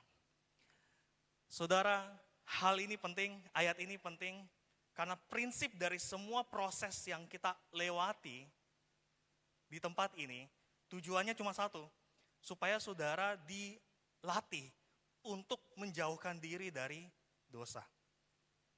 Siapa di sini yang tidak pernah berbuat dosa? Alkitab katakan, jika kita tahu berbuat baik, tapi kita tidak melakukan, kita berdosa. Menurut saudara, buang sampah pada tempatnya itu baik atau tidak? Kalau kita tidak membuang, kita jahat atau tidak? Jahat. Kita berdosa atau tidak? Berdosa. Sekarang pertanyaannya, saudara tadi turun dari lantai 3 ini, turun ke bawah, saudara lihat sampah tidak? Ada lihat sampah tidak? Ada lihat tempat yang berdebu tidak? Ada lihat daun-daun kering yang jatuh tidak? Ada. Itu sampah bukan? Saudara angkat tidak? Kalau saudara tidak angkat, saudara Jadi sebenarnya kalau kita mau menilai lebih banyak mana, kita buat baik atau buat jahat, kita lebih banyak buat jahat karena kita tahu berbuat baik tapi kita tidak melakukan. Jadi saudara, ini hal yang penting. 2 Timotius 2 ayat 21 mengingatkan kita semua, saya juga ya, bahwa jikalau kita menjauhkan diri dari dosa, maka Tuhan akan mempersiapkan kita menjadi pribadi yang kudus dan layak dipakai untuk pekerjaan-pekerjaan mulia dalam pelayanannya. Jadi saudara, kunci saudara bisa dipakai oleh Tuhan apa? Pertama, jelas dari pertobatan. Yang kedua, jelas setelah saudara bertobat, saudara harus menjalani kehidupan yang dinamakan kehidupan yang kudus. Artinya apa? Artinya berani berkata tidak terhadap dosa. Itu prinsipnya saudara. Kalau saudara ingin dipakai Tuhan, saudara harus menyadari bahwa hidup saya mau persembahkan untuk Tuhan. Karena saya mau persembahkan untuk Tuhan, maka persembahan kepada Tuhan ini bukan persembahan yang main-main. Bukan persembahan yang setengah-setengah. Tapi persembahan yang sepenuhnya, bahkan persembahan yang paling terbaik. Kalau saudara mau kasih makan orang, baru tiba-tiba saudara lihat di dapur saudara ada makanan, tapi ternyata itu makanan yang sudah bermalam. Yang kemarin saudara makan, tapi ternyata ada sisa lauknya.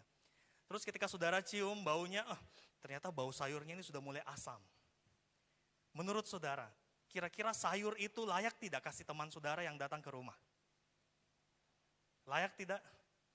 Ini kan masih bisa dimakan, ya menurut kita. Tapi kan ini sudah bermalam, sudah asam. Layak tidak? Tidak layak. Jikalau kita punya pikiran untuk kasih persembahan atau makanan yang terbaik buat teman kita, kenapa kita tidak berpikir untuk mempersembahkan seluruh kehidupan kita yang paling terbaik untuk Tuhan tanpa cacat celah sama sekali? Meskipun ini adalah hal yang mustahil bagi kita untuk menjadi sempurna, tetapi di dalam kamusnya Tuhan tidak ada yang tidak mungkin. Itulah sebabnya Tuhan menganugerahkan kepada kita Roh Kudus. Untuk apa? Untuk memurnikan kehidupan kita setiap hari. Itulah sebabnya dari statement ini sebenarnya menegur saya juga untuk melihat bahwa hal yang paling penting ialah karakter. Karakter yang kudus itu berbicara tentang apa? Keserupaan dengan Kristus. Ada yang bilang seperti ini, orang yang hebat tanpa karakter itu bisa jatuh.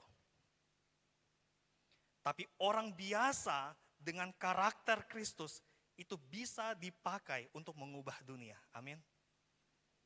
Saudara lihat 12 murid Yesus, mereka orang-orang luar biasa tidak? Bukan orang luar biasa.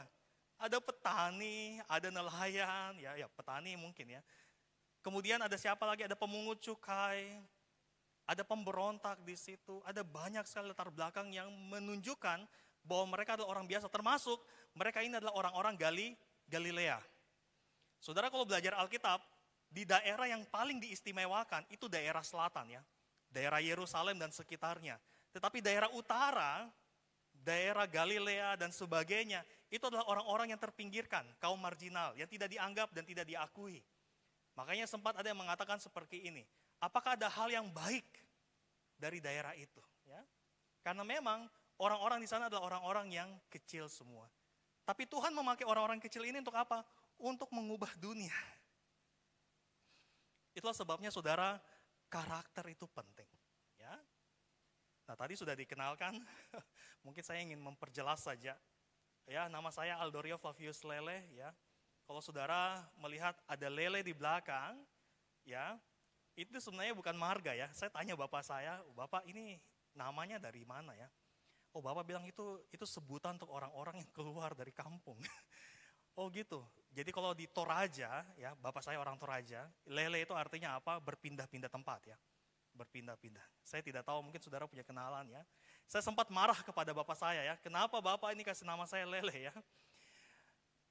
Dari saya SD, SMP, SMA, saya dibully terus. Bukan saya, teman-teman saya, tetapi juga sama ibu guru saya ya. Sampai ibu guru saya itu panggil julukan, Le, sini Le.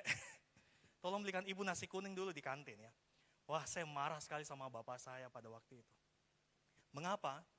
Karena saya belum mengenal siapa saya yang sebenarnya di dalam Tuhan. Kita kadang bisa kecewa dengan banyak hal yang ada di dalam diri kita ya. Bahkan termasuk nama kita. Ada yang namanya piton ya. Ada yang namanya kayu. Saudara ada nama kayu di sini? Tidak. Ada yang namanya unik-unik ya, lucu-lucu ya. Kadang-kadang kita bertanya sama Tuhan, wah Tuhan kenapa saya namanya piring ya. Ada yang namanya jenda. Jenda itu sebenarnya singkatan dari jendela ya. Ada yang namanya jenda.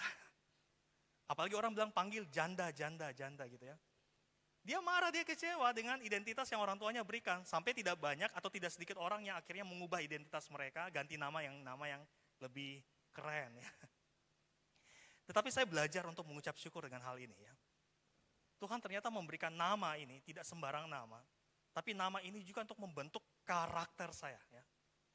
Saya yang dulunya tidak menerima diri saya sendiri, akhirnya saya mulai menerima diri saya. Oleh karena apa? Tuhan terlebih dahulu menerima saya.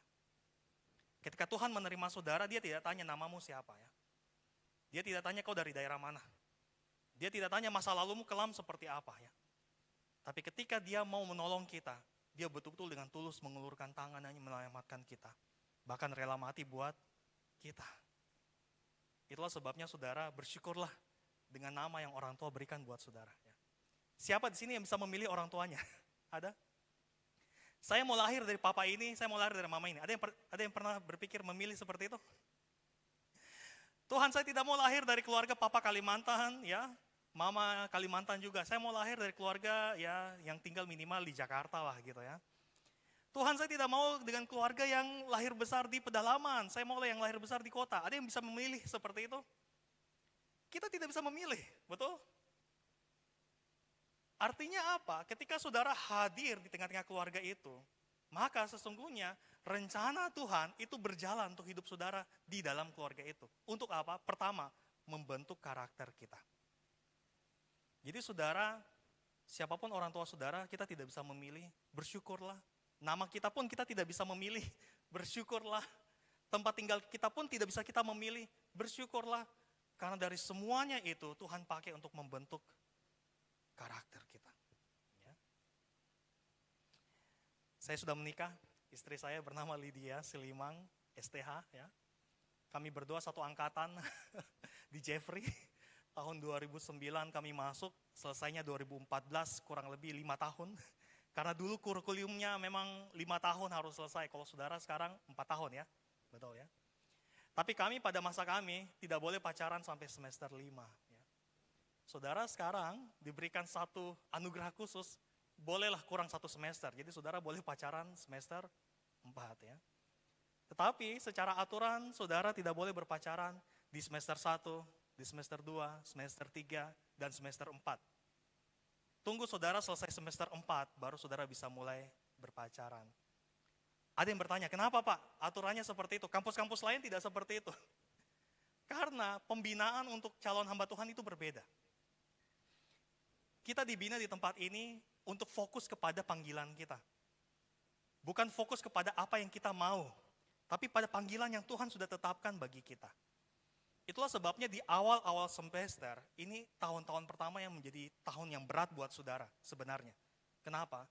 Karena saudara sedang bergumul dengan panggilan. Di satu sisi saudara semangat ya, saya masuk di STT Jafra ya. Dengan panggilan yang luar biasa, saya mau jadi pendeta, saya mau jadi guru agama, saya mau menggantikan papa saya yang pelayanan di jemaat dan sebagainya. Kita datang dengan semangat dan api itu. Tetapi ketika sampai di sini, saudara mulai bertanya ya, oh Tuhan, ternyata kehidupannya harus seperti ini. Saya tidak boleh pacaran sampai semester 4 ya. Aduh, bagaimana hati saya, bagaimana perasaan saya. Saudara, inilah salah satu cara yang digunakan oleh iblis untuk menarik kita dari panggilan itu. Kadangkala dengan kita sibuk dengan hubungan kita, membuat kita tidak lagi fokus. Itulah intinya. Jadi kenapa saudara belum boleh diizinkan berpacaran? Kalau yang sudah punya pacar, saudara mungkin break up dulu untuk sementara ya. Ini kejam, sadis. Tapi sebaiknya gitu, kalau memang dia benar-benar jodoh dari Tuhan, pasti dia akan menunggu saudara. Amin. Jadi sampaikanlah sebentar malam ini sama pacar saudara, aduh Sai atau Hani gitu ya, aduh mungkin untuk selama beberapa semester ini, 2 tahun ini ya, kita break up saja ya. Mungkin kita tidak akan komunikasi seperti dulu, sleep call sampai tengah malam gitu ya. Mungkin tidak seperti itu ya. Karena apa? Karena saya mau fokus untuk memahami panggilan saya. Maukah kamu mendoakan saya gitu ya? Saudara minta seperti itu sama pacar saudara ya. Ini bukan putus, tapi kita break up saja ya. Kalau sudah selesai sampai semester 4, kalau Tuhan kehendaki, kita akan kembali. Amin. Karena salah satu karakter itu adalah kesetiaan, betul tidak? Kalau saudara belajar Alkitab, salah satu karakter yang serupa dengan Kristus adalah setia. Kalau kita berani untuk break up dan kita berjanji akan nanti kembali di semester 4 dan tidak berubah pikiran, itu tanda bahwa karakter saudara itu teguh, unggul ya. Saudara berani setia meskipun saudara mengambil komitmen seperti itu. Oke, pendidikan saya S1 di sini ya, S2 di Jafra itu 2017. Ada setelah antara 2014 hingga 2017 oleh karena saya harus pelayanan di gereja kurang lebih selama 3 tahun di sana di GKI Jemaat Barong Tongkok itu di daerah Kutai Barat, Kalimantan Timur ya. Di daerah Mahakam ya. Di sana pelayanan, kemudian balik ke sini 2017 mengajar, membantu sebagai asisten dosen yang diperbantukan. Kemudian puji Tuhan, Tuhan kasih kepercayaan 2020 sampai sekarang menjadi dosen tetap. Lalu tahun 2021 yang lalu sampai 2023 Tuhan percayakan jadi ketua program studi untuk S1. Lalu setelah itu 2023 sampai 2026 tahun depan, saya dipercayakan sebagai wakil ketua 3 bidang kemahasiswaan. Saudara, kenapa profil ini saya perlu sampaikan kepada saudara? Ini bukan untuk menunjukkan saya punya ini, ya. Bukan menunjukkan bahwa ini pencapaian yang saya buat dengan kemampuan saya, tidak saudara. Kalau mau hitung-hitung, saya ini adalah orang yang paling minder dengan diri sendiri ya. Karena saya merasa bahwa saya tidak mampu mengerjakan banyak hal, apalagi dikasih tanggung jawab. Kalau saudara dikasih pilihan, saudara lebih pilih pegang alat musik, gitar, atau pegang mic bicara di depan orang. Atau saudara lebih pilih jadi usher di depan. Saudara lebih pilih mana? Jadi WL atau jadi bawa tangguh persembahan? Kita lebih memilih bawa tangguh persembahan, betul tidak? Kita lebih memilih jadi soundman di belakang. Lebih memilih jadi fotografer. Lebih memilih jadi orang-orang di balik layar. Mengapa? Karena kita tidak percaya diri ya. Kita tidak yakin dengan kemampuan yang Tuhan berikan buat kita. Tapi saudara, di satu sisi selain kita minder, kita harus ingat ketika Tuhan mempercayakan sesuatu, tanggung jawab buat kita. Dia tidak memberikan kepada kita bahu yang lemahnya. Dia memberikan kepada kita bahu yang kuat untuk menopang beban itu. Itulah sebabnya karakter kita bukan bergantung kepada apa yang bisa kita lakukan. Tapi karakter kita itu bergantung kepada apa yang Tuhan bisa lakukan. Itulah sebabnya saudara, saya bergumul dengan semua tanggung jawab ini. Kalau mau dipikir-pikir lebih enak jadi dosen biasa ya. Habis mengajar langsung pulang gitu ya. Tapi ini kan dosen yang punya tugas tanggung jawab harus standby di kampus, harus lihat, bahkan mungkin di luar jam kantor kalau ada masalah yang harus diselesaikan. Karena punya tugas dan tanggung jawab. Kalau disuruh memilih, kita lebih memilih yang enak-enak, betul tidak?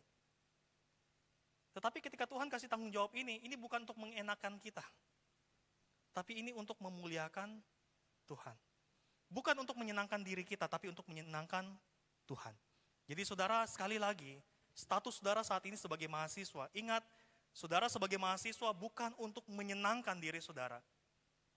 Tapi saudara sebagai mahasiswa teologi untuk menyenangkan Tuhan yang memanggil saudara. Nah, kita akan bahas sedikit. Semoga waktunya cukup ya. Saya biasanya mengajar 2 jam ya. Itu kadang saya berpikir, wah 2 jam itu masih kurang ya. Tapi bersyukur kita dikasih waktu 1,5 jam di sini ya. Jadi saudara jangan khawatir. Kalau misalnya nanti ada pertanyaan, tinggal ditanyakan saja ya. Oke, kita akan belajar pengembangan karakter, tetapi dengan headline bahwa kita akan belajar melalui karunia rohani yang Tuhan berikan bagi kita. Ya. Dengan satu sub, yaitu menjadi hamba Tuhan yang berdampak. Amin. Hamba Tuhan yang berdampak itu bukan hamba Tuhan yang dikenal banyak orang. Saudara harus ingat ini. Hamba Tuhan yang berdampak bukan hamba Tuhan yang dikenal semua orang. Tidak. Hamba Tuhan yang berdampak adalah hamba Tuhan yang membuat orang banyak semakin mengenal Yesus. Saudara mengerti perbedaannya? Kita menjadi hamba Tuhan bukan supaya orang mengenal kita. Tapi kita menjadi hamba Tuhan supaya orang banyak ini mengenal siapa Yesus yang kita wartakan. Itu arti menjadi hamba Tuhan yang berdampak. Jikalau engkau masih berdampak untuk dirimu sendiri, mungkin kita perlu perhatikan motivasi kita, tujuan kita dalam melayani. Apakah tujuan kita melayani ini untuk Tuhan, ataukah untuk diri saya sendiri? Ya. Tujuan materi kita kurang lebih ada beberapa hal, paham hubungan antara karakter dan karunia. Kita akan bahas sedikit tentang karunia nanti. Lalu kita akan mengidentifikasi dasar-dasar karunia secara Alkitab, ya, secara sederhana saja. Lalu kita akan merefleksikan potensi karunia pribadi yang saudara miliki. Pasti saudara punya karunia, minimal 1, ya. Tetapi apakah saudara sadar tidak? Itu masalahnya ya. Kadangkala hal yang biasa kita lakukan itu bukan kita anggap sebagai prioritas ya, karena biasa. Tapi bisa jadi hal yang biasa itu adalah karunia yang Tuhan berikan buat saudara. Nah ini yang kita harus identifikasi. Lalu yang keempat, kita perlu berkomitmen membangun karakter sebagai fondasi pelayanan. Saudara jangan khawatir, nanti materi ini saya akan share kepada saudara. Tapi saudara tolong catat hal yang penting untuk saudara bawa pulang. Ya. Karena banyaknya materi, saudara baca kembali itu beda rasanya ketika saudara mendengar langsung di dalam suatu sesi seminar seperti ini. Ya. Catatlah apa yang perlu saudara catat. Kata orang tua dulu bilang seperti ini, kalau kita mau belajar baik, dimulai dari apa? Mencatat hal yang baik. Saudara hadir di ibadah, mendengarkan khotbah. Mungkin saudara mendengarkan khotbah, wah khotbahnya itu seperti ini ya. Kemana-mana saya tidak fokus. Tapi saudara coba tangkap hal yang baik minimal 1. Catat itu dan bawa pulang. Dan hidupilah itu. Itulah berkat yang Tuhan berikan bagi saudara. Ya. Jadi belajar untuk mencatat ya. Oke. Nah saudara, dalam bagian ini saya mau menyebut saudara ini sebagai elang-elang kecil ya. Kenapa elang-elang kecil ya? Ini bukan bicara tentang usia saudara ya, tidak. Tapi elang-elang kecil itu maksudnya apa? Maksudnya saudara datang ke sini untuk dilatih terbang tinggi dalam panggilan Tuhan. Kita sedang belajar. Jadi STT ini, kampus ini adalah tempat bagi kita untuk melatih diri kita untuk bisa terbang tinggi ya dalam panggilan Tuhan. Nah saudara perhatikan, seekor elang itu bisa terbang tinggi dan stabil dengan menggunakan 2 sayapnya. Betul? Saudara pernah lihat elang? Kalau tidak pernah lihat elang, pernah lihat burung? Burung yang terbang, di kampus ini kan banyak burung kecil ya. Burung-burung kecil itu saudara perhatikan, mereka terbang. Mereka terbang menggunakan berapa sayap? 2 sayap. Bayangkan saudara kalau misalnya 1 sayap saja yang bergerak, kira-kira apa yang terjadi dengan burung itu? Dia bisa jatuh atau dia hanya bisa berputar-putar saja. Betul tidak? Kalau tangan sebelah kirinya ini diam, tangan sebelah kanannya ini kepak-kepak, dia hanya berputar pada porosnya seperti ini. Demikian juga sebaliknya. Karena itu kedua sayap ini harus direntangkan bersama-sama supaya dia bisa terbang cepat lebih tinggi, dan sampai kepada tujuan. Demikian juga dengan sayap kita sebagai orang percaya ya. Ada 2 sayap. Sayap yang pertama, sayap kanan, itu saya sebut sebagai karakter. Artinya apa? Ini berbicara tentang siapa Anda, siapa saudara, ya. Siapa saudara di dalam Tuhan. Saudara sudah tahu siapa diri saudara di dalam Tuhan? Sudah? Sudah atau belum? Saudara tahu tidak? Menurut Tuhan saudara itu siapa? Ada? Ada yang mau kasih jawaban? Manusia Allah. Ada lagi yang lain? Wah, luar biasa, ini kalimat rohani ya. Ada lagi yang lebih praktis. Saudara tahu tidak? Ya. Ya? Anak Allah ya. Anak Allah ya. Ada lagi yang lain? Di mata Tuhan saudara itu dilihat sebagai apa?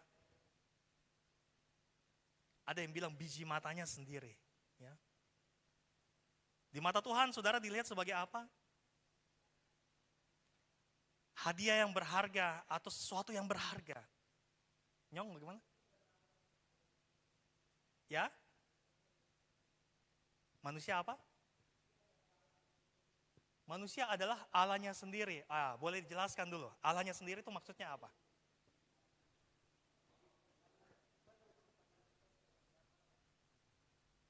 Oke, Tuhan menciptakan kita segambar dan serupa dengan Allah. Tapi pertanyaannya apakah kita Allah?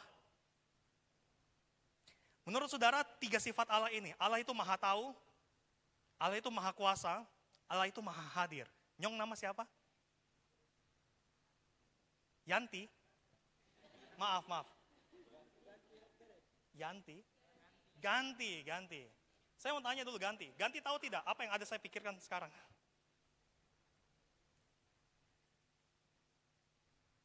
Ganti bisa angkat, angkat apa ya? Angkat speaker ini tidak sendiri, dua speaker ini. Tidak bisa. Ganti bisa ada di tempat ini sekaligus di ruang asrama tidak?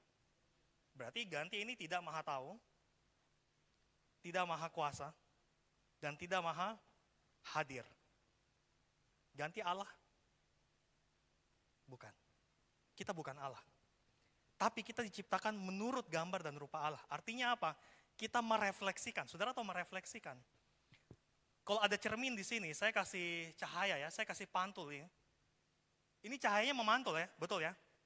Anggaplah itu terpantul ya. Anggaplah ini cermin, saya kasih cahaya gini, dia terpantul. Sekarang pertanyaannya, speaker ini adalah cahaya tidak? Dia hanya memantulkan cahaya. Sebut anak Allah. Kalau anak Allah berarti sifat-sifat Allah itu harus kita miliki, betul tidak? Saudara anak manusia atau anak yang lain?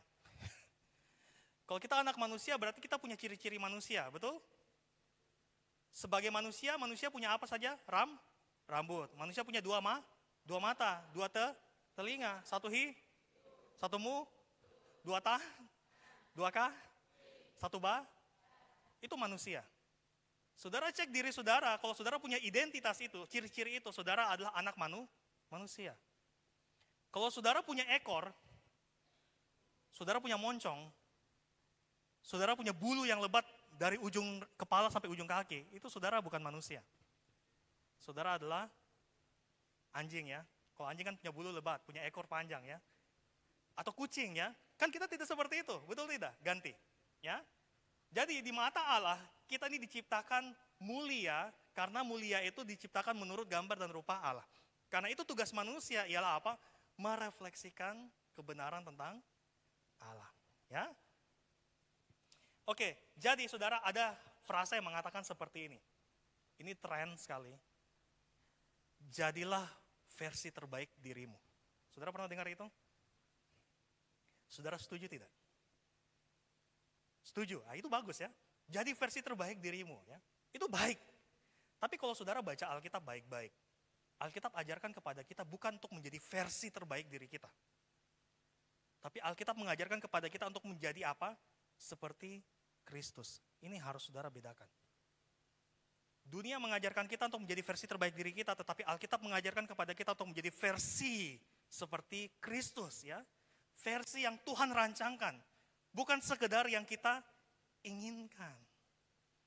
Kalau saudara hanya melihat diri saudara menjadi versi terbaik diri kita, sekarang pertanyaannya standar kebaikan kita itu apa sih?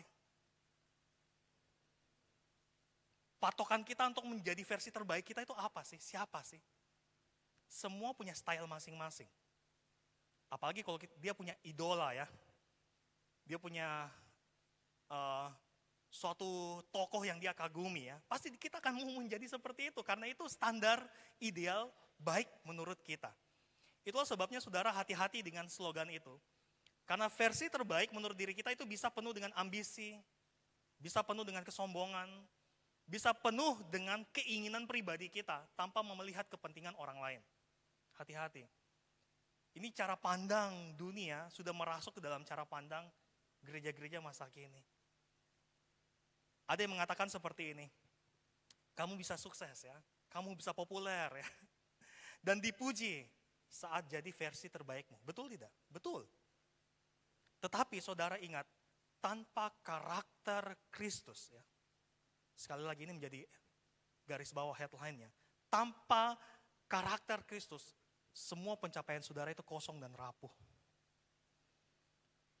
Saudara lihat di dunia saat ini ya, banyak sekali tokoh-tokoh yang mencapai segalanya. Uang itu sudah tidak terhitung. Dia punya kekuasaan ya, dia punya jabatan, dia punya keluarga yang lengkap.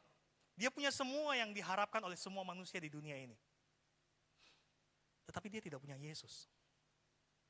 Dia akan terus mencari. Karena ada yang tidak memenuhi hatinya. Ya. Dia akan terus mencari. Karena ada yang tidak memuaskan kehidupannya. Itulah sebabnya orang yang tanpa Kristus akan melihat kekayaan yang banyak itu sesuatu yang kurang. Dia mau lagi. Padahal dia sudah punya banyak sekali. Kenapa? Karena tanpa Kristus semuanya itu kosong dan rapuh. Itulah sebabnya pertanyaan yang perlu kita renungkan, apa gunanya kita menjadi versi terbaik yang diakui dunia, jikalau itu bukan versi yang Tuhan kehendaki. Saudara mau jadi versi yang mana? Versi dunia, menyenangkan banyak orang, supaya orang lain suka kepada saudara, atau saudara mau jadi versi Tuhan, menjaga kehidupan saudara, agar kudus, layak, dan berkenan kepada Tuhan, ya, dan memuliakan Tuhan. Ya. Itu sayap kanan saudara. Sayap kanan bicara tentang apa? Karakter.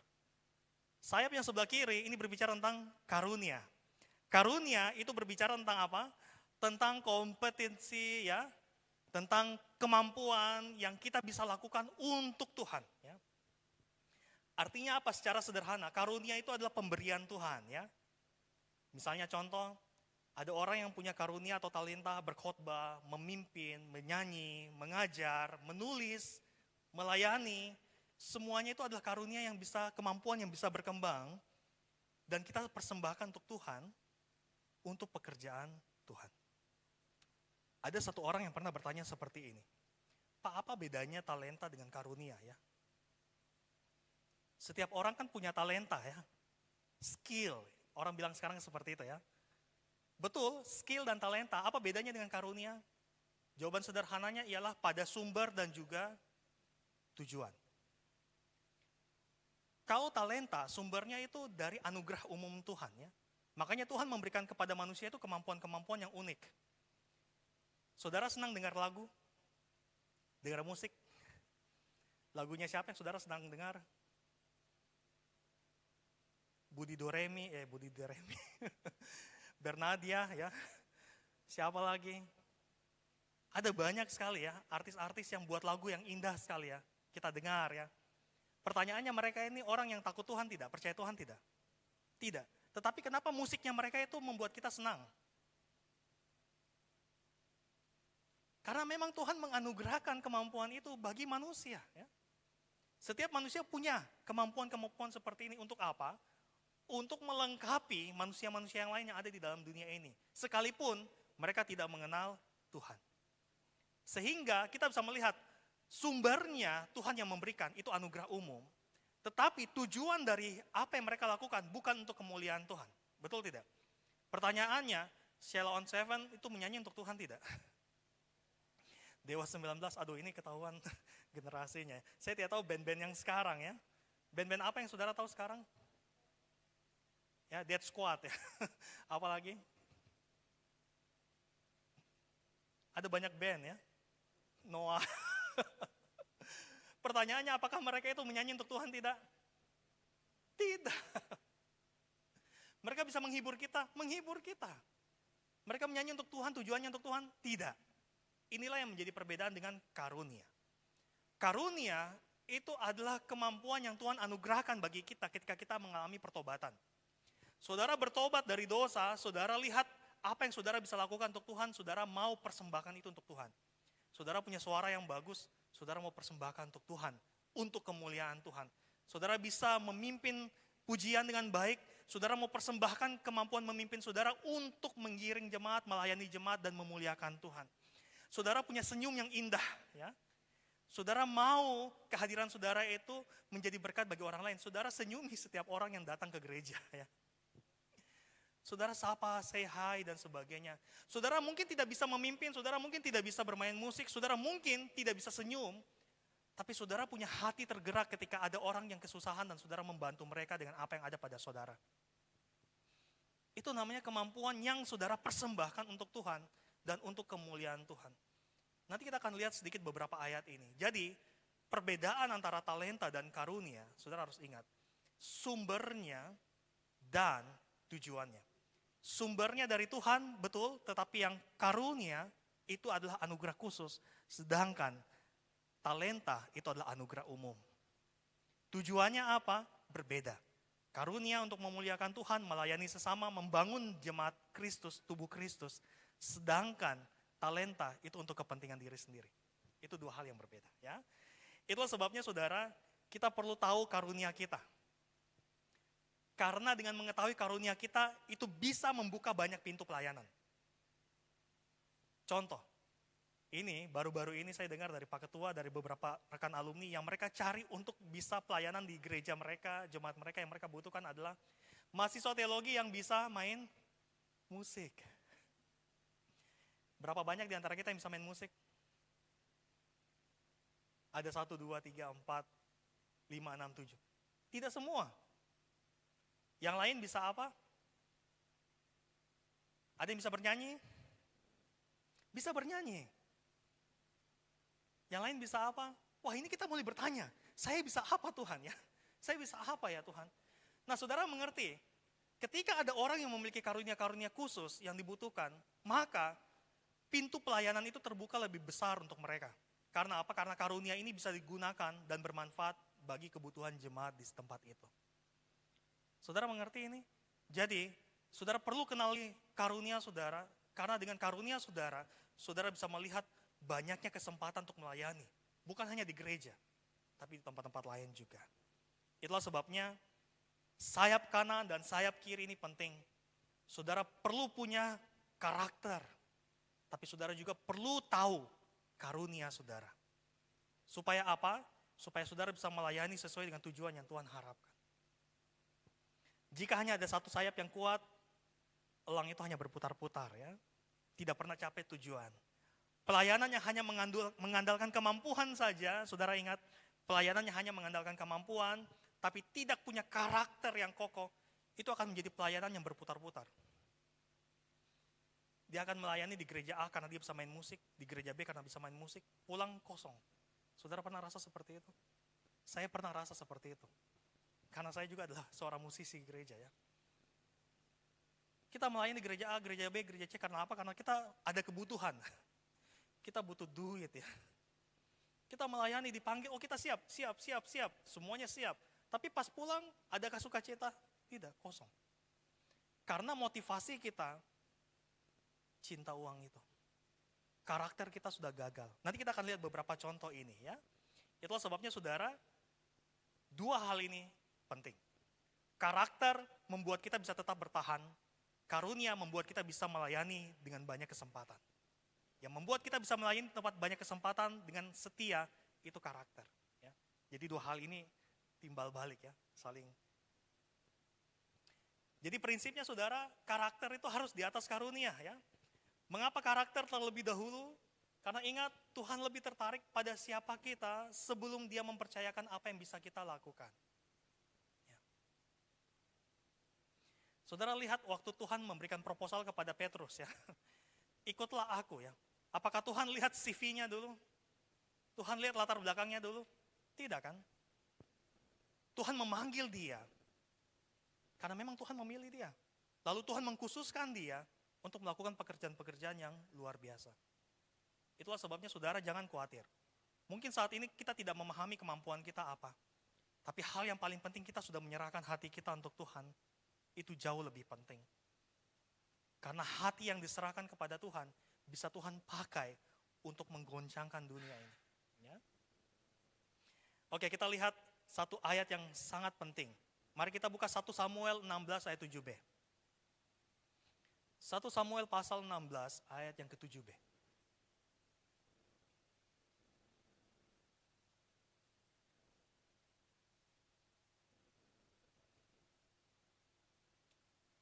Oke, sudah dapat?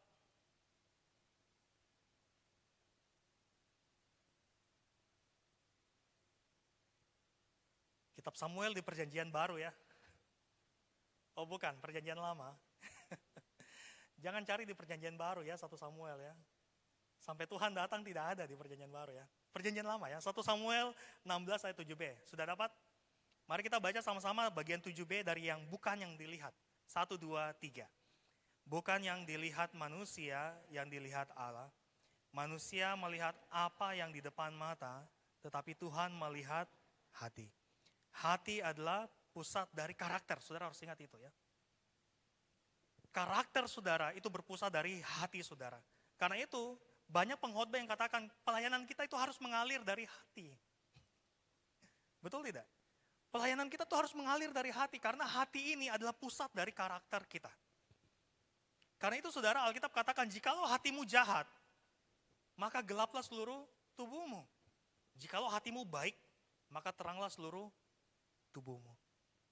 Kita harus betul-betul menyerahkan hati kita ini kepada Tuhan ya. Saudara lihat beberapa contoh di dalam Alkitab. Yang pertama, Raja Saul. Kalau kita baca kisah Saul, Saul itu luar biasa. Gagah, tinggi, ganteng, keren pada waktu itu ya. Dia bisa memimpin, dia bisa mengambil keputusan dan lain sebagainya. Dia punya karunia yang luar biasa, Saul ini. Tetapi apa yang membuat dia gagal? Dia tidak memiliki karakter yang teguh. Dia jatuh karena ketidaktaatan. Dia jatuh karena iri hati. Ya. Dia jatuh karena apa? Karena kesombongan. Saudara ingat, ketidaktaatan, iri hati, kesombongan, itu tanda kegagalan karakter. Saul ini orang dewasa saudara. Jadi jangan saudara berpikir usia itu menjamin karakter saudara itu teguh. Tidak. Bahkan kita yang berusia di atas 30, 40, 50 tahun, kita pun masih belajar. Untuk apa? Untuk bisa memiliki karakter yang Tuhan kehendaki. Jadi pembelajaran karakter itu pembelajaran seumur hidup saudara. Kita tidak akan pernah bisa sempurna dalam karakter sampai Tuhan datang yang kedua kali. Karena itu kita harus terus belajar. Contoh yang kedua, kita belajar tentang Yudas ya. Saudara tahu Yudas? Ada yang namanya Yudas di sini? Sampai hari ini saya belum pernah dapat mahasiswa yang namanya Yudas. Apalagi ada Iskariot lagi. Waduh, pada Yudas itu namanya bagus sekali ya. Mirip dengan nama Yehuda. Mirip dengan nama Yosua. Memiliki arti yang mirip-mirip ya. Tetapi mengapa banyak orang tua sekarang tidak mau kasih nama anaknya Yudas? Saudara tahu? Kalau Saul ini kan masih ada yang kasih nama ya. Ada yang namanya Saul. Tapi kalau namanya Yudas, ada yang kasih nama tidak? Ada kemenakan saudara yang namanya Yudas? Kan tidak. Mengapa? Karena kita tahu sejarah hidup Yudas ini di dalam Alkitab. Yudas ini diurapi Tuhan. Dia dipanggil oleh Tuhan, dipilih langsung oleh Yesus. Menjadi 12 rasul. Tetapi apa? Dia jatuh karena apa? Karena cinta uang dan pengkhianatan. Saudara tahu? Cinta uang dan berkhianat itu kegagalan karakter. Alkitab tidak pernah mempersalahkan uang. Uang tidak salah. Pelayanan butuh uang, betul tidak? Saudara datang ke sini pakai uang tidak? Pakai toh. Beli tiket kan harus ada uang. Bayar biaya kuliah kan pakai uang. Omong kosong kalau dibilang pelayanan itu tidak butuh uang. Butuh uang, saudara. Tapi Alkitab mengajarkan kepada kita untuk tidak cinta uang. Yudas jatuh karena dia lebih cinta uang daripada cinta Yesus. Itu kegagalan karakter. Karena itu saudara hati-hati. Mungkin saudara terpilih di sini dari banyaknya orang yang mendaftar atau banyaknya orang yang sedang bergumul dengan panggilan. Tapi hal yang paling penting saudara harus ingat, karakter saudara dalam Tuhan itu jangan sampai gagal. Terakhir kalau kita lihat jemaat Korintus. Jemaat Korintus ini bisa mengangkat kita melihat, wah ini luar biasa, jemaat yang penuh dengan karunia ya. Kalau kita belajar tentang karunia kan jemaat Korintus selalu menjadi kiblat ya. Ini jemaat yang luar biasa, tidak ada karunia yang tidak mereka miliki, semua mereka miliki. Tetapi yang jadi masalah, Paulus menegur mereka oleh karena terjadi perpecahan di dalam jemaat. Jemaat ini dibagi menjadi 4, ada yang mau menjadi pengikutnya Petrus, ada yang mau menjadi pengikutnya Paulus, ada yang menjadi pengikutnya Yesus, ada yang menjadi pengikutnya Apolos dan lain sebagainya. Mereka terpecah padahal mereka punya karunia. Saudara ingat yang tadi saya sampaikan, karunia tujuannya adalah apa? Melayani dan membangun tubuh Kristus. Jadi jikalau kita tidak menggunakan karunia dengan tujuan yang semestinya, maka konsekuensinya seperti jemaat Korintus. Saudara bisa punya banyak karunia tapi saudara sombong. Saudara bisa punya karunia tapi saudara tidak punya kasih. Saudara bisa punya karunia tetapi saudara apa? Iri hati dengan orang lain. Saya kadang bingung ya saudara. Ketika ada seorang pemuda yang datang, dia sharing, Kak saya tuh merasa seperti ini. Tapi kenapa selalu dia yang dikasih banyak kesempatan ya? Saya merasa saya bisa melakukan ini. Tapi kenapa dia terus yang dikasih kesempatan, bukan saya? Nah saudara hati-hati. Ketika kita mulai membanding-bandingkan karunia yang kita miliki dengan karunia yang orang lain miliki, kesombongan bisa masuk di situ. Iri hati itu menunjukkan bahwa kita sesungguhnya merasa diri lebih penting daripada orang lain. Saudara hati-hati, jangan pernah merasa diri kita tuh dibutuhkan ya. Rasalah dirimu ini karena anugerah Tuhan saudara dipakai ya. Karena kemurahan Tuhan saudara bisa melayani. Ini yang harus kita ingat. Jemaat Korintus, mereka pecah karena apa? Mereka tidak punya kasih. Jadi poin intinya saudara, karunia bisa mengangkat kita ke atas, tapi ingat karakterlah yang menjaga kita tetap di atas. Karunia mungkin memulai pelayanan kita, tetapi ingat sekali lagi hanya karakter yang akan menyelesaikannya dengan setia. Jangan anggap remeh karakter saudara. Karunia bisa memberikan kita panggung ya. Saya berdiri di sini karena saya punya karunia. Tidak mungkin orang yang tidak bisa mengajar yang dipercayakan untuk mengajar di sini. Karena punya karunia. Karunia bisa memberikan kita panggung, tapi sekali lagi saudara ingat, karakterlah yang menentukan apakah kita ini pantas berdiri di sini atau tidak. Jadi karakter itu penting. Beberapa contoh saya mau kasih buat saudara. Saudara di gereja ada seorang pemuda yang sangat berbakat memimpin pujian. Suaranya merdu, penampilannya bagus sekali ya. Banyak jemaat yang terberkati setiap minggu karena si pemuda ini yang memimpin worship leader pada saat itu. Tetapi di balik itu semua, pemuda ini tidak mau dikoreksi. Dia sulit diajak kerjasama. Dia selalu merasa dirinya penting di dalam tim ini. Bahkan dia datang itu tidak tepat waktu, itu juga suka-suka dia ya. Kan dia merasa dia dibutuhkan. Lihat saudara, meskipun karunia luar biasa, tetapi dia mulai menimbulkan konflik dalam pelayanan. Dia kehilangan kepercayaan, akhirnya kehilangan pelayanan. Ingat, karunia mengangkat dia ke depan, tetapi kurangnya karakter membuat dia tidak bisa bertahan di sana. Ada contoh yang kedua juga. Ada teman saya ya, seorang pemuda. Muda ya. Pemuda-muda yang dikenal karena khotbahnya yang luar biasa. Dia khotbah berapi-api ya. Bahkan juga penuh dengan pewahyuan ya. Inspirasi, kita mendapatkan banyak insight. Undangan itu mengalir dari mana saja saudara. Dia hari ini khotbah di sini, minggu depan dia bisa khotbah di gereja yang lain. Undangannya full sekali. Ini anak luar biasa sekali.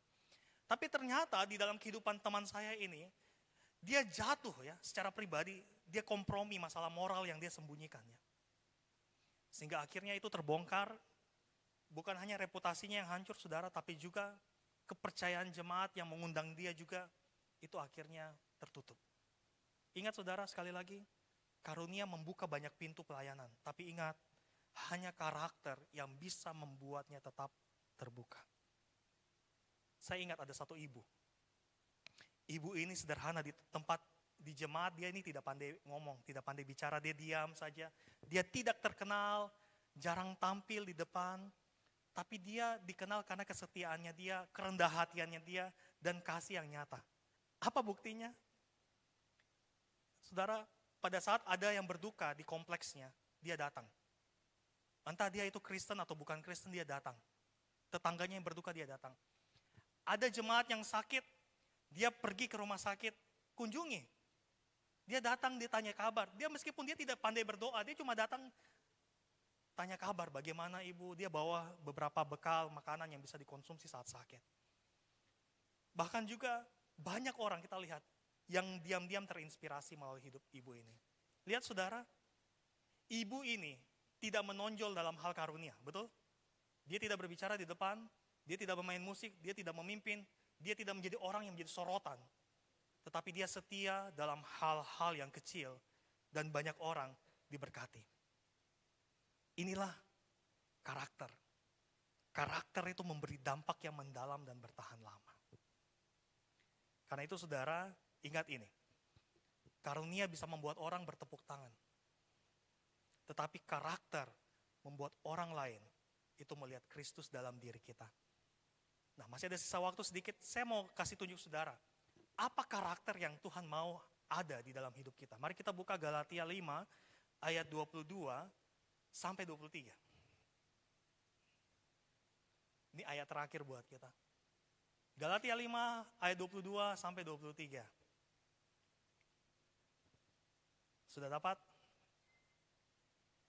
Kitab Galatia perjanjian lama atau perjanjian baru? Oke, kalau sudah dapat, mari kita baca sama-sama Galatia 5 ayat 22 sampai 23. Kalau ada yang sudah hafal, hafal lah ya. 1, 2, 3. Tetapi buah roh ialah kasih, sukacita, damai sejahtera, kesabaran, kemurahan, kebaikan, kesetiaan, kelemah lembutan, penguasaan diri. Kita baca sekali lagi, 1, 2, 3. Tetapi buah roh ialah kasih, sukacita, damai sejahtera, kesabaran, kemurahan, kebaikan, kesetiaan, kelemah lembutan, penguasaan diri. Baca sekali lagi sambil kita hafal ya. 1, 2, 3. Tetapi buah roh ialah kasih, sukacita, damai sejahtera, kesabaran,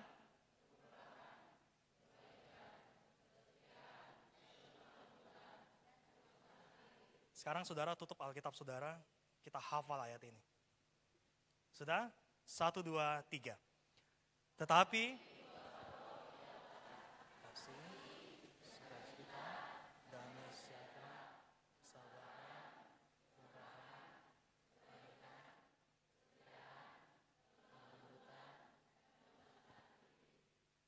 amin. Jadi saudara, inilah karakter yang Tuhan mau kita hasilkan. Kasih, sukacita, damai sejahtera, kesabaran, kemurahan, kebaikan, kesetiaan, kelemah lembutan, penguasaan diri. Ingat, Alkitab tidak mengatakan buah-buah roh, tapi Alkitab hanya mengatakan buah roh. Artinya di dalam satu buah ini ada 9 rasa ini. Saudara tidak bisa memilih saya mau pilih kasih saja daripada kesetiaan. Tidak. Karena orang yang setia itu berdasarkan apa? Kasih. Oh tidak, saya mau pilih penguasaan diri saja, saya tidak mau kasih ya. Saudara tidak bisa juga. Saudara menguasai diri, motifnya apa? Harus kasih. Oh saya mau pilih kesetiaan saja. Kalau kesabaran tidak ya. Tapi saudara, orang yang setia itu adalah orang yang sabar. Jadi ini adalah satu paket yang saudara bisa miliki jikalau saudara memiliki hubungan dengan Kristus. Catat ini baik-baik. Orang yang tidak memiliki hubungan yang dekat dengan Kristus, sulit bagi dia untuk menghasilkan buah roh ini.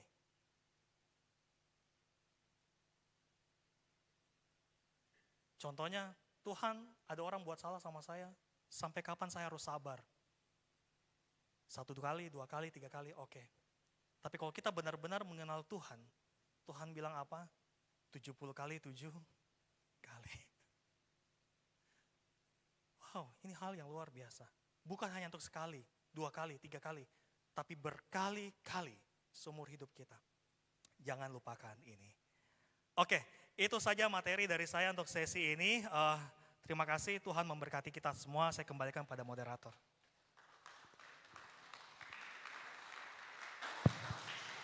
Oke, baik. Terima kasih Pak Aldo untuk pemaparan materinya. Sebelum kita ke sesi berikut tentang tes karunia roh ya, saya memberikan kesempatan kepada adik-adik, mungkin ada yang mau bertanya. Yang dari tadi sama sekali belum bertanya, kalau yang sudah gantian dulu.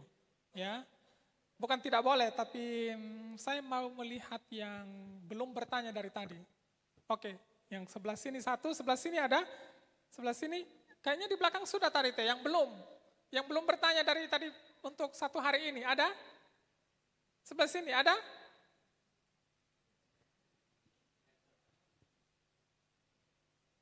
Satu, oke.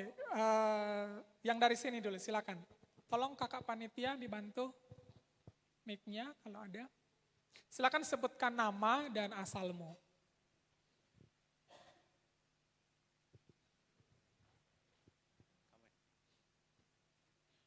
Yang depan, tabe kamar. Cek. Oke, shalom, selamat siang semuanya. Perkenalkan nama saya Adel, saya dari Gugus 7 dan setelah mendengar sesi ada hal yang mau saya tanyakan kepada Bapak tentang menjaga karakter di dunia sekarang ini, terlebih lagi di zaman anak muda sekarang, terlalu banyak seperti godaan yang seperti mendoktrin pikiran anak-anak muda zaman sekarang kalau menjaga karakter sekarang itu kayak tidak modern maksudnya tidak zaman karena kadang menjaga karakter di dunia yang jahat ini terlalu banyak anak-anak muda bilang, Dede Mas, masa kalian masih bertahan dengan kebaikan, nikmati mila masa mudanya kalian, nikmati masa-masa yang masih kalian bisa rasakan sekarang ini, dan bagaimana tips dari Bapak untuk mengingatkan kami semua untuk tetap kuat menjaga karakter kami dalam dunia yang bisa dibilang dunia yang jahat ini. Terima kasih. Oke, baik. Terima kasih pertanyaannya Pak Adel. Jadi saya mempertajam sedikit ya. Memang tren sekarang itu kalau saudara dengar slogan, ada istilah yang populer, my body, my rules. Ya. Jadi tubuh saya, hak saya mau digunakan untuk apa? Diri saya, terserah saya mau jadi apa. Nah, kira-kira khusus untuk kita mahasiswa teologi nih Pak, tips apa dari Bapak supaya seperti yang disampaikan tadi, kita tetap dapat mencerminkan Kristus. Jadi begitu orang melihat Adel, orang melihat karakter Kristus di Adel. Silakan Pak. Baik, terima kasih, ini pertanyaan yang bagus sekali ya. Pertama, ini adalah hal yang mustahil ya, mustahil dalam arti untuk kita bisa berpikir dengan kekuatan kita, oh saya mampu atau tidak ya. Tetapi di banyak situasi dan contoh dalam Alkitab itu banyak memberikan kita teladan ya. Contohnya ialah pertama seperti contoh Yusuf ya. Yusuf itu dia menjaga dirinya ya. Meskipun ada orang yang memfitnah dia, ada saudara-saudaranya yang menganggap dia itu tidak ada, bahkan menjual dia, bahkan orang tuanya juga yang bersalah paham dengan dia. Dia punya banyak sebenarnya kalau bisa dibilang trauma-trauma ya. Tetapi dia membiarkan Tuhan untuk terus mengisi kehidupannya dia. Kemudian kisahnya Daniel juga ya. Daniel, Sadrak, Mesak, dan Abednego. Itu juga hal yang luar biasa. Itu juga menjadi prinsip kita saat ini. Ketika orang lain itu berkata ya terhadap tawaran dunia, mereka katakan tidak.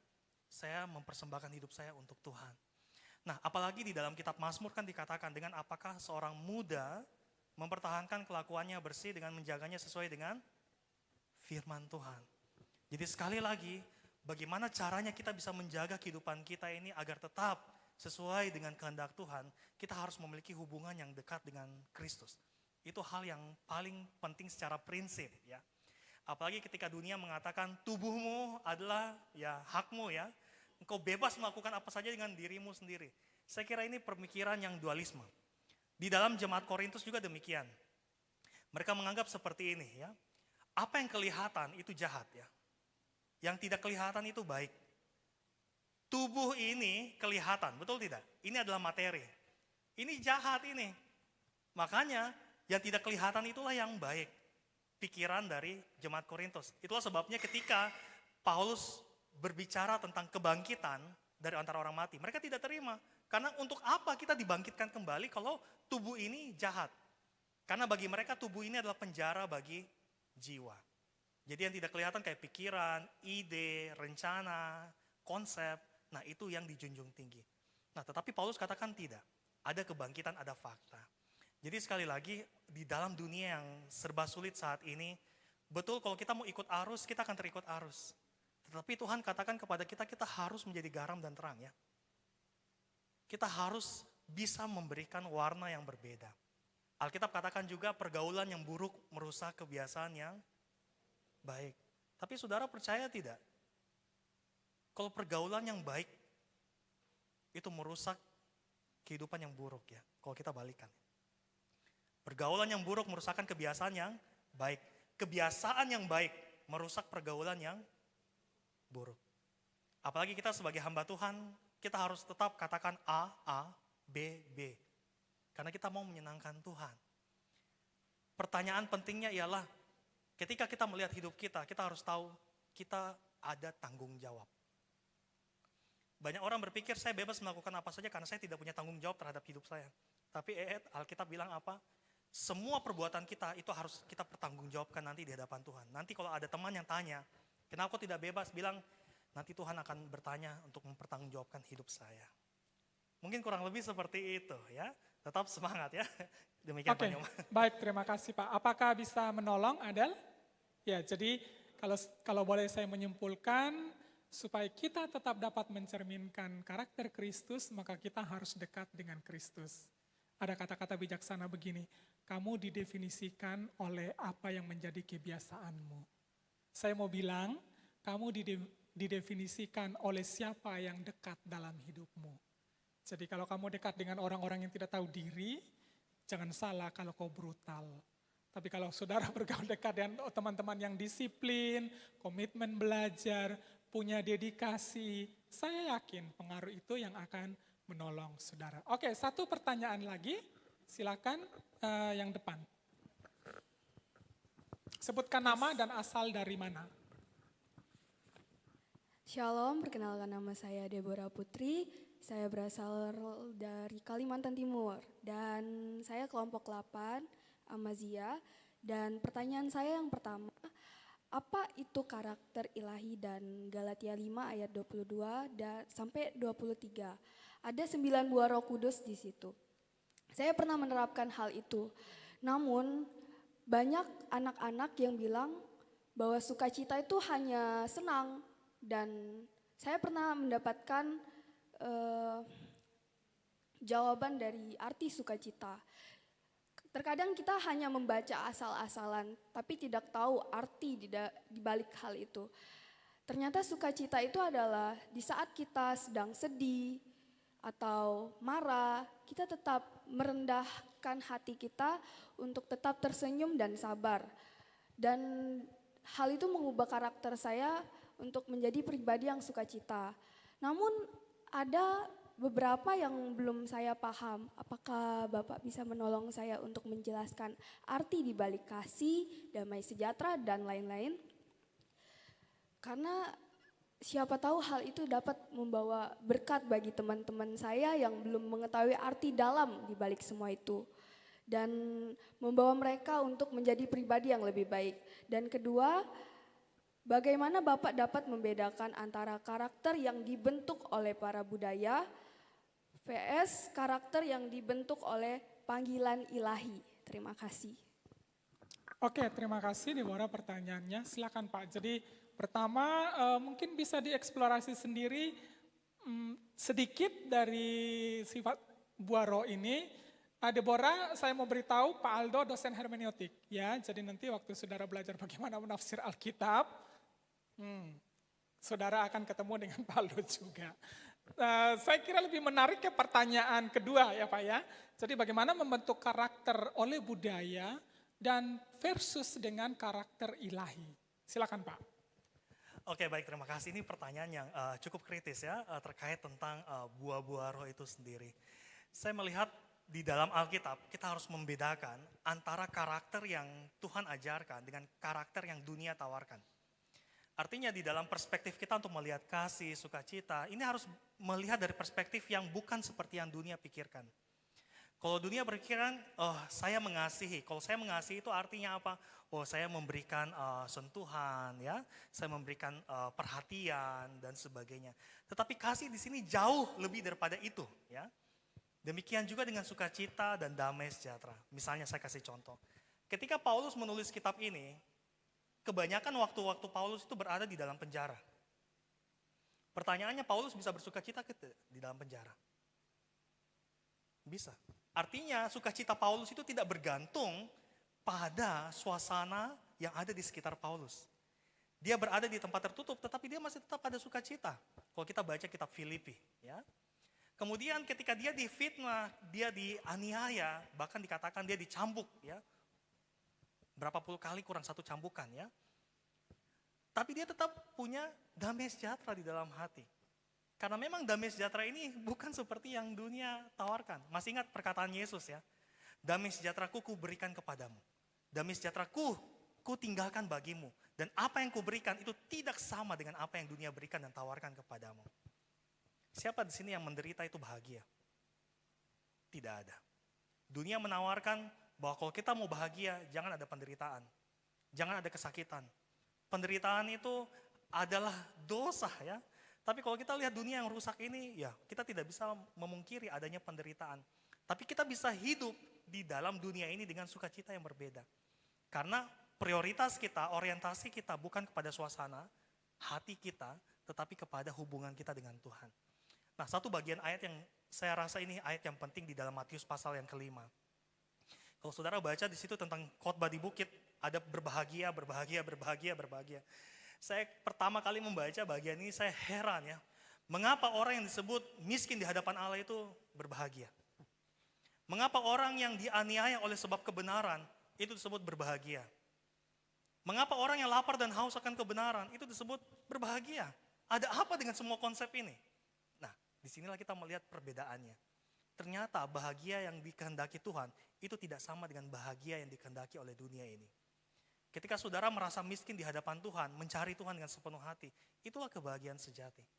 Ketika saudara bisa berdiri tegar, sekalipun iman saudara ini dipertanggungjawabkan kepada oknum-oknum yang saat ini melakukan tindakan yang tidak mengenakan. Saudara lihat berita baru-baru ini, ada banyak gereja yang kemudian dibongkar paksa, ada sekolah, tempat anak kecil, mereka belajar di daerah Sumatera sana, itu juga dipersekusi. Ya. Tapi orang percaya meninggalkan imannya? Tidak. Malah semakin kuat. Malah di situ mereka bisa bersaksi untuk memberikan pengampunan bagi para pelaku. Inilah kebahagiaan yang berbeda. Jadi kalau kita mau bilang ini tidak masuk akal, memang tidak masuk akal.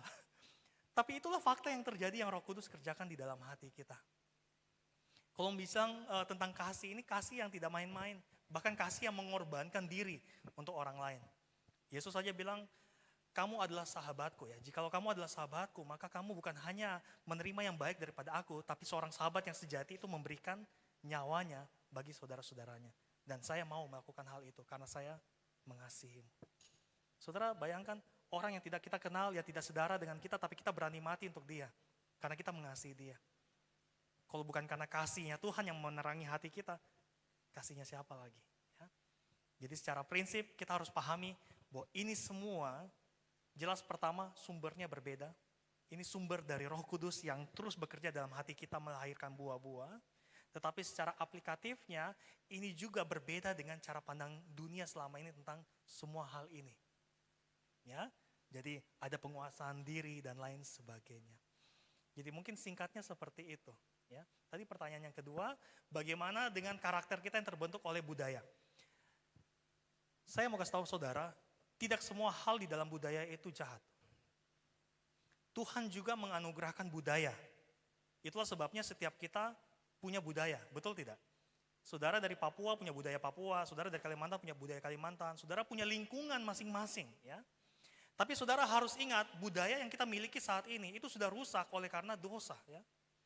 Artinya apa? Apa yang dipikir oleh manusia itu baik, benar, itu belum tentu baik dan benar menurut Alkitab. Itulah sebabnya kita perlu kembali mensortir dan melihat semua kebaikan yang selama ini saya miliki. Apakah ini kebaikan menurut kehendak Tuhan? Tidak. Dari kacamata Alkitab. Apa yang baik dan benar kita pertahankan. Tapi apa yang tidak sesuai dengan kebenaran firman Tuhan, kita tinggalkan. Saya kasih contoh. Di dalam budaya, ada satu budaya yang istilahnya dia harus mengorbankan anaknya sendiri ya. Mungkin terlalu ekstrim.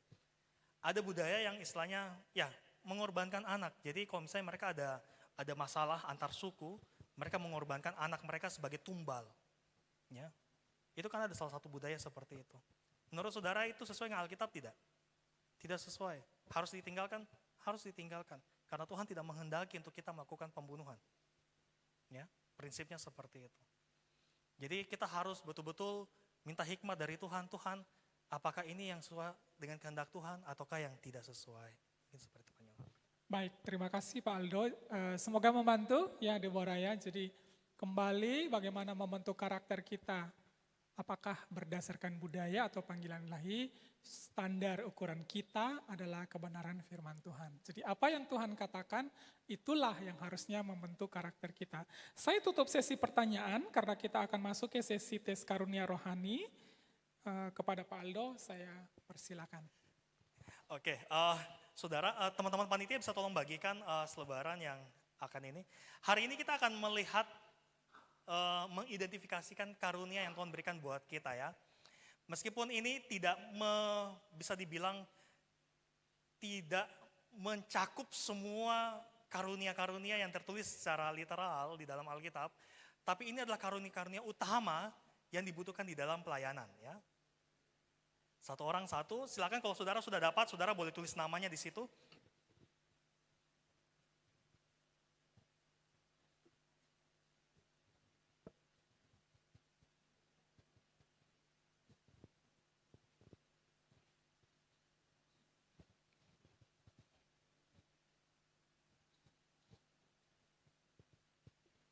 Nanti bagi saudara-saudari yang mungkin masih punya pertanyaan, saya dengan senang hati mau menjawab ya. Saudara nanti tulis saja di kertas ya, pertanyaan saudara, nanti saudara kasih kakak panitia di belakang. Nanti kalau misalnya kita ada waktu, nanti kita akan diskusi ya. Oke, ada yang belum dapat boleh angkat tangan. Yang kakak-kakak di belakang juga yang panitia kalau mau ikut juga tidak apa-apa ya. Ini hal yang baik. Oke, jadi kita akan melihat untuk menemukan potensi diri kita melalui tes karunia rohani ini ya. Jadi saya mau kasih beberapa tujuan dan juga beberapa disclaimer ya. Supaya saudara mengerti bahwa tes ini bukanlah tes yang 100% absolut ya. Artinya ini dalam progresif ya. Saudara mungkin hanya melihat satu tetapi ternyata nanti dalam perkembangannya Tuhan tambahkan ya. Maksudnya seperti itu. Oke, yang pertama tujuannya adalah untuk memberikan saudara alat praktis. Ini alat praktis saja sebagai langkah awal. Ingat ini langkah awal, bukan langkah akhir. Langkah awal ya. Karena ini langkah awal saudara kenal diri saudara, saudara tahu karunia saudara. Nanti langkah akhirnya bagaimana? Itu nanti saudara berproses dengan Tuhan ya. Yang kedua ini untuk membekali saudara dengan cara yang bijak dan Alkitab untuk melihat hasil tesnya ya. Dan juga saudara bisa memvalidasi hasil tes ini ya. Nah, saya mau kasih disclaimer. Pertama, ingat saudara, tes ini bukan ramalan mistis ya atau penentu nasib saudara. Yang menentukan nasib kita itu hanya Tuhan ya. Jadi saudara jangan pikir, aduh Bapak ini bagaimana ya. Semuanya ini tesnya sama. Hitungannya semua rendah. Tidak saudara, ini bukan penentu nasib saudara. Apakah karena hitungannya rendah, maka saya ini tidak berkenan kepada Tuhan, nasib saya buruk? Tidak ya, kita tidak seperti itu. Yang kedua, tes ini bukan firman Tuhan ya. Sekali lagi, ini hanya alat bantu. Firman Tuhan tidak bisa salah, tes ini bisa salah. Yang tiga, ini yang tadi saya bilang, tes ini seperti alat bantu. Seperti cermin, saudara datang ke sini bercermin tidak? Bercermin ya, saat ini kalau kita tidak punya cermin, waduh. Ya, mungkin kita tidak memperhatikan penampilan kita. Jadi ini adalah cermin ya. Untuk apa? Untuk melihat kecenderungan kita, minat kita, pengalaman yang Tuhan sudah berikan bagi kita. Jadi sekali lagi, mari kita baca kalimat ini sama-sama, 1, 2, 3. Hasil tes ini adalah titik awal, bukan titik akhir dari perjalanan kita menemukan dan mengembangkan karunia. Oke, kita sudah berdoa tadi, nanti saudara berdoa dalam hati saja ya. Yang kedua, kita harus jujur. Ya. Saudara harus jujur berdasarkan pengalaman dan perasaan. Bukan berdasarkan saya mau menjadi seperti itu, tidak. Kalau kita belum sampai di tahap seperti itu, jangan saudara paksakan diri saudara. Jujurlah kepada hati saudara ya. Yang ketiga, saudara harus terbuka ya. Mungkin nanti tes ini menunjukkan hal-hal yang tidak saudara duga. Wah Tuhan, saya ini orangnya pelit ya, seke ya. Tapi kenapa karunia saya tuh karunia memberi? Nah mungkin Tuhan sedang memproses saudara ya. Ya ini jadi saudara jangan kaget. Kita harus terbuka dengan hal-hal yang mungkin tidak sesuai dengan, mungkin tiba-tiba hasilnya tidak sesuai dengan kita punya ekspektasi. Ketiga, yang keempat, ingat saudara jangan membatasi Tuhan. Tuhan bisa saja memberikan karunia baru buat saudara. Atau mengembangkan karunia yang saat ini masih terpendam ya. Jadi sekali lagi tes ini hanya memotret saja. Oke, ini kuesionernya saudara nanti berikan nomor saja. Antara 0 sampai 4. 0 itu tidak sesuai, 1 sedikit sesuai, 2 cukup sesuai, 3 sesuai, 4 sangat sesuai. Oke, paham? Jadi ada 27 soal, 1 nomor, saudara tinggal tulis saja 0 atau 1 atau 2 berdasarkan kesesuaian dengan perasaan pengalaman saudara ya. Oke, siap. Kita mulai dengan nomor 1. Saya suka mengatur orang, saya suka mengatur tugas dan sumber daya untuk mencapai tujuan bersama. Silakan saudara berikan.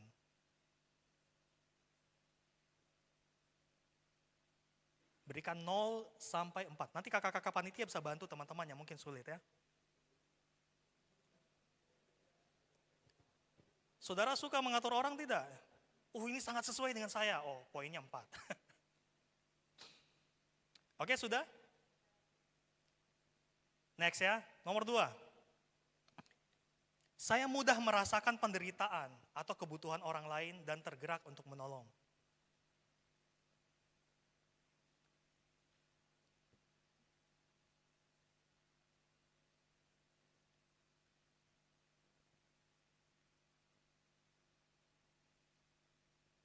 Oke, sudah? Nomor 3. Saya menikmati proses belajar dan menjelaskan kebenaran Alkitab secara sistematis. Ya. Saya suka belajar Alkitab, saya suka menjelaskan juga kebenaran Alkitab secara rapi, tertata ya.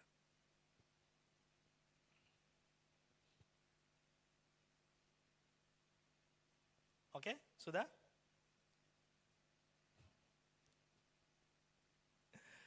Saudara jawabnya sesuai, sangat sesuai, cukup sesuai, sedikit sesuai, tidak sesuai, tidak apa-apa ya. Tidak ada yang marah saudara di sini ya.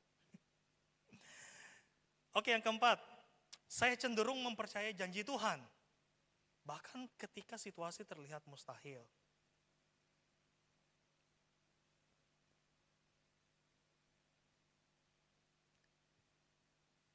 Saya sakit, sudah minum obat, tapi tidak sembuh-sembuh.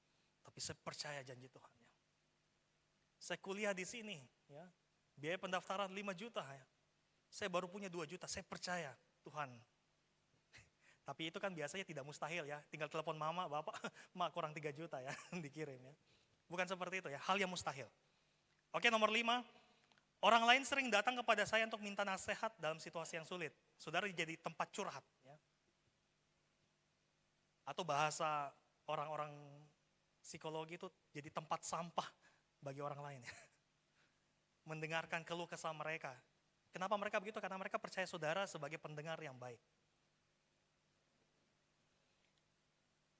Oke, 0 sampai 4 saja. Sudah? Nomor 6.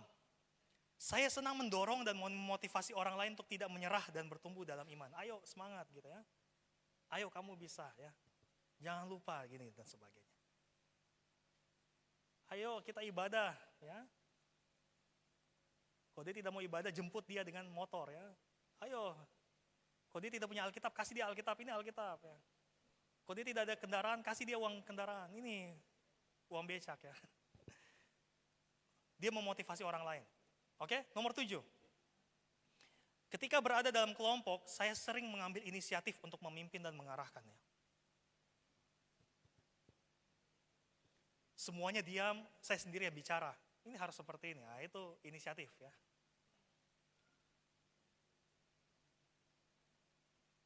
Oke, jangan pikir lama-lama ya, saudara kasih 0 sampai 4 saja. Nomor 8, saya merasa puas ketika bisa membantu meringankan beban orang lain melalui tindakan nyata. Saya lihat teman saya belum makan Indomie, saya tawarkan Indomie, dia makan, saya punya Indomie, saya senang meskipun saya belum makan.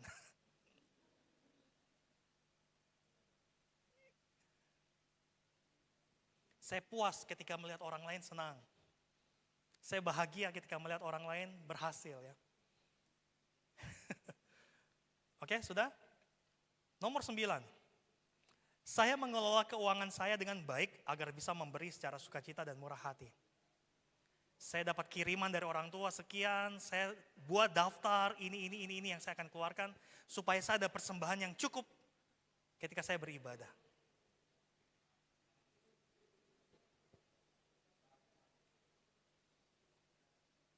Oke? Sudah? Nomor 10. Saya bisa melihat sebuah proyek dari awal sampai akhir. Saya memastikan semua detail berjalan lancar. Ketika saya dipercayakan jadi panitia, saya tahu ini panitia ini untuk panitia Natal ya. Saya akan bagi tugas gini dan sebagainya. Saya mau perhatikan semua detail, dekorasi, kamar mandi, tempat duduk, bahkan pembicara yang akan datang, saya pastikan tempat hotelnya di mana dan sebagainya. Saya melihat semua dan saya pastikan itu berjalan lancar. Kalau itu saudara kasih nilai diri saudara ya. Nomor 11, saya sering merasa sakit secara emosional ketika melihat orang lain terluka. Ya. Wah, kalau ada teman yang curhat, saya ikut juga menangis di situ ya. Ada teman yang sakit, saya juga ikut rasa sakit ya. Tangan teman saya terluka yang sebelah kanan, tangan kanan saya juga sakit ya. Oke, sudah? Nomor 12. Saya bersemangat ketika menemukan sebuah kebenaran baru dari Alkitab. Wah, ini hal yang baru. Saya mau share ini, saya mau bagikan ini ya. Wah, ini hal yang bagus ya. Saya mau bagikan ini ya. Oke, sudah? Nomor 13. Saya tidak mudah goyah oleh rintangan karena yakin Tuhan akan menyediakan jalan keluar. Saya tidak ragu. Biar teman saya bicara seperti itu, saya tetap yakin ya. Biar saya tidak dapat restu untuk melakukan pelayanan sebagai hamba Tuhan, saya tetap yakin ya. Tidak goyah karena Tuhan yang manggil saya ya. 14. Saya sering dapat melihat akar masalah dari sebuah situasi yang kompleks. Wah, ini ada masalah ini. Tapi saya tahu ini akarnya dari mana ya. Saya tahu itu. Kenapa si teman saya ini tidak suka sama si teman B ini? Oh, ternyata ada si ini. Saya tahu itu ya. Oke, sudah? 15. Saya tahu cara menyampaikan kebenaran yang sulit dengan cara yang menguatkan bukan menjatuhkan. Ya. Saya tahu ini sulit, tapi saya mencoba untuk menguatkan ya. Bukan untuk menjatuhkan orang lain. Oke, next. 16. Saya punya visi untuk masa depan. Ya. Saya dapat menginspirasi orang lain untuk bekerja bersama mencapai visi itu. Ya.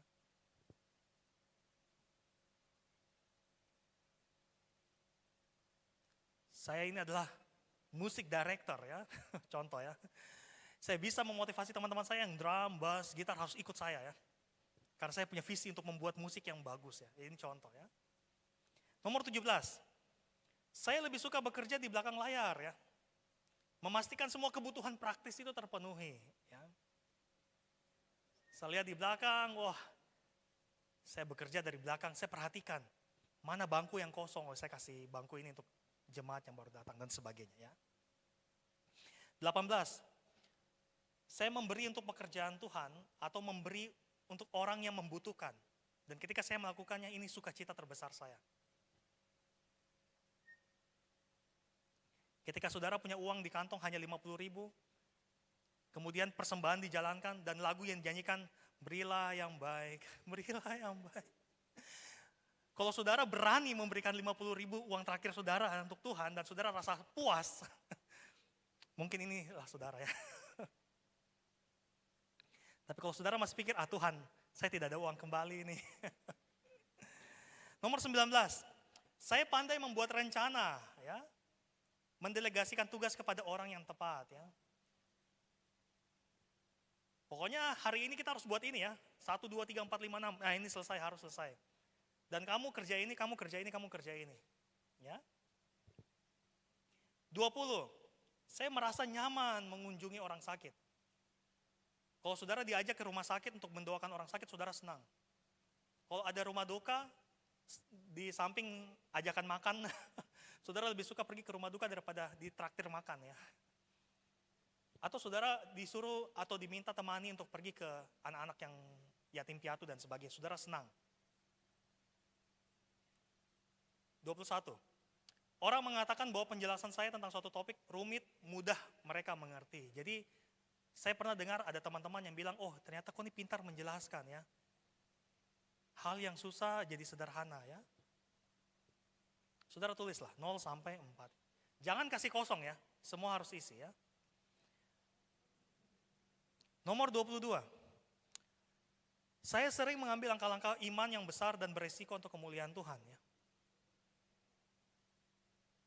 Termasuk saudara kuliah di sini, kalau ini beresiko bagi kehidupan saudara, kenyamanan saudara, ya ini langkah besar yang saudara ambil. Saudara ditawarkan untuk kuliah di tempat yang besar, ditawarkan pekerjaan yang luar biasa, tapi saudara memilih jadi hamba Tuhan, ini. 23, saya mampu memberikan solusi yang bijak dan praktis untuk masalah yang dihadapi orang lain. Ada teman datang curhat, saya bisa kasih solusi yang baik dan benar ya. Ada kawan yang datang, ya, dia cerita, dia curhat, janganlah curhat itu lagi ya, kita main saja ya. Kalau saudara adalah orang ini ya, saudara nilailah diri saudara.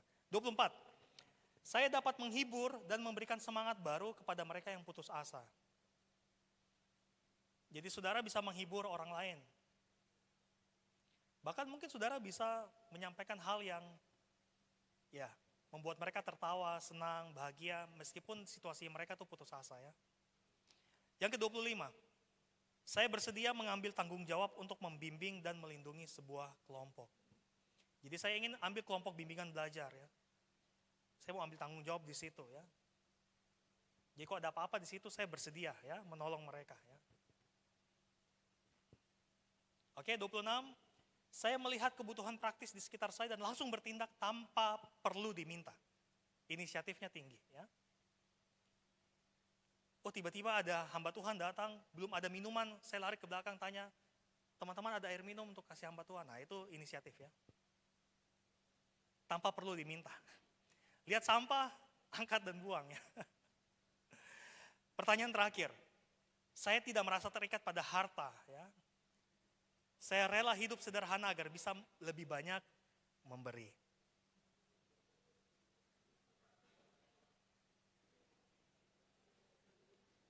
Oke, sudah semua? Oke, sekarang setelah saudara sudah melakukan semuanya, saudara tolong jumlahkan. Misalnya contoh ya, 4, 3, 2. Nomor 1, nomor 10, dan nomor 19, saudara jumlahkan dan total skornya saudara tulis di sini. Nanti teman-teman kakak-kakak panitia bisa bantu adik-adik untuk mengarahkan ya.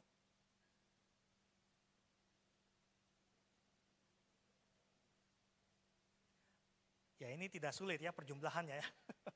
4 tambah 3 tambah 2 ya. 9 gitu ya. 1 tambah 2, 3. 3 tambah 3, 6 ya. Saudara buat semua ya, sudah? Ada 9 total skor di sini. Kalau saudara sudah membuat, maka saudara tandai mana yang urutan nomor 1 paling tinggi, 2 paling rendah, 3 paling rendah berikutnya. Urutan 1, 2, 3 dari total skor. Skornya sama berarti 2 dan 3 ya. Bisa salah satu.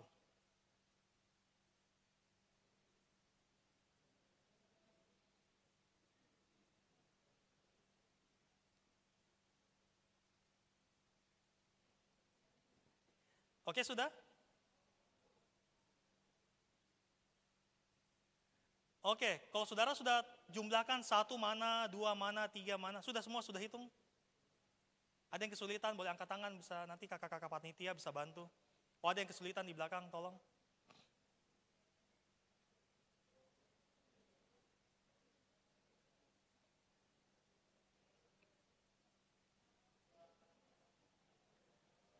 Oke, semua sudah. Nah, ketika saudara sudah dapat, ada yang nomor 1, nomor 2, nomor 3 sudah? 3 saja ya. Nah, setelah saudara dapat nomornya, maka yang bagian pertama, kalau misalnya yang paling tinggi adalah bagian nomor 1 ini, maka itu adalah karunia administrasi ya. Nanti saya akan jelaskan apa maksudnya. Ada yang nomor 1 di sini? Ada yang nomor 1 total skornya paling tinggi? Ada? Tidak. Ada yang kemurahan? Ada beberapa. Ada yang pengajaran? Ada. Ada yang iman paling tinggi? Ada. Ada yang hikmat paling tinggi? Ada. Ada yang menasihati paling tinggi? Ada. Ada yang kepemimpinan paling tinggi? Ada ya. Ada yang melayani paling tinggi? Ada. Ada yang memberi? Ada yang tidak ada? Oh, kakak Moses bisa bantu yang di sebelah ini. Siapa yang mengalami kesulitan?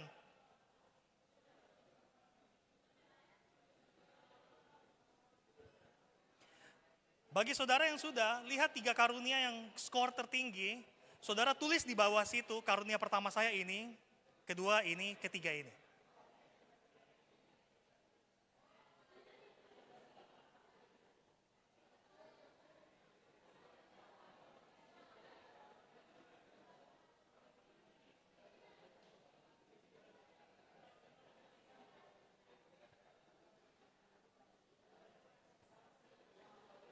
Tolong kalau misalnya mengalami kesulitan, angkat tangan ya, nanti dibantu.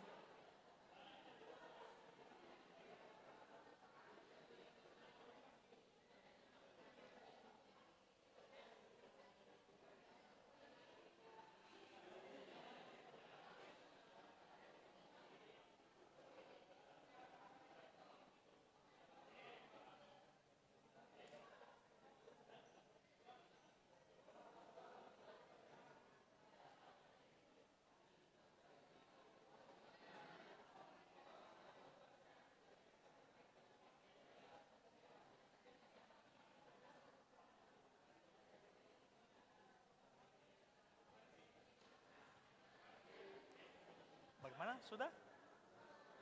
Mana yang sulit? Oh iya. Nomor 1 yang mana sini? Karena ada 4 yang sama skornya, Pak. Oh, 4 yang sama skornya, enggak apa-apa. Urutan ini 4 aja toh? Iya, oke. Ada lagi? Ini? Total skornya mana? Paling banyak yang mana? Oke, tinggal tulis saja di situ yang 1 yang mana, 2 yang mana.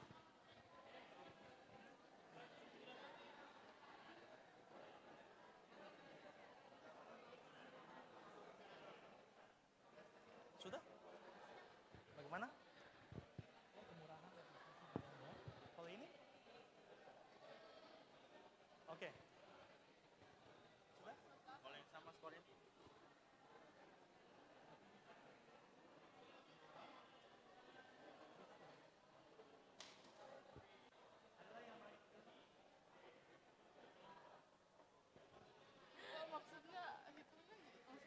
Yang mana paling tinggi skornya? Ini 1, posisi 1. Terus yang kedua yang mana? Berarti yang ini 9, 2. Terus yang ketiga yang mana? Nomor 5 ini ya? 3 ya? Oke. Jadi lihat di depan. Mana yang nomor 2 berarti kemurahan. Oh? Terus yang ini nomor berapa? 4. 4 itu apa? Iman ya? Terus yang ini apa? 6. 6 itu apa? Menasehati. Pak, ini karunia yang didapat. Oke, kalau saudara sudah mendapatkan karunia apa, 3 yang paling besar ya, saudara silakan boleh menulis di bagian bawah, karunia saya adalah 1, ini, 2 ini, 3 ini. Kalau misalnya ada 4 yang nilainya sama, paling tinggi, 4 itulah karunia saudara ya, yang dominan ya.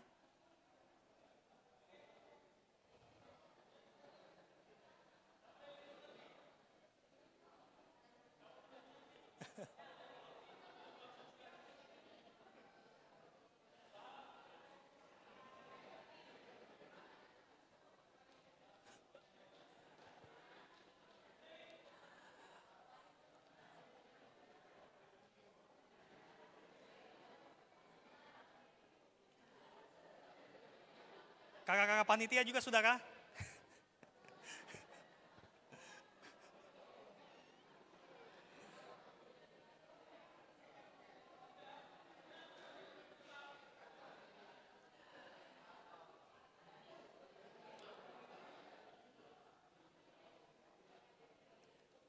Oke, baik saudara, kita akan melihat salah satu contoh saja.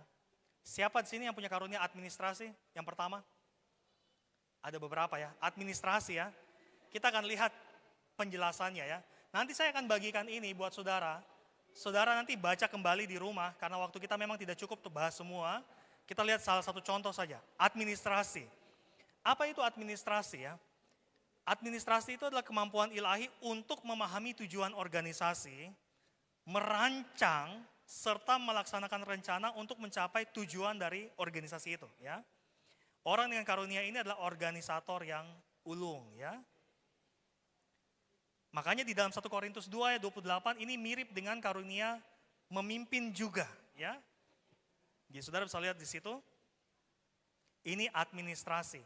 Saya kasih contoh sederhana. Di dalam pelayanan ada orang yang susun jadwal, betul tidak? Yang susun jadwal pelayanan, yang singer siapa, pengkhotbah siapa, dan sebagainya. Nah, mereka yang bagian itu disebut sebagai administrator. Mereka kadangkala adalah pengkhotbah, tapi kebanyakan mereka bukan pengkhotbah. Mereka yang merencanakan kegiatan. Nah, ada orang yang berkhotbah, ya. Nah, kemampuan berkhotbah itu kan istilahnya bisa dari dalam kepemimpinan dan lain sebagainya. Jadi, administrasi adalah orang yang membuat semua rencana pelayanan, tetapi pelaksanaannya itu dipercayakan kepada orang lain. Itu namanya administrasi ya. Dia punya kemampuan seperti itu. Oke, yang punya kemampuan kemurahan siapa? Oke, sepertinya banyak. Mungkin ini terakhir ya, saya bahas ini ya. Kemurahan itu atau belas kasihan itu adalah kemampuan untuk merasakan dan menunjukkan simpati serta belas kasihan kepada orang yang menderita, bahkan menerjemahkan itu dalam tindakan nyata yang meringankan beban mereka. Jadi saudara tidak hanya bilang, ih kasihan ya, tapi saudara do something, melakukan sesuatu untuk orang itu. Misalnya saudara berdoa untuk dia, saudara memberikan sesuatu untuk dia dan sebagainya. Oke, saya kira ini saja, nanti penjelasan lebih lanjut saudara akan lihat ada semua di sini ya. Saya akan bagi, nanti kakak-kakak panitia akan share buat saudara ya. Nah sebagai penutup, mungkin sedikit lagi, sebagai penutup saudara, tolong perhatikan, kita sudah tahu hasil tes ini ya. Lalu apa? Itu pertanyaannya ya. Ingat saudara, sekali lagi, hasil tes ini hanyalah peta, bukan penjara. Bukan membatasi saudara terhadap kemampuan yang Tuhan akan berikan nanti. Ya. Ini hanya peta untuk menunjukkan, oh ternyata saudara bisa melakukan ini. Saudara bisa melakukan itu. Bisa membuat ini dan sebagainya. Itulah bedanya peta dan juga penjara. Oke, demikian yang bisa saya sampaikan. Tuhan memberkati kita semua. Shalom. Baik, terima kasih untuk Pak Aldo. Jadi saudara-saudara, demikian sesi kita hari ini mengenai pengembangan karakter dan potret karunia rohani saudara. Semoga apa yang sudah disampaikan dapat menolong saudara untuk belajar, untuk menjadi mahasiswa dalam perkuliahan selama di Sekolah Tinggi Filsafat Teologi Jafrey Makassar. Sekali lagi kita berikan aplaus yang meriah untuk Pak Aldorio. Setelah ini kita ada sesi makan siang. Sebelum masuk ke sesi berikutnya, kepada panitia kami persilakan. Kita kembali berikan aplaus buat pemateri kita dan moderator kita yang sangat luar biasa pada hari ini. Kita semuanya mengucapkan terima kasih kepada Pak Aldorio. 1, 2, 3. Oke, jadi teman-teman, waktu kita sekarang istirahat makan siang, waktu kita sekitar 45 menit, jadi pergunakan waktu dengan baik. Tapi sebelum itu nama-nama berikut: Aprianus Lawia, Etirsa Ipma Claudia, Samuel Jelira, Hemki, Tesalonika Loho. Nanti menghadap di bagian keuangan di bawah. Tapi setelah makan siang dulu, dipanggil lagi. Oke, sebelum kita makan siang dan turun ke bawah, kita mau berdoa dulu. Kak Samuel Sondok boleh pimpin kita dalam doa.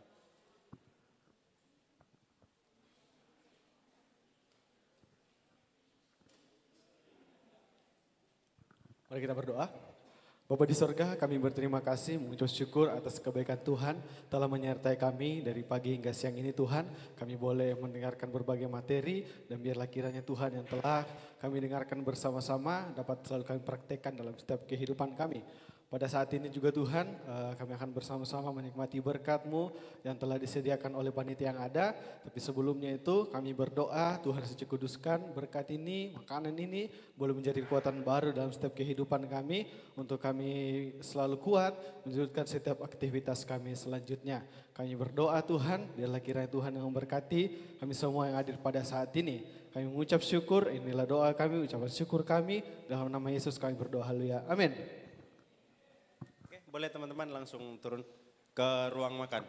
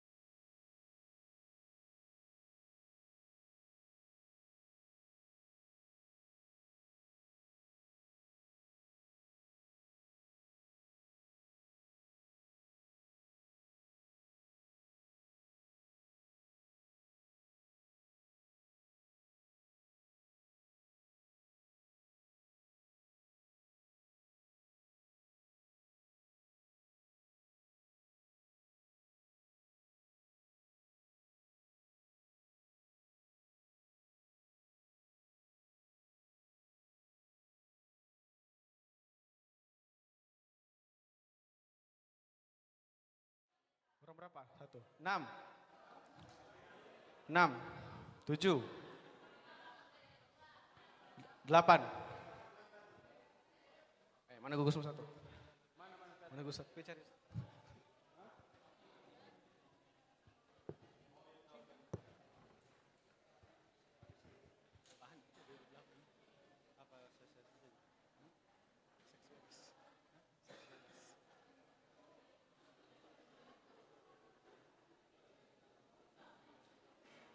Gaby, Rai, tolong.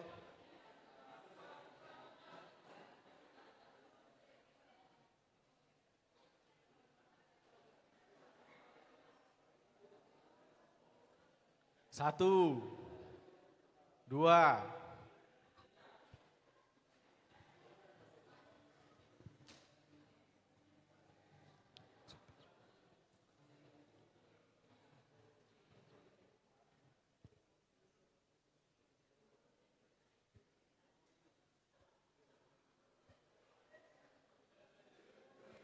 oke, sudah semua ya? Sudah semua. Gaby, Rai, tolong. Gaby, Rai, tolong. Gaby, ya. Rai. Tadi pagi kan saya sudah marah-marah sama kalian. Saya minta maaf atas itu karena ini kalian terakhir di Chapel, jadi sebagai gantinya tidak seberapa dan tidak segitu banyak. Tolong Gaby, Rai, bagikan supaya kalian juga tidak mengantuk. Jadi silakan makan permen selama kegiatan ini. Kasih sebelum kita lanjut ke acara kita. Rai, kasih saja sama mereka yang bagi. Boleh dua-dua orang satu, dua-dua permen satu orang. Kasih dua-dua. Kasih Rai, mereka yang bagi. Kita akan lanjut ke sesi kita selanjutnya. Sudah kenyang semua? Sudah makan? Oke, kita akan lanjut ke sesi selanjutnya. Pemateri kita sudah ada dan saya serahkan kepada panitia.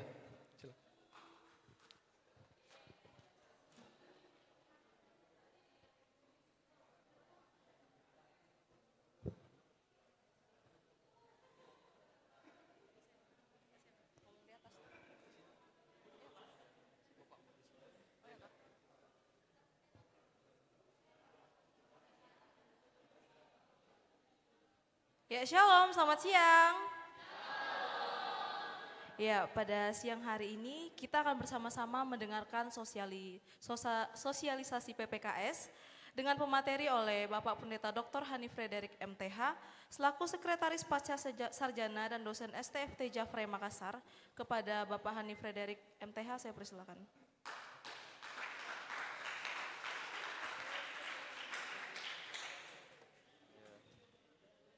Terima kasih panitia.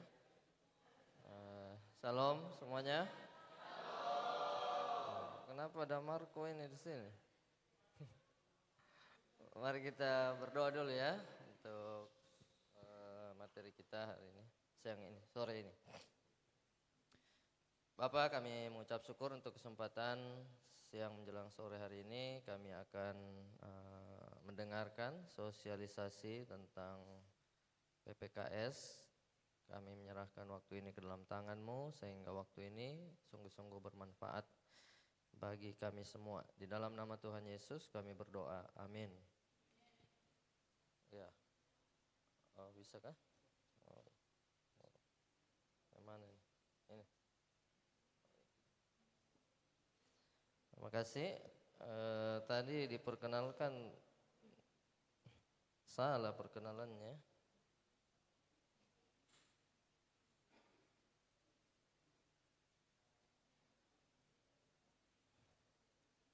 Tidak sesuai kepentingannya tadi diperkenalkan. Sebagai sekretaris pasca sarjana sekaligus dosen tidak ada gunanya. Ini kan saudara bukan pasca sarjana. Jadi mestinya yang diperkenalkan adalah Ketua Satgas PPKS ya, karena sesuai konteksnya kita bicara soal PPKS.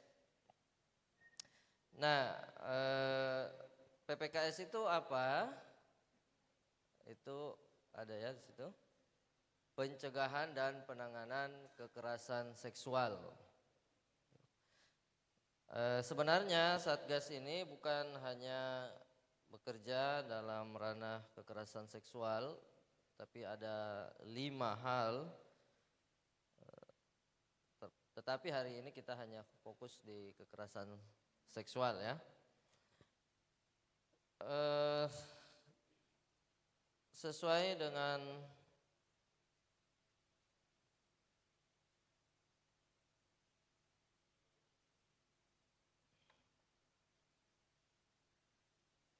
Permendikbudristek ya nomor 30 tahun 2021 ya, itu Satgas PPKS itu harus ada di lingkungan perguruan tinggi ya, harus ada.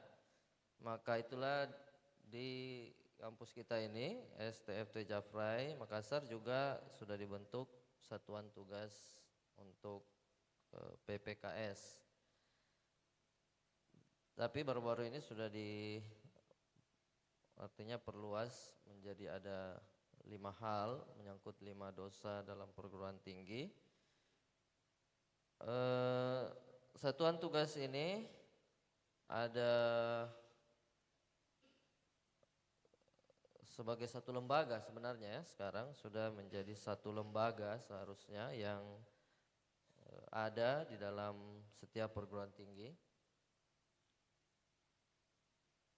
Nah, untuk kita di sini sekarang ada satuan tugas yang mana di dalamnya ada ketuanya, ya, ada sekretaris dan ada anggota. Cuma ini pengurusnya enggak ada yang naikin ya. Saya sebagai ketua, ada saudara atau Bapak Rian itu sekretaris, Ibu Novi yang dibawa itu anggota, dan ada 2 mahasiswa juga sebagai anggota. Nah, untuk masa tugas kami sebenarnya hanya sampai Februari 2026 ya. Nah, kita masuk saja langsung ke bagian materi kita, agenda kita. Ini saya kira tidak perlu. Ini ada agenda yang akan kita bicarakan, tapi ada yang saya skip juga ya, supaya kita ada waktu untuk berdiskusi ya. Saudara bisa menanyakan dan kalau saya bisa jawab, saya akan jawab. Untuk yang pertama itu menyangkut kekerasan seksual ya.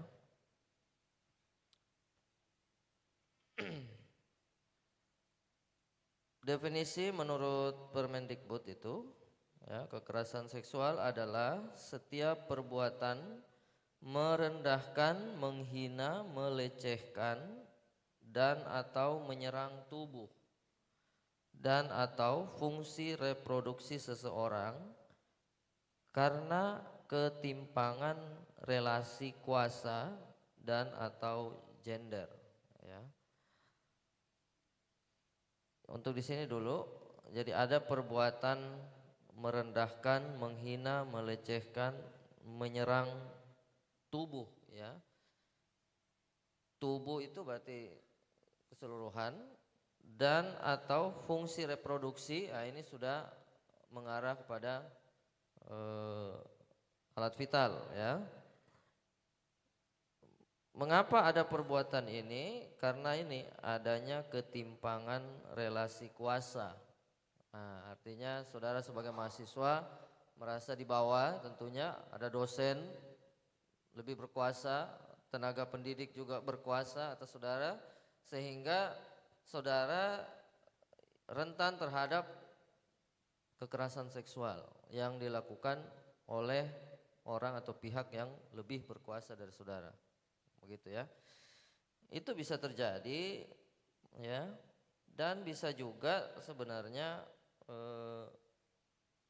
atau gender ya, sesama juga ya, karena lawan jenis, sesama mahasiswa juga bisa terjadi ya.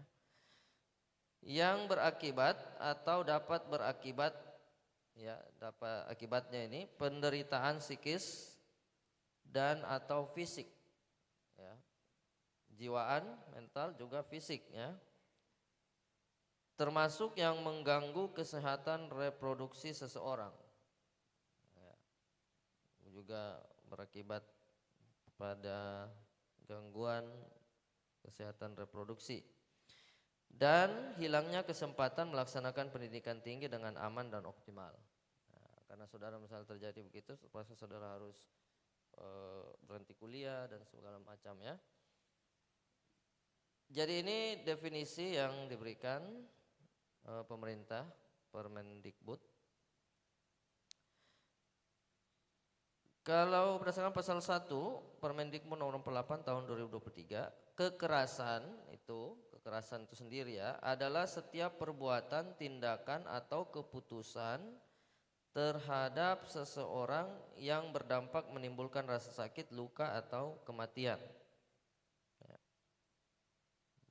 Perbuatan yang menimbulkan rasa sakit atau kematian, penderitaan reproduksi atau seksual, ya, berkurang atau tidak berfungsinya sebagian atau seluruh anggota tubuh secara fisik.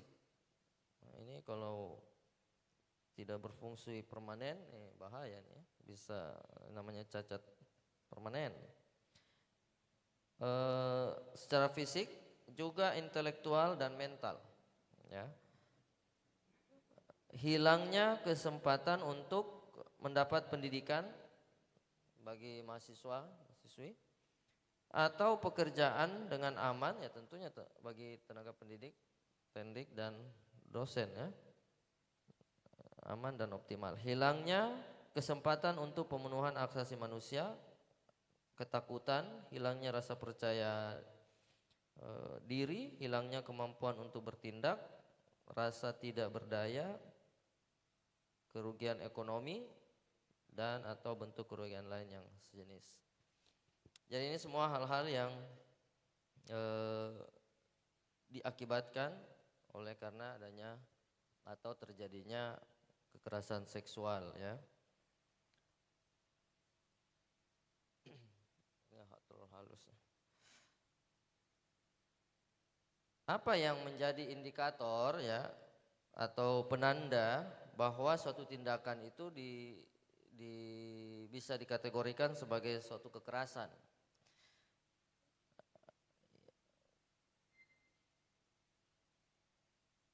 Yaitu indikatornya adalah paksaan, ya. Selama ada paksaan berarti itu sudah termasuk kekerasan, ya. Beda kalau tanpa paksaan. Nah, misalnya ada istilahnya kan suka sama suka. Laki-laki pegang perempuan, perempuan juga suka. Jadi tidak merasa terpaksa. Ya, maka dia tidak akan melaporkan karena dia tidak merasa bahwa dia mengalami kekerasan seksual, begitu, ya. Ada yang itu terjadi karena sadar atau tidak sadar, ya. Kalau dia sadar, ya memang dia suka begitu. Nah, ada juga yang tidak sadar bahwa itu adalah suatu bentuk kekerasan seksual, sehingga dia tidak bertindak atau tidak melaporkan. Dia merasa ini wajar saja. Ada dosen atau tenaga pendidik atau karyawan yang pergi pegang-pegang dia, pergi peluk-peluk dia begini, ya. Untuk perempuan misalnya peluk dia, peluk, bilang, ini anakku, ini ponakanku, padahal bukan. Si mahasiswi ini pikirnya ini wajar-wajar saja, normal. Sebagai orang yang lebih tua dan dia sebagai anak, merasa normal, wajar. Padahal itu tidak wajar, ya. Itu sudah termasuk dalam bentuk kekerasan seksual. Saudara harus segera laporkan supaya bisa ditangani. Itu bisa terjadi seperti itu, ya. Intinya adalah ada rasa keterpaksaan. Saudara dipegang, saudara merasa terpaksa dipegang begitu. Tidak berkuasa untuk melawan atau menolak. Ya. Itu berarti kekerasan. Kalau saudara tidak merasa terpaksa, merasa senang juga, nah itu berarti ada kelainan dalam rohani saudara, spiritual saudara ya. Dipegang-pegang, tidak merasa risih. Ya. Itu bahaya.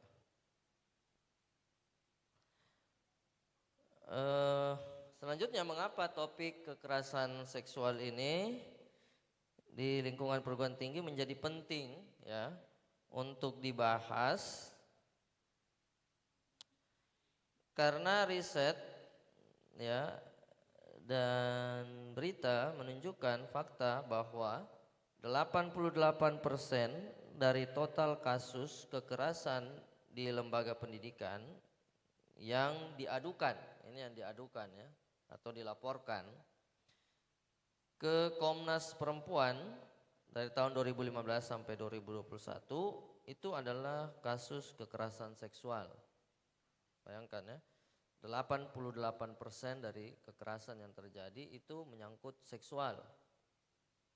Ya, sisanya 12% hal-hal lain, mungkin tawuran, berkelahi, ya.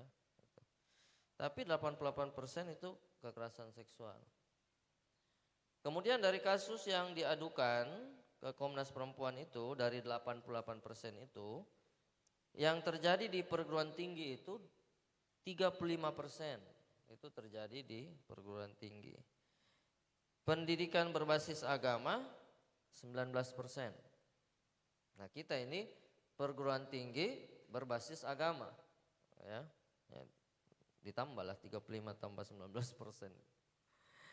Tingkat SMA, SMK 15%, tingkat SMP 6%, TK, SD, SLB 9%. Itu ya. Jadi yang tertinggi memang ada di perguruan tinggi. Perguruan tinggi. Survei dan data menunjukkan 77% dosen menyatakan kekerasan seksual pernah terjadi di kampusnya. Ya. Dan saya mau katakan di sini pernah juga terjadi di kampus STFT Jafrai Makassar. Ya. Jadi kita bukan steril dari kekerasan seksual. Ya. Jangan saudara pikir di sini semuanya ini yang ada ya malaikat yang putih bersih ya. Jangan. 63% dari mereka tidak melaporkan kasus yang diketahuinya kepada pihak kampus. 77% dosen bilang kekerasan seksual pernah terjadi di kampusnya, tapi dari 77% dosen ini 63% itu tutup mulut, diam saja. Ya, bayangkan. Hanya segelintir dosen yang berani mengungkapkan atau menyatakannya keluar ya, atau ini di sini melaporkannya ya ke pihak kampus. Mengapa bisa terjadi demikian? Ya, karena salah satunya adalah kalaupun dilaporkan, pada akhirnya pasti ditutupi saja. Ya. Karena apa? Pastinya demi menjaga nama baik sekolah. Bayangkan kalau viral di STT Jafrai terjadi begitu ya. Pasti kan orang sudah bilang, aduh sekolah macam apa ini gitu ya. Itu mendiskreditkan lembaga pendidikan atau sekolah. Maka lebih baik diam-diam saja gitu ya. Nah, maka yang menjadi korban adalah ya mahasiswa yang mengalami kekerasan seksual. Itulah sebabnya pemerintah tidak menghendaki hal seperti itu terjadi lagi. Maka itulah ada Permendikbud ini, ada peraturan untuk dibentuk Satgas PPKS di setiap kampus. Sehingga jika terjadi demikian bisa dilaporkan ke Satgas supaya ditangani dan diselesaikan dengan sebenar-benarnya, seadil-adilnya ya. Gitu. Dan kalaupun tidak bisa diselesaikan di kampus oleh Satgas, korban tetap merasa tidak diselesaikan atau tidak dipedulikan kasus yang terjadi pada dirinya, dia bisa langsung melaporkan ke departemen, ya, kementerian. Itu ada hotline numbernya, bisa langsung, ya. Dan itu pasti akan ditindak lembaga pendidikannya. Jadi itulah alasannya mengapa ini penting. Ini penting ya. Konsep kunci dalam kekerasan seksual, kita ini lanjut. Konsep kunci dalam kekerasan seksual itu adalah efeknya paling besar namun paling sulit dibuktikan. Ya. Ini harus kita pahami ya, kita pegang baik-baik. Efeknya paling besar tapi paling sulit dibuktikan. Nah, karena efeknya besar, ini kan efeknya besar bisa tadi dibilang fisik, apa mental, psikis, apa segala macam kejiwaan, trauma, apa semua itu akan dibawa seumur hidup itu, ya. Kemudian sulit dibuktikan, karena biasanya terjadi kan bukan di ruang publik yang umum yang banyak orang lihat atau apa, biasa situasi berdua. Nah, siapa yang menjadi saksi? Tidak ada kan, begitu. Jadi sulit dibuktikan. Nah, karena efeknya besar dan sulit dibuktikan, maka cara yang paling efektif adalah kita cegah. Ya. Jangan sampai terjadi. Kita cegah supaya tidak terjadi. Karena kalau terjadi, itu efeknya besar, sulit dibuktikan. Ya. Efeknya besar ya bisa sampai hamil kalau diperkosa, ya. Tidak bisa dibuktikan, sulit dibuktikan. Kalau pelakunya bilang ini kita suka saja ini, ya itu yang harus dipegang, diperhatikan baik-baik ya. Maka hindarilah kalau mulai ada orang yang pasangan lawan jenis, ada mulai yang gelagat-gelagat lain-lain, ya, mulai pegang-pegang atau apa segala macam, segera laporkan ya, sebelum terlambat. Nah, ada isu seputar kekerasan seksual ini. Ini bisa Pak Saudara baca kah? Mungkin saya tidak terlalu menjelaskan semuanya ya, waktu habis. Normalisasi terhadap pelecehan seksual, ini maksudnya ada kekerasan seksual dianggap normal, pegang-pegang dianggap normal. Laki-laki bisik-bisik ke perempuan dekat-dekat di telinganya, biasa aja nih, normal, temanku ini, sahabat. Ya. Itu namanya normalisasi, dinormalkan. Sesuatu yang tidak normal dinormalkan. Ya. Pengungkapan merupakan keputusan sulit bagi korban. Kalau terjadi, korban sulit untuk mengeksposnya atau menyatakannya atau melaporkannya, ya. Itu banyak hal yang terjadi mengapa sulit, ya malu, takut dan seterusnya ya. Kemudian ada intimidasi pasca pelaporan. Begitu melapor dapat intimidasi, apalagi kalau pelakunya dosen, intimidasi. Saya tidak luluskan kau ini, begitu kan? Saudara takut sudah. Dia takut lapor karena takut, aduh nanti ada mata kuliahku sama dosen ini lagi, kalau saya lapor nanti tidak lulus saya ini, begitu ya. Dalam pelaporan justru menyalahkan korban. Nah ini juga korban takut karena begitu dia lapor, justru dia yang disalahkan. Gara-gara kamu sendiri nih, kelakuanmu begini, pakaianmu begini dan seterusnya begini, ya. Siapa suruh kamu mau diajak ke sini? Siapa suruh kamu begini apa?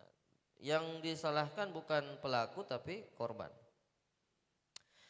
Jadi tadi ada unsur keterpaksaan tadi ya, ada paksaan. Nah, bisa juga dalam hal kekerasan ini terjadi seperti ada persetujuan, bisa juga ya, tapi persetujuan itu tidak berlaku jika korbannya adalah anak-anak. Dia setuju-setuju karena dia tidak mengerti ya, anak-anak atau penyandang disabilitas, ada ketidakmampuannya. Terus mengalami situasi di mana pelaku mengancam, dia diancam, akhirnya dia setuju. Dipaksa, mengalami kondisi di bawah pengaruh obat-obatan atau alkohol, narkoba, ya. Seakan-akan dia setuju, padahal dia diperlakukan seperti itu di bawah pengaruh narkoba, tidak sadar. Nah, itu juga pengecualian ya, itu termasuk kekerasan. Mengalami sakit, tidak sadar, tidak berdaya, memiliki kondisi fisik, psikologis yang rentan. Oh itu tadi juga tidak berdaya, tertidur. Pada saat saudara tertidur juga, saudara bisa terjadi ya. Nanti dibilang, dia setuju soalnya waktu saya pegang-pegang dia tidak melawan. Tidak melawan orang tidur ya. Atau dia intip-intip orang tidur, tidak melawan ya, mana orang tidur ya. Terus ada yang namanya mengalami kelumpuhan atau hambatan motorik sementara, tonic immobility, dan mengalami kondisi terguncang. Nah kita bicara khusus ini kelumpuhan sementara ya, tonic immobility. Kelumpuhan sementara ini adalah ketika terjadi kekerasan seksual ya, korbannya itu mengalami namanya kelumpuhan sementara ya. Itu adalah hal yang lumrah terjadi. Karena dia lumpuh sementara, dia tidak bisa berbuat apa-apa. Misalnya ada perempuan tiba-tiba dipeluk dari belakang oleh laki-laki. Karena saking kagetnya dia tidak bisa buat apa-apa. Dia sepertinya pasrah begitu. Nanti setelah itu baru dia sadar, kenapa tadi saya dipeluk ini? Begitu, ya. Begitu. Sehingga kadang-kala dibilang, ini dia senang saja. Kok tadi waktu saya peluk kenapa kok tidak lawan? Kenapa kok tidak pukul? Kenapa tidak memberontak? Begitu kan? Nah, padahal ada namanya ini tonic immobility. Tiba-tiba lumpuh, tidak bisa buat apa-apa. Ya. Dalam kekerasan seksual itu yang terjadi ya. Sehingga kadangkala korbannya dipersalahkan. Salahmu sendiri waktu itu, kenapa kamu tidak berteriak? Kenapa kau tidak pukul itu pelakunya? Kenapa kau tidak lari? Apa begitu ya.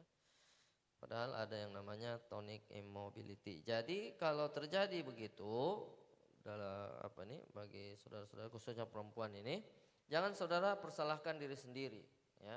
Ini maksudnya dijelaskan, jangan saudara persalahkan diri sendiri. Saudara menjadi begitu, iya ya, itu salah saya sendiri. Kenapa saya tidak langsung berontak tadi? Kenapa saya tidak langsung lari? Atau saya tidak berteriak? Atau saya tidak pukul? Saya tidak apa? Begitu. Ya, jangan mempersalahkan diri sendiri dan segera laporkan. Ya, segera laporkan. Ada juga menyalahkan korban atau victim blaming. Ini saya sudah jelaskan ya. Dia melapor sebagai korban, justru dia yang dipersalahkan. Yang pertama adalah dia menyalahkan diri sendiri, self blaming, dan dia dipersalahkan oleh orang lain. Ya. Jadi, kalau dia persalahkan diri sendiri, salah satunya contohnya seperti tadi, dia mengalami tonic immobility, dia bilang memang saya yang salah sih. Kenapa saya tidak melawan tadi, saya tidak pukul, saya tidak apa gitu ya. Kemudian diperhadapkan juga dengan tuduhan palsu. Nah, karena sulit dibuktikan, bisa saja nanti dia dilaporkan balik, mencemarkan nama baik dosen. Ya. Karena waktu dilaporkan, dosen bilang, mana buktinya? Tidak bisa buktikan, dia balik yang dituduh. Ini dia mau mencemarkan nama baik dosen. Jadi dia balik dituduh ya. Pembebanan korban, nah itu seperti juga pembebanan korban ini maksudnya korban yang mengalami kekerasan seksual dia dituntut untuk membuktikannya sudah jadi korban diberi beban lagi membuktikan. Ini ya. Penyalahgunaan wewenang, nah ini pihak pelaku yang punya kuasa lebih tinggi bisa menekan korban.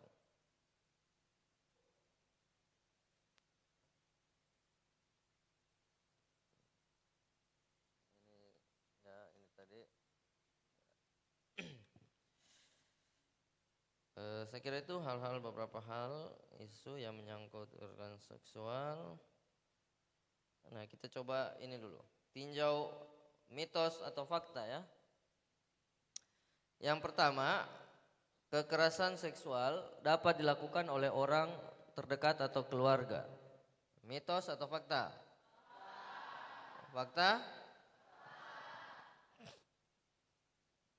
Fakta ya. Itu orang terdekat bisa ya. Kemudian yang kedua, pakaian korban menjadi pemicu kekerasan seksual. Mitos atau fakta? Fakta.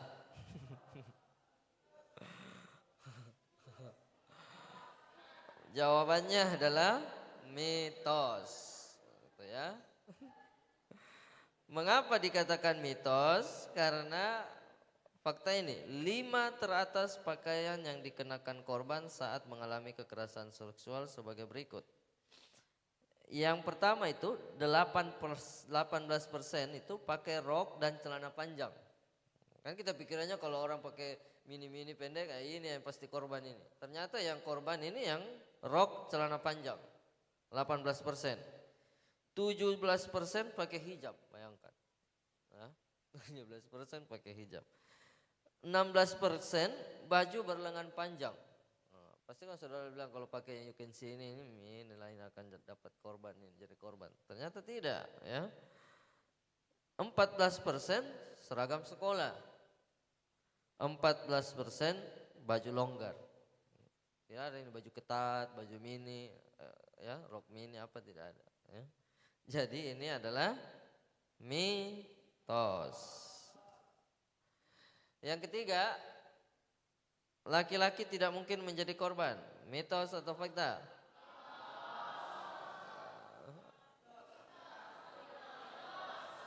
Laki-laki dulu, laki-laki saya tanya dulu. Yang perempuan diam. Laki-laki, yang perempuan diam. Laki-laki juga ini. Mitos atau fakta?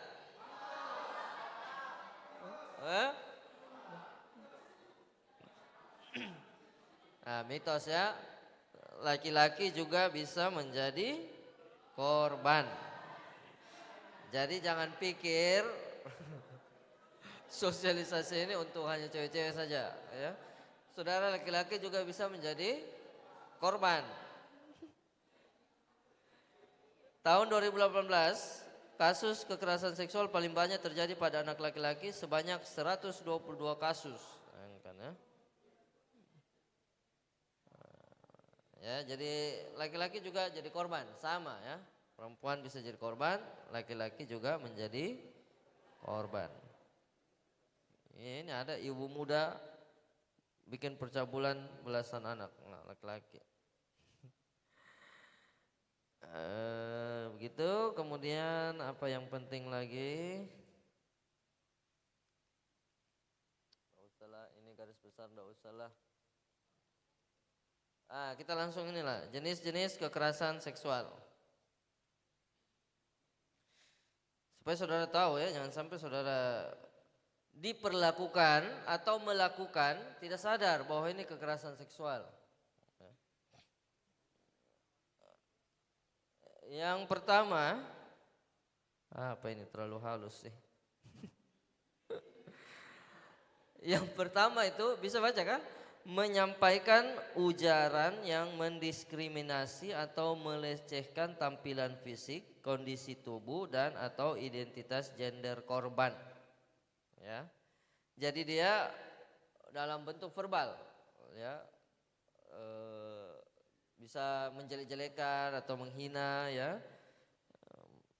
Penampilan tubuh orang lain, ya. Atau identitas gendernya. Ya. Kalau di gambar ini misalnya ada laki-laki yang menari, ini langsung dijudge, ini adalah kelainan apa gitu ya, ini kekerasan seksual. Cowok kok sukanya nari, ya.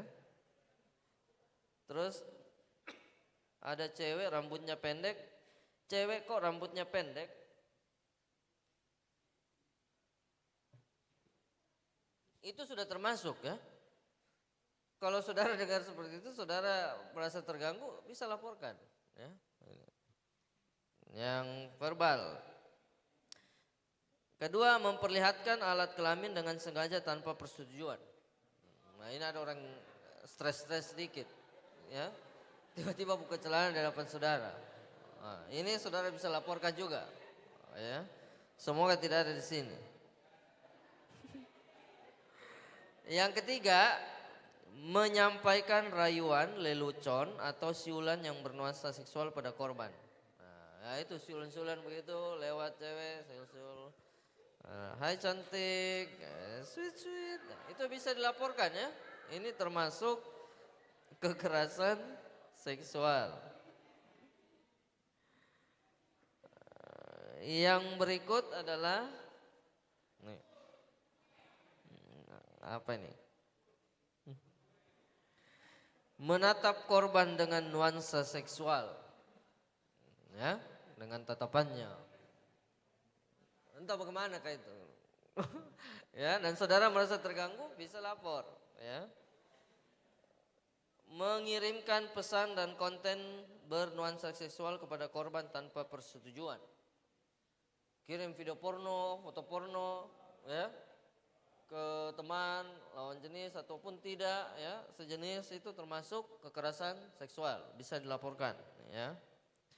Kemudian mengambil, merekam dan mengedarkan foto, rekaman audio dan rekaman visual korban tanpa persetujuan. Ini hati-hati, saudara, foto-foto upload di medsos, ada orang tidak senang, bisa dilaporkan, ya. Kemudian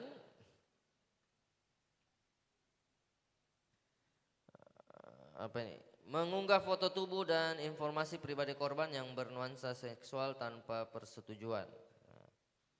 Dosen-dosen seksi di kampusku, gitu ya. Ini saudara bisa dilaporkan, ya. Berikut menyebarkan informasi terkait tubuh dan data pribadi korban yang bernuansa seksual tanpa persetujuan. Ini bisa misalnya, itu temanku yang bokongnya gede atau apa segala macam, itu termasuk, ya. Hati-hati. Mengintip atau dengan sengaja melihat korban yang sedang melakukan aktivitas pribadi atau pada ruang yang bersifat pribadi. Saudara pergi intip orang tidur, orang mandi, termasuk kekerasan seksual. Berikut adalah apa nih? Membujuk, menjanjikan, menawarkan sesuatu atau mengancam korban untuk melakukan transaksi atau kegiatan seksual yang tidak disetujui. Nah, bisa dibujuk, dirayu, diiming-imingi, ya. Sini dek, misalnya kakak tingkat, sini dek, saya kerjakan tugasmu. Tapi kau temani saya, duduk dulu di situ, apa, gitu, ya. Itu bahaya tuh. Memberi hukuman atau sanksi yang bernuansa seksual, ya. Ini dosen kasih sanksi, karena kamu tidak kerja tugas, maka kau harus ikut saya datang ke rumah. Wah, ini bahaya, ya. Karena skripsi kamu telat, nanti kita ketemu di hotel saja. Wah, ini bahaya.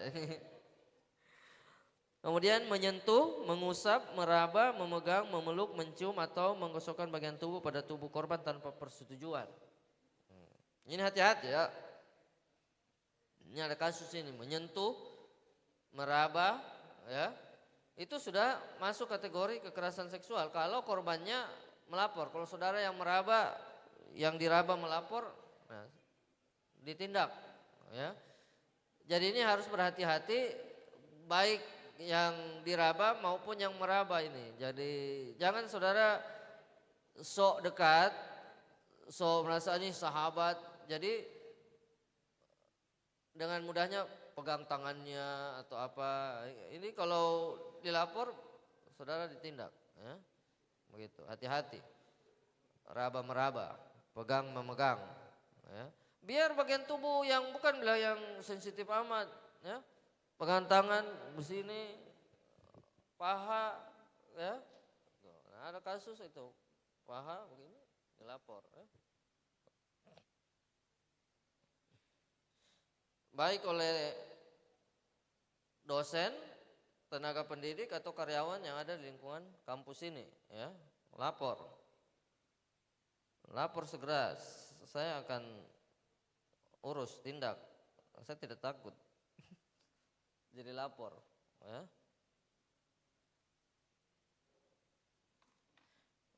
Kemudian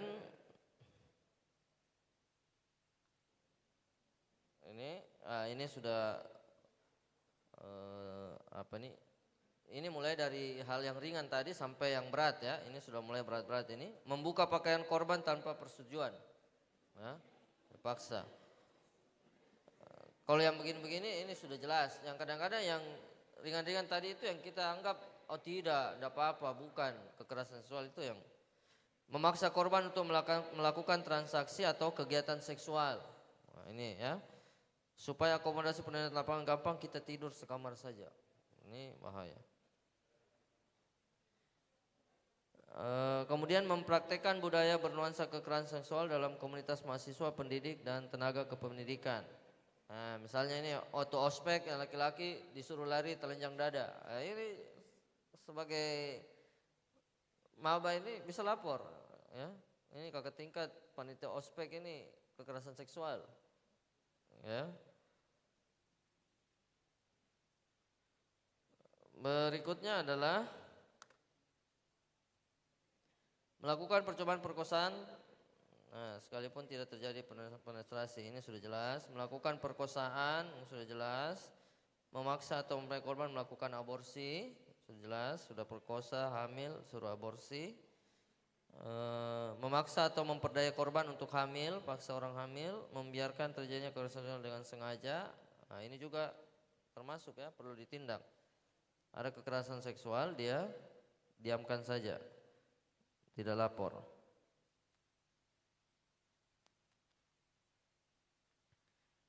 Ya, saya kira itu jenis-jenis bentuk-bentuk kekerasan seksual. Kemudian prinsip pencegahan ini saya perlu sampaikan supaya kita bisa waspada ya.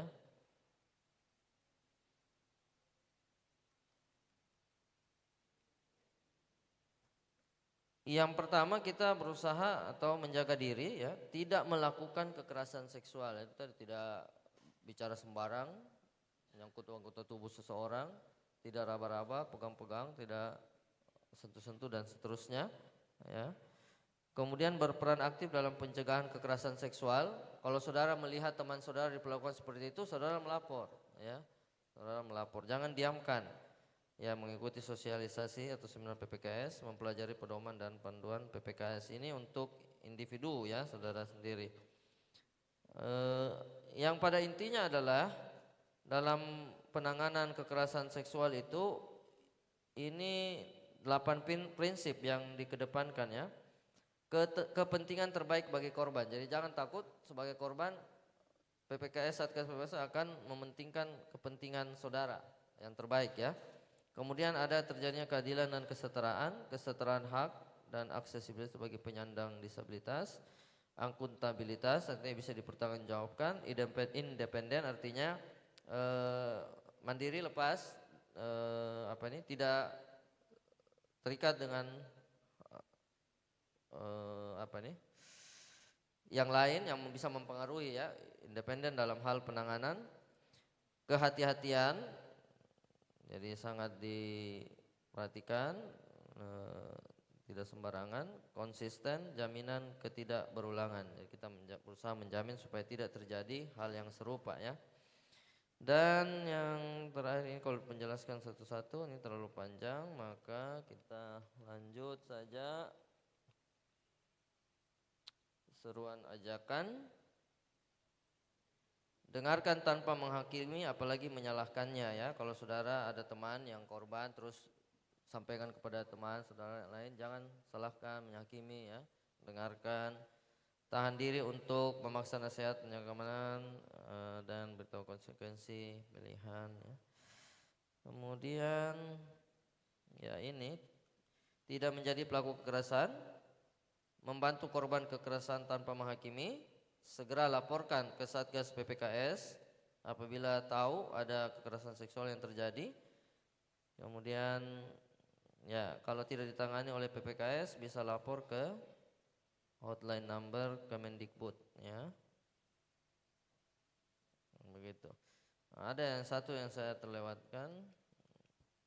Nah, itu saja. Ada satu yang terlewatkan saya tambahkan adalah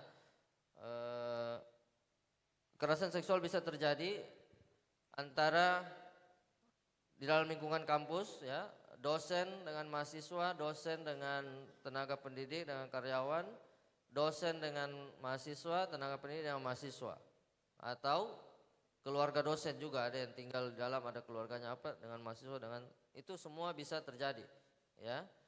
Bisa juga dengan di luar lingkungan kampus ya, mahasiswa dengan orang lain di luar bisa juga, itu bisa juga dilaporkan ya. Atau antar kampus, mahasiswa saudara mahasiswa ini dengan mahasiswa di kampus lain bisa, atau dosen lain mahasiswa sini dan begitu ya. Jadi semua itu ruang lingkup yang bisa kita tangani atau ditangani oleh Satgas. Jadi kami sudah pernah juga tangani dengan orang luar ya, kami datangi, dengan di dalam juga sudah ada beberapa yang ditangani ya. Saya kira begitu. Ada waktu berapa menit tadi? Hanya tinggal 5 menit kah? 10 menit? Ya. Silakan, ada yang mau bertanya? Ya, dengan siapa nih? Saya tidak tahu namanya. Silakan.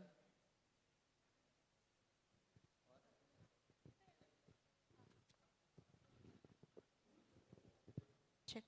Oke. Shalom. Perkenalkan, nama saya Melva Monica Teresia. Baik, izinkan saya bertanya, kenapa seks dalam kehidupan keluarga sering menjadi sesuatu yang tabu sehingga ini yang membuat terjadinya seks bebas bagi anak karena kurang edukasi? Terima kasih. Kenapa seks dalam kehidupan keluarga sering menjadi sesuatu yang tabu sehingga ini yang membuat terjadinya seks bebas bagi anak yang kurang edukasi? Terima kasih. Iya, kenapa tabu dalam lingkungan keluarga ya? Mungkin Bapak Mama Saudara jarang-jarang bicara tentang seks ya. Ya karena memang budaya kita orang Indonesia, budaya timur itu seks dianggap tabu.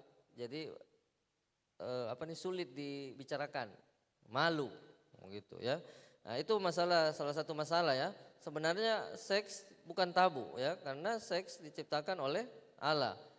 Nah, harus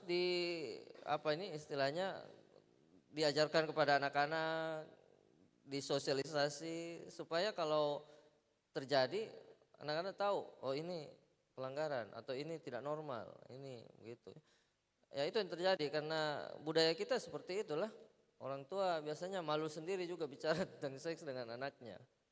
Nah ini anak-anak yang jadi korban. Nah, kalau saudara nanti berkeluarga punya anak, ya jangan begitu ya. Saudara sampaikan, tidak usah tabu ya. Ada lagi yang mau bertanya? Kira begitu ya?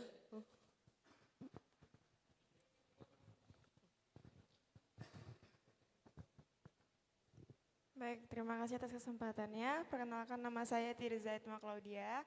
Jadi pertanyaan saya, bagaimana kampus Kristen memastikan bahwa PPKS bukan hanya berdasarkan studi kepribadian tanpa intervensi nilai-nilai Kristiani dan pemuridan? Ya, pertanyaannya bisa saya ulangi. Bagaimana kampus Kristen memastikan bahwa PPKS bukan hanya berdasarkan studi kepribadian tanpa intervensi nilai-nilai Kristiani dan pemuridan?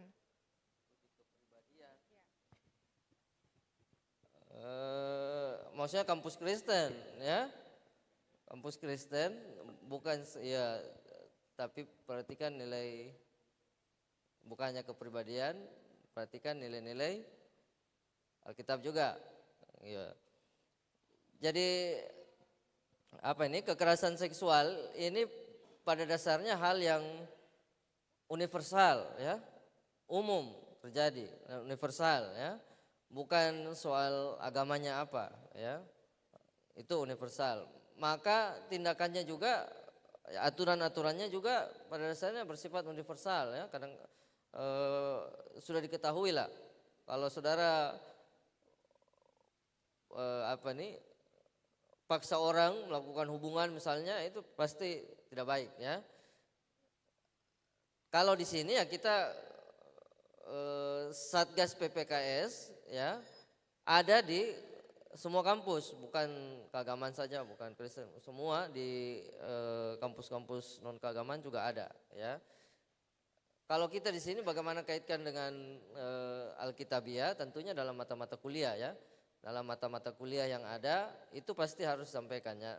Di dalam sebenarnya dalam slide tadi, salah satu bagaimana pencegahan, ya, yang bisa dilakukan oleh pendidikan tinggi kampus, bahwa PPKS ini juga masuk di dalam materi-materi, ya, pembelajaran, materi-materi dalam pembelajaran. Bisa ada mata kuliahnya sendiri, bisa sebenarnya, atau kalau tidak disisipkan dalam materi-materi atau mata kuliah yang ada, ya. Kalau di sini ada banyak, bisa etika, bisa kena, ya, ya studi kepribadian sendiri dan seterusnya bisa, ya. Jadi itu dikenakan di dalam materi kuliah, ya, bukan sekedar sosialisasi seperti ini. Itu seharusnya yang terjadi untuk pencegahan, ya.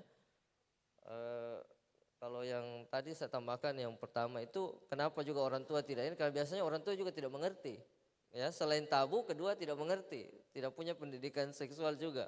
Nah, saudara yang kuliah ini yang mengerti, jangan buat seperti itu, begitu, ya. Ada lagi, bisa ada waktu sih. Nah,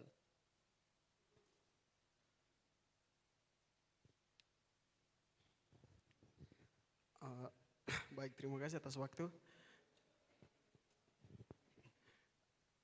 Perkenalkan, nama saya Selton Aso. Di sini saya mau bertanya, jikalau seandainya nanti kalau di kampus ini terjadi seksual begitu, nanti hukumannya atau sanksinya itu seperti apa begitu? Saya tahu memang tidak mungkin terjadi, tapi jikalau terjadi begitu. Jadi saudara harus pisahkan, ya, kekerasan seksual dengan kasus seksual yang bukan termasuk kekerasan. Yang bukan termasuk kekerasan itu suka sama suka. Sama-sama suka masuk di ruangan tersembunyi atau berduaan.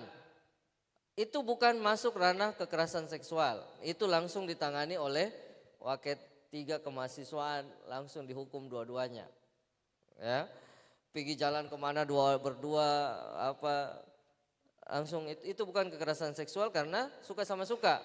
Nah, kalau kekerasan seksual ada keterpaksaan tadi, ada perlakuan atau perbuatan di mana salah satunya merasa keberatan. Kenapa saya dipegang misalnya tuh? Sebenarnya teman itu pegang, dia merasa biasa saja, tapi yang korban yang dipegang ini merasa tidak senang. Nah, itu kekerasan, itu dilaporkan. Nah, bagaimana tindakannya, kita akan usut atau investigasi, bertanya dan seterusnya apa. Kalau memang terbukti, ada rekomendasi dari Satgas, ya. Rekomendasi dari Satgas bahwa pelaku ini terbukti melakukan ini, tingkat pelanggarannya itu ada yang rendah, sedang, sampai yang tinggi, ya. Nah, kita rekomendasikan ke pihak sekolah. Nanti pihak sekolah yang akan memberikan sanksi sesuai dengan tingkat kesalahannya itu, pelanggarannya. Begitu, ya. Jadi Satgas menangani, laporkan menyerahkan rekomendasi ke sekolah, ke pimpinan langsung. Kalau yang saudara berbuat suka sama suka, langsung ditindak, tidak perlu melalui Satgas PPKS. Ya, langsung ditindak oleh Waket. Sudah, masih ada lagi atau tidak ada waktu lagi? Masih ada?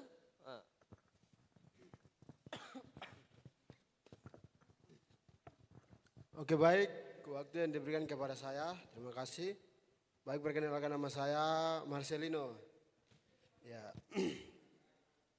saya berasal dari Papua Tengah, Nabire. Di sini yang menjadi pertanyaan saya, yaitu jika si laki-laki dengan si perempuan itu sudah berhubungan seks, bukan lucu. Iya, iya, jika mereka dua sudah berhubungan seks, dan itu diulang-ulang kembali dosanya. Dan mereka minta pengampunan kepada Tuhan. Dan setelah itu derendo lagi ulang lagi gitu. Jadi itu pertanyaan yang saya minta kepada Bapak. Dan bagaimana untuk supaya dilepas begitu. Dilepaskan.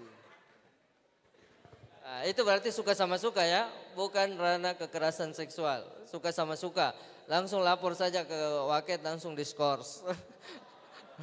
Langsung dihukum. Kalau secara rohani ya kita bimbing, ya kita konseling, bimbing supaya tidak lakukan lagi. Tapi sebagai lembaga pendidikan langsung kena sanksi itu. Sudah melakukan hubungan seksual, kedapatan atau ketahuan, langsung di skorsing. Ya, begitu. Nah, yang tadi juga itu hukumannya ya, ada hukuman kalau kita masuk PPKS, ada rekomendasi hukuman, ada juga rekomendasi untuk korbannya. Tergantung keadaan korbannya, apakah korbannya perlu di konseling atau apa, itu kita arahkan ya. Baik korban maupun pelaku ada rekomendasinya ya. Saya kira itu ya, waktu habis ya. Oh, satu lagi. Baik, terima kasih atas kesempatannya. Perkenalkan nama saya Adel. Saya mau bertanya karena di lingkungan kerja saya sekarang saya sedang mengajar di salah satu sekolah, Pak. Saya sering diperhadapkan dengan anak-anak murid saya yang kelas 1 SD. Dia seperti minta peluk. Nah, ini yang saya takutkan kalau misal saya peluk mereka, terus ada yang seperti melihat saya dan melaporkan saya dengan tindakan kekerasan seksual karena mereka anak-anak. Nah, itu bagaimana Pak? Apakah bagaimana saya untuk bisa membela diri saya kalau saya hanya mau memenuhi bahasa kasih mereka, karena mungkin bahasa kasih mereka butuh pelukan dari saya sebagai gurunya. Terima kasih. Ya itu bahaya ya. Apalagi sekarang. Tidak. Begini, itu ada alumni latih piano begitu, anak si anak mungkin melapor, bapaknya bilang ini dipegang-pegang dan seterusnya, akhirnya di penjara itu. Ada begitu. Jadi itu hati-hati. Sebagai guru sebenarnya saran yang terbaik adalah jauhi kontak fisik apapun. Apalagi saudara gendong-gendong, peluk-peluk. Kalau ada yang lapor, kena itu saudara ya. Tidak ada, pasti langsung kena. Itu. Jadi hindari kontak fisik, biar dengan anak atau bagaimana caranya hindarilah begitu. Karena bisa dilapor itu ya. Itu saya kira. Jadi sudah tidak ada habis waktu?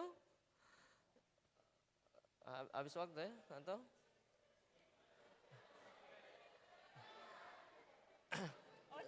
Satu lagi, hindari kontak fisik. Hindari juga kalau dalam perkuliahan dosen ajak ketemu berdua di suatu ruangan, hindari ya, hindari. Langsung tolak. Kalau dipaksa lapor ke PPKS ya. Sudah habis waktu kah? Nah, banyak orang mau bertanya, ini mau kemana ini? Sudah habis. Oh, ya. Maaf, sudah habis waktunya, nanti ditanyakan lagi di lain waktu dan kesempatan. Terima kasih. Mari kita berdoa ya. Mari kita doa. Terima kasih Bapak, kami mengucap syukur untuk kesempatan waktu yang singkat ini berbicara mengenai bagaimana pencegahan dan penanganan kekerasan seksual di lingkungan kampus kami. Kami berdoa mohon pertolongan Tuhan, hikmat Tuhan bagi kami semua supaya bisa mencegah, menghindarinya, dan tentunya tidak menjadi pelaku kekerasan seksual. Kami bersyukur untuk waktu ini, kami serahkan kelanjutan acara kami, hanya dalam nama Yesus Kristus kami berdoa, amin. Terima kasih untuk panitia. Terima kasih perhatian saudara-saudara. Ya, kita berikan aplaus buat Pak Hani Frederick. Nanti teman-teman yang mau bertanya, karena Pak Hani ini selalu di kampus juga, jadi nanti teman-teman kalau ada waktu ketemu bisa bertanya ya, karena saya perhatikan ada banyak teman-teman yang mau bertanya. Kayaknya ini kembali di chapel, kita ada KKR, jadi teman-teman kita dress code-nya bebas rapi. Bisa pakai kaos tapi pakai sepatu ya. Harus pakai sepatu menggunakan name tag. KKR akan dilayani oleh Pak Kris. Oke teman-teman kita akan berdoa dulu. Jadi teman-teman bisa kumpul di bawah sebentar. Sebentar 5 menit. Ada hal yang harus disampaikan di bawah. Oke langsung mari. Teman-teman juga HP-nya boleh diambil nanti. Oke, kita semua boleh turun. Teman-teman yang dari luar ingat jam 7 kita ada KKR. Jadi gunakan waktu sebaik mungkin ya. Tunggu di bawah. Oke, terima kasih teman-teman. Man of God. Man of God.